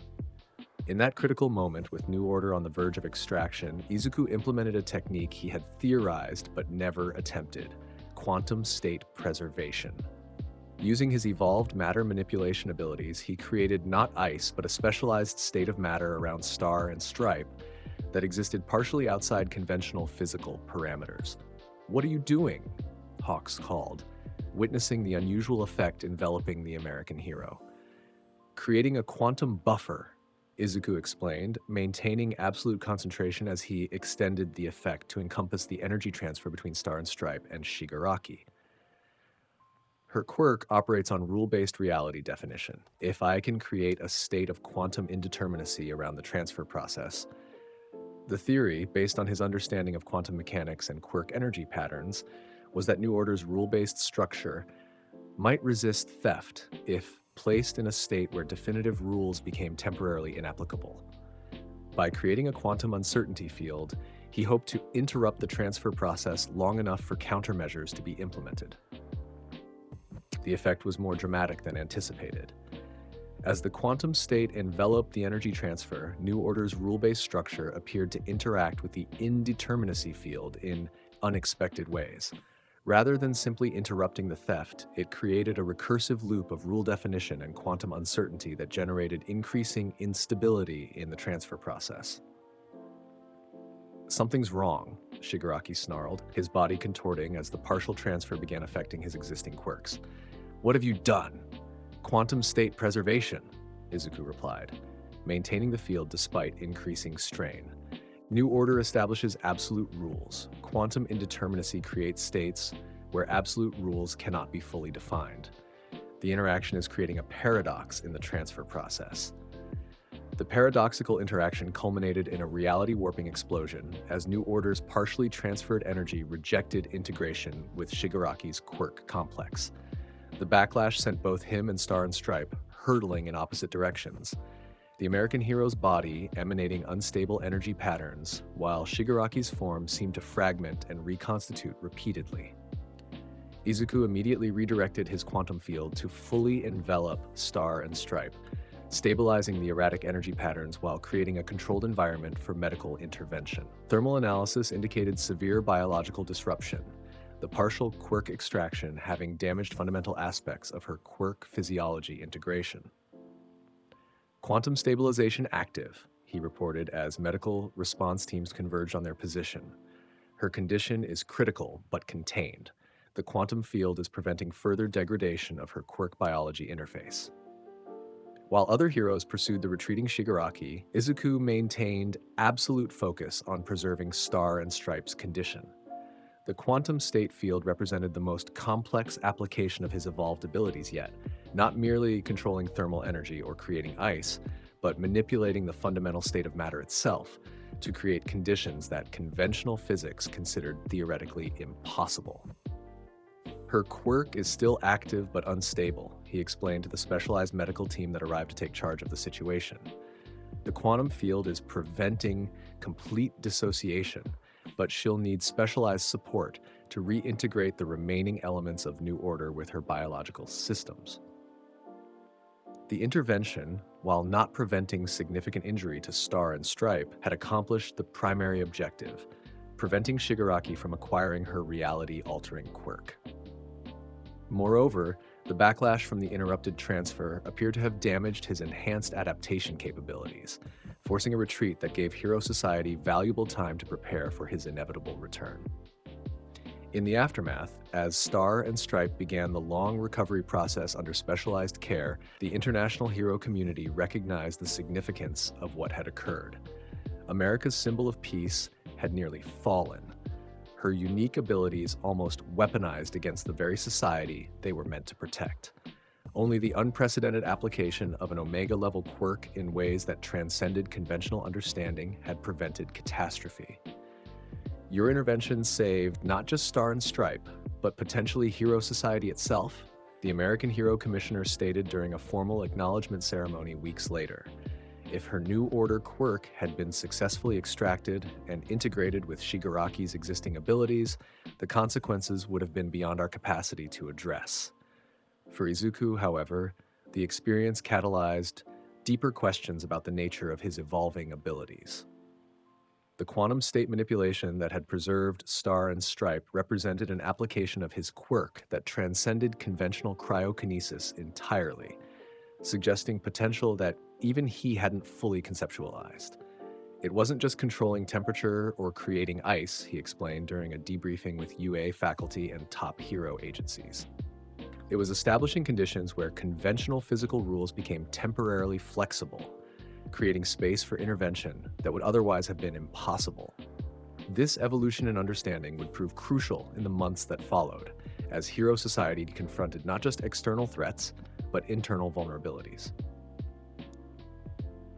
Intelligence gathered from the confrontation with Shigaraki indicated that the League of Villains possessed detailed information about hero operations that suggested the presence of an informant within the hero system itself, potentially even within UA. The revelation triggered comprehensive security reviews throughout hero institutions, with particular scrutiny applied to information access patterns and communication protocols. When analysis narrowed the potential security breach to UA itself, the implications sent shockwaves through the school community. "We have a traitor," Aizawa confirmed during an emergency faculty meeting that included top students from the Hero course. "Someone has been providing sensitive information to the League of Villains for an extended period."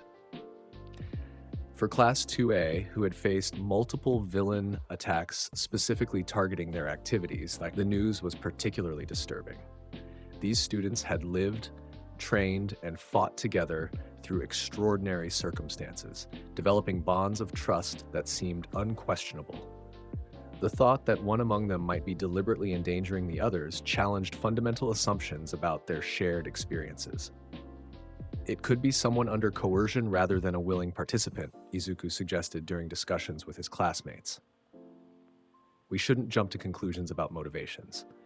This measured response reflected his evolving approach to complex situations, seeking understanding rather than immediate judgment, recognizing that apparent villainy often had contextual factors that simple categorization overlooked.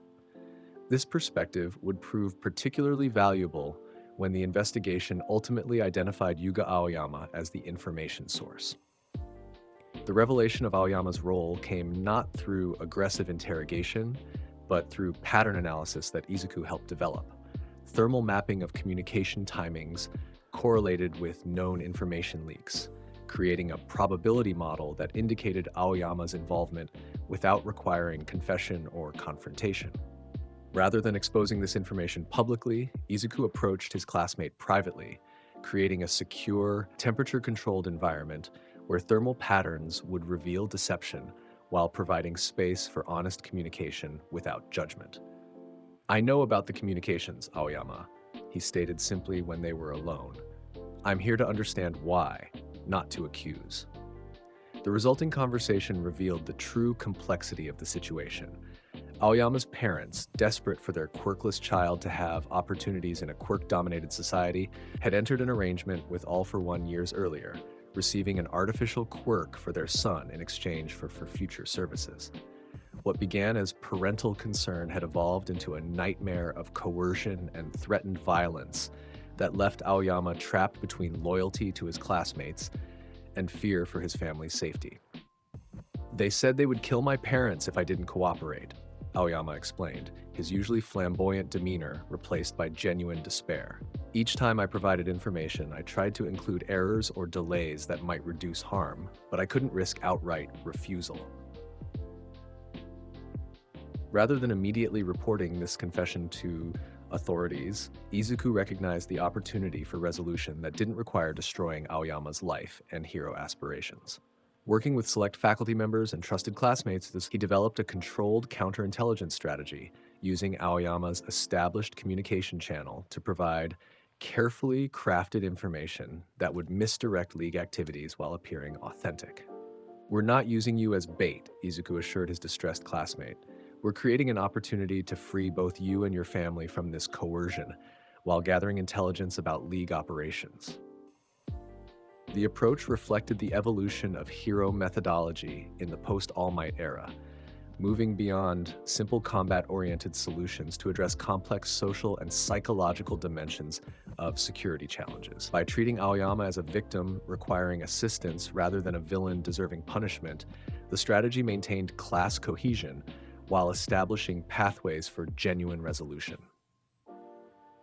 When the counterintelligence operation culminated in the successful extraction of Aoyama's parents from their monitored situation and the identification of several League communication nodes, it demonstrated the effectiveness of this nuanced approach. More significantly, it preserved Aoyama's potential as a future hero by addressing the circumstances of his actions rather than simply their surface manifestation. "You gave me a chance when many wouldn't have," Aoyama acknowledged afterward, his family now under hero protection while he underwent specialized counseling. "That's a kind of heroism I hadn't considered before." This resolution represented not just a tactical success, but a philosophical evolution in how hero society addressed complex challenges, recognizing that binary classifications of hero and villain often failed to capture the nuanced reality of human experience in a quirk-dominated world. As UA's second year concluded and students prepared for their final year of hero education, this evolving understanding would be tested on an unprecedented scale. Intelligence gathered through multiple operations indicated that Shigaraki and the remnants of the League, having partially recovered from the failed attempt to acquire New Order, were preparing for a comprehensive assault on hero society itself, what analysts designated as a potential final war to determine the future of quirk civilization. "They're not just planning another attack," Hawks reported during a high-security briefing that included top heroes and select students with provisional licenses. They're organizing a coordinated worldwide offensive against the entire hero system, leveraging anti-regulation sentiment from multiple factions. The scope of the threat required equally comprehensive response preparation. Hero agencies worldwide began implementing contingency protocols, while educational institutions accelerated training for students nearing graduation.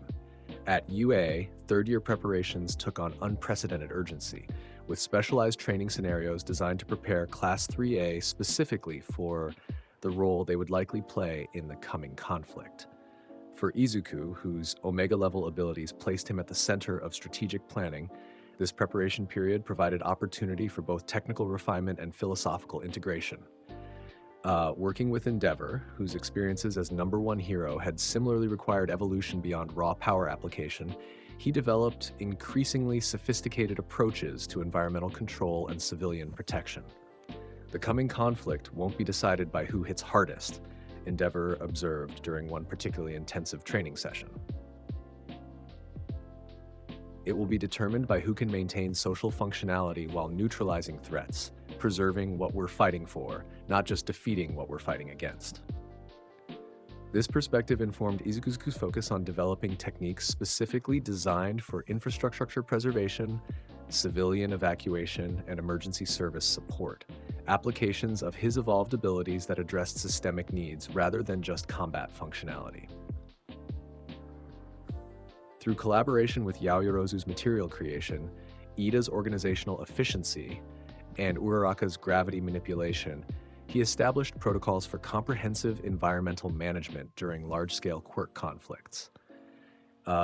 When the anticipated assault finally began, it exceeded even the most concerning projections.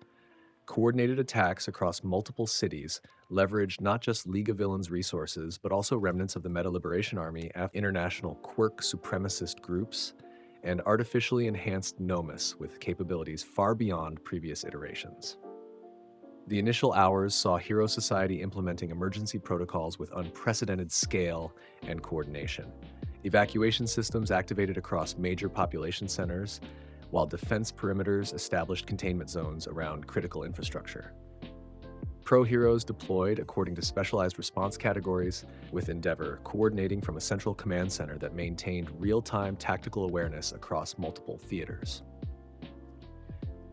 Izuku found himself assigned to what analysts identified as the primary strategic objective, Shigaraki himself, whose enhanced capabilities now included not just devastating decay, but multiple acquired quirks that made him the most dangerous individual threat since All for One's prime. The strike team assembled for this confrontation included not just top heroes, but the most promising students from UA's graduating class, a recognition that conventional hero resources alone might prove insufficient against such concentrated power. Our objective isn't just neutralization, Izuku reminded his classmates as they prepared for deployment. It's preservation of civilian life and critical infrastructure. Every decision must prioritize those elements over combat effectiveness or personal achievement. The confrontation occurred in what had once been Musutafu's central business district, now partially evacuated but still containing thousands of civilians in underground shelters and secure buildings. Shigaraki, accompanied by his most loyal League members and several high-end Nomus, had established a devastation zone that expanded with each activation of his enhanced decay, creating an ever-widening circle of molecular disintegration that threatened to consume the entire city if left unchecked.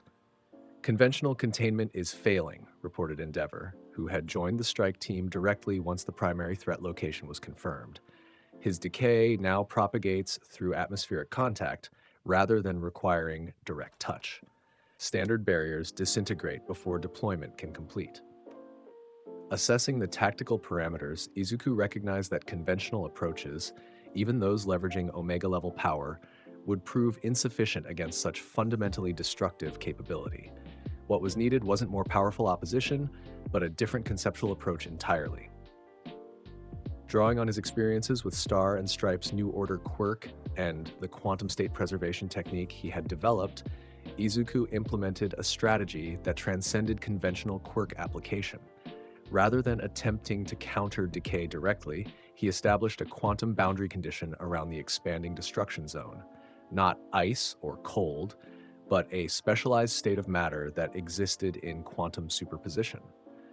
"What are you creating?" Todoroki asked, observing the unusual effect that resembled neither ice nor any familiar quirk manifestation. "A quantum buffer zone," Izuku explained, maintaining absolute concentration as he expanded the effect.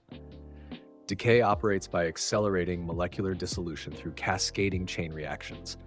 By creating a region where molecular states become probabilistic rather than definitive, I can interrupt the propagation pattern. The approach proved effective but demanding. As Shigaraki recognized the containment effect and intensified his decay output, Izuku found himself engaged in what amounted to a fundamental physics confrontation, his quantum state manipulation competing directly with Shigaraki's molecular deconstruction at the subatomic level. "The buffer is holding but requires continuous adjustment," he reported, perspiration forming despite his ice form as the mental exertion of maintaining such precise quantum control taxed even his Omega-level capabilities. "We need to implement the primary neutralization strategy while containment remains viable. That strategy, developed through collaborative planning between hero agencies and UA faculty, centered on addressing not just Shigaraki's quirk, but the psychological and biological factors that enabled his control over it. Intelligence indicated that despite his enhanced capabilities, Shigaraki experienced increasing dissociation between his original personality and the artificial augmentations implemented by Dr. Garaki, creating potential vulnerability if this internal conflict could be exacerbated. His original consciousness is still present beneath the modifications," Izuku had noted during planning sessions. "If we can establish contact with that core identity while suppressing the artificial enhancements, we might achieve neutralization without requiring complete destruction." Implementing this approach required unprecedented coordination between multiple quirk users. While Izuku maintained the quantum containment field, Endeavor and Todoroki created thermal isolation zones that prevented decay propagation through atmospheric transmission. Shinso, whose brainwashing quirk had evolved significantly through specialized training, prepared to establish psychological intervention once physical containment was secured. The critical moment came when Shigaraki, frustrated by the quantum barrier's effectiveness against his decay propagation, attempted to breach the containment personally, charging the perimeter with physical enhancements that gave him extraordinary speed and strength despite the defensive measures. As he approached the quantum boundary, Izuku implemented the final phase of their strategy, temporal thermal regression, a technique he had developed through integration of his own evolved abilities with theoretical understanding of Ares' rewind quirk. Rather than simply freezing Shigaraki or reducing temperature conventionally, this approach created a thermal gradient that affected molecular temporal states, essentially cooling time itself within the target's biological systems. "What is happening?" Shigaraki's voice distorted as the effect took hold, his enhanced body slowing not from physical restriction, but from experiencing localized temporal dilation. "My quirks aren't responding correctly." "Temporal synchronization disruption," Izuku explained, maintaining both the quantum barrier and the temporal regression field simultaneously, a feat of quirk application that pushed even his Omega-level capabilities to their limits. "Your artificial enhancements operate on accelerated biological processes. I'm selectively decelerating those processes to create desynchronization between your original systems and the modifications." The effect created precisely the opening their strategy required. As Shigaraki's artificial enhancements temporarily desynchronized from his base biological systems, Shinso implemented his evolved brainwashing technique, establishing direct psychological contact not with the composite entity Shigaraki had become, but specifically with the original Tenko Shimura consciousness that remained beneath the modifications. What followed transcended conventional hero-villain confrontation entirely. Through Shinso's quirk-facilitated connection, augmented by specialized support equipment developed by the UA support department, they established direct communication with the buried original personality, the frightened, traumatized child who had experienced family tragedy and societal abandonment before All for One's intervention shaped him into Tomura Shigaraki. Tenko, Izuku addressed this core consciousness directly, maintaining the temporal regression field that kept artificial enhancements suppressed. We know what happened to your family. We know how All for One used your pain. That manipulation doesn't define who you must be. The response came haltingly, the voice shifting between Shigaraki's adult rage and childlike confusion. He said, "Heroes didn't care that no one would save someone like me." "He was wrong," Izuku replied, recognizing the genuine trauma beneath the villainy. "We're here now, offering help rather than just destruction. Your past can't be changed, but your future isn't determined by All for One's design." This connection, empathetic rather than combative, addressing root causes rather than just their manifestations, created opportunity for resolution that transcended conventional victory conditions. As Tenko's original consciousness strengthened within the composite entity, internal conflict intensified between the original personality and the artificially enhanced Shigaraki identity. Recognizing this critical juncture, Izuku modified his temporal regression field, not to suppress all aspects of Shigaraki's biology, but specifically to inhibit the artificial enhancements while supporting the original systems. This precise application, requiring molecular-level thermal control beyond anything he had previously attempted, created conditions where Tenko's consciousness could reassert control over his own body without total quirk suppression.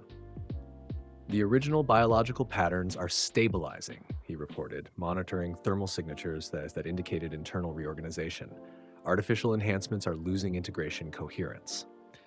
The process culminated in what witnesses would later describe as a literal deconstruction of villainy, Shigaraki's body convulsing as artificial components separated from original systems, enhanced quirks destabilizing as their forced integration failed, and the composite entity gradually resolving into a form more closely resembling the original Tenko Shimura before All for One's most extreme modifications. As the transformation completed, the immediate threat diminished dramatically. Without the enhanced decay propagation capabilities, conventional containment protocols became viable. More significantly, the psychological intervention had created opening for genuine rehabilitation rather than merely destruction or imprisonment. "He'll need specialized support," Izuku noted as containment teams secured the now unconscious form. "The psychological damage is as significant as the physical modifications. Both require healing, not just suppression." This outcome, neutralization without destruction, rehabilitation possibility rather than mere incarceration, represented the evolved heroism that had developed in the post-All Might era. Rather than simply defeating villains through superior power, this approach addressed underlying factors that created villainy in the first place, breaking cycles rather than just containing their manifestations. With Shigaraki neutralized, the coordinated villain offensive lost its central strategic direction. While conflicts continued across multiple locations, Hero Society maintained cohesion and implemented systematic response protocols that gradually restored stability. Critical infrastructure remained functional, civilian casualties were minimized through comprehensive evacuation and protection systems, and social order persisted despite the unprecedented scale of the assault.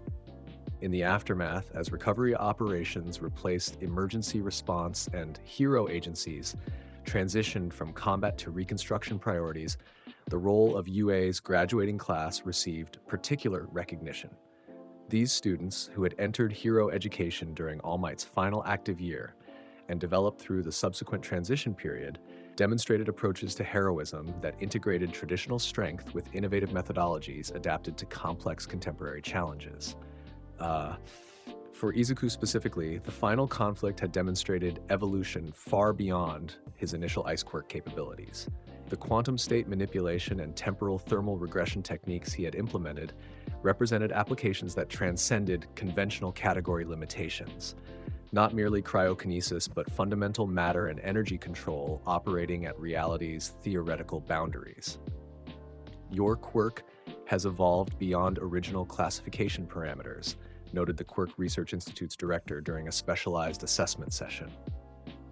While still fundamentally thermal in nature, its applications now extend into quantum physics domains previously considered inaccessible to biological quirk manifestation.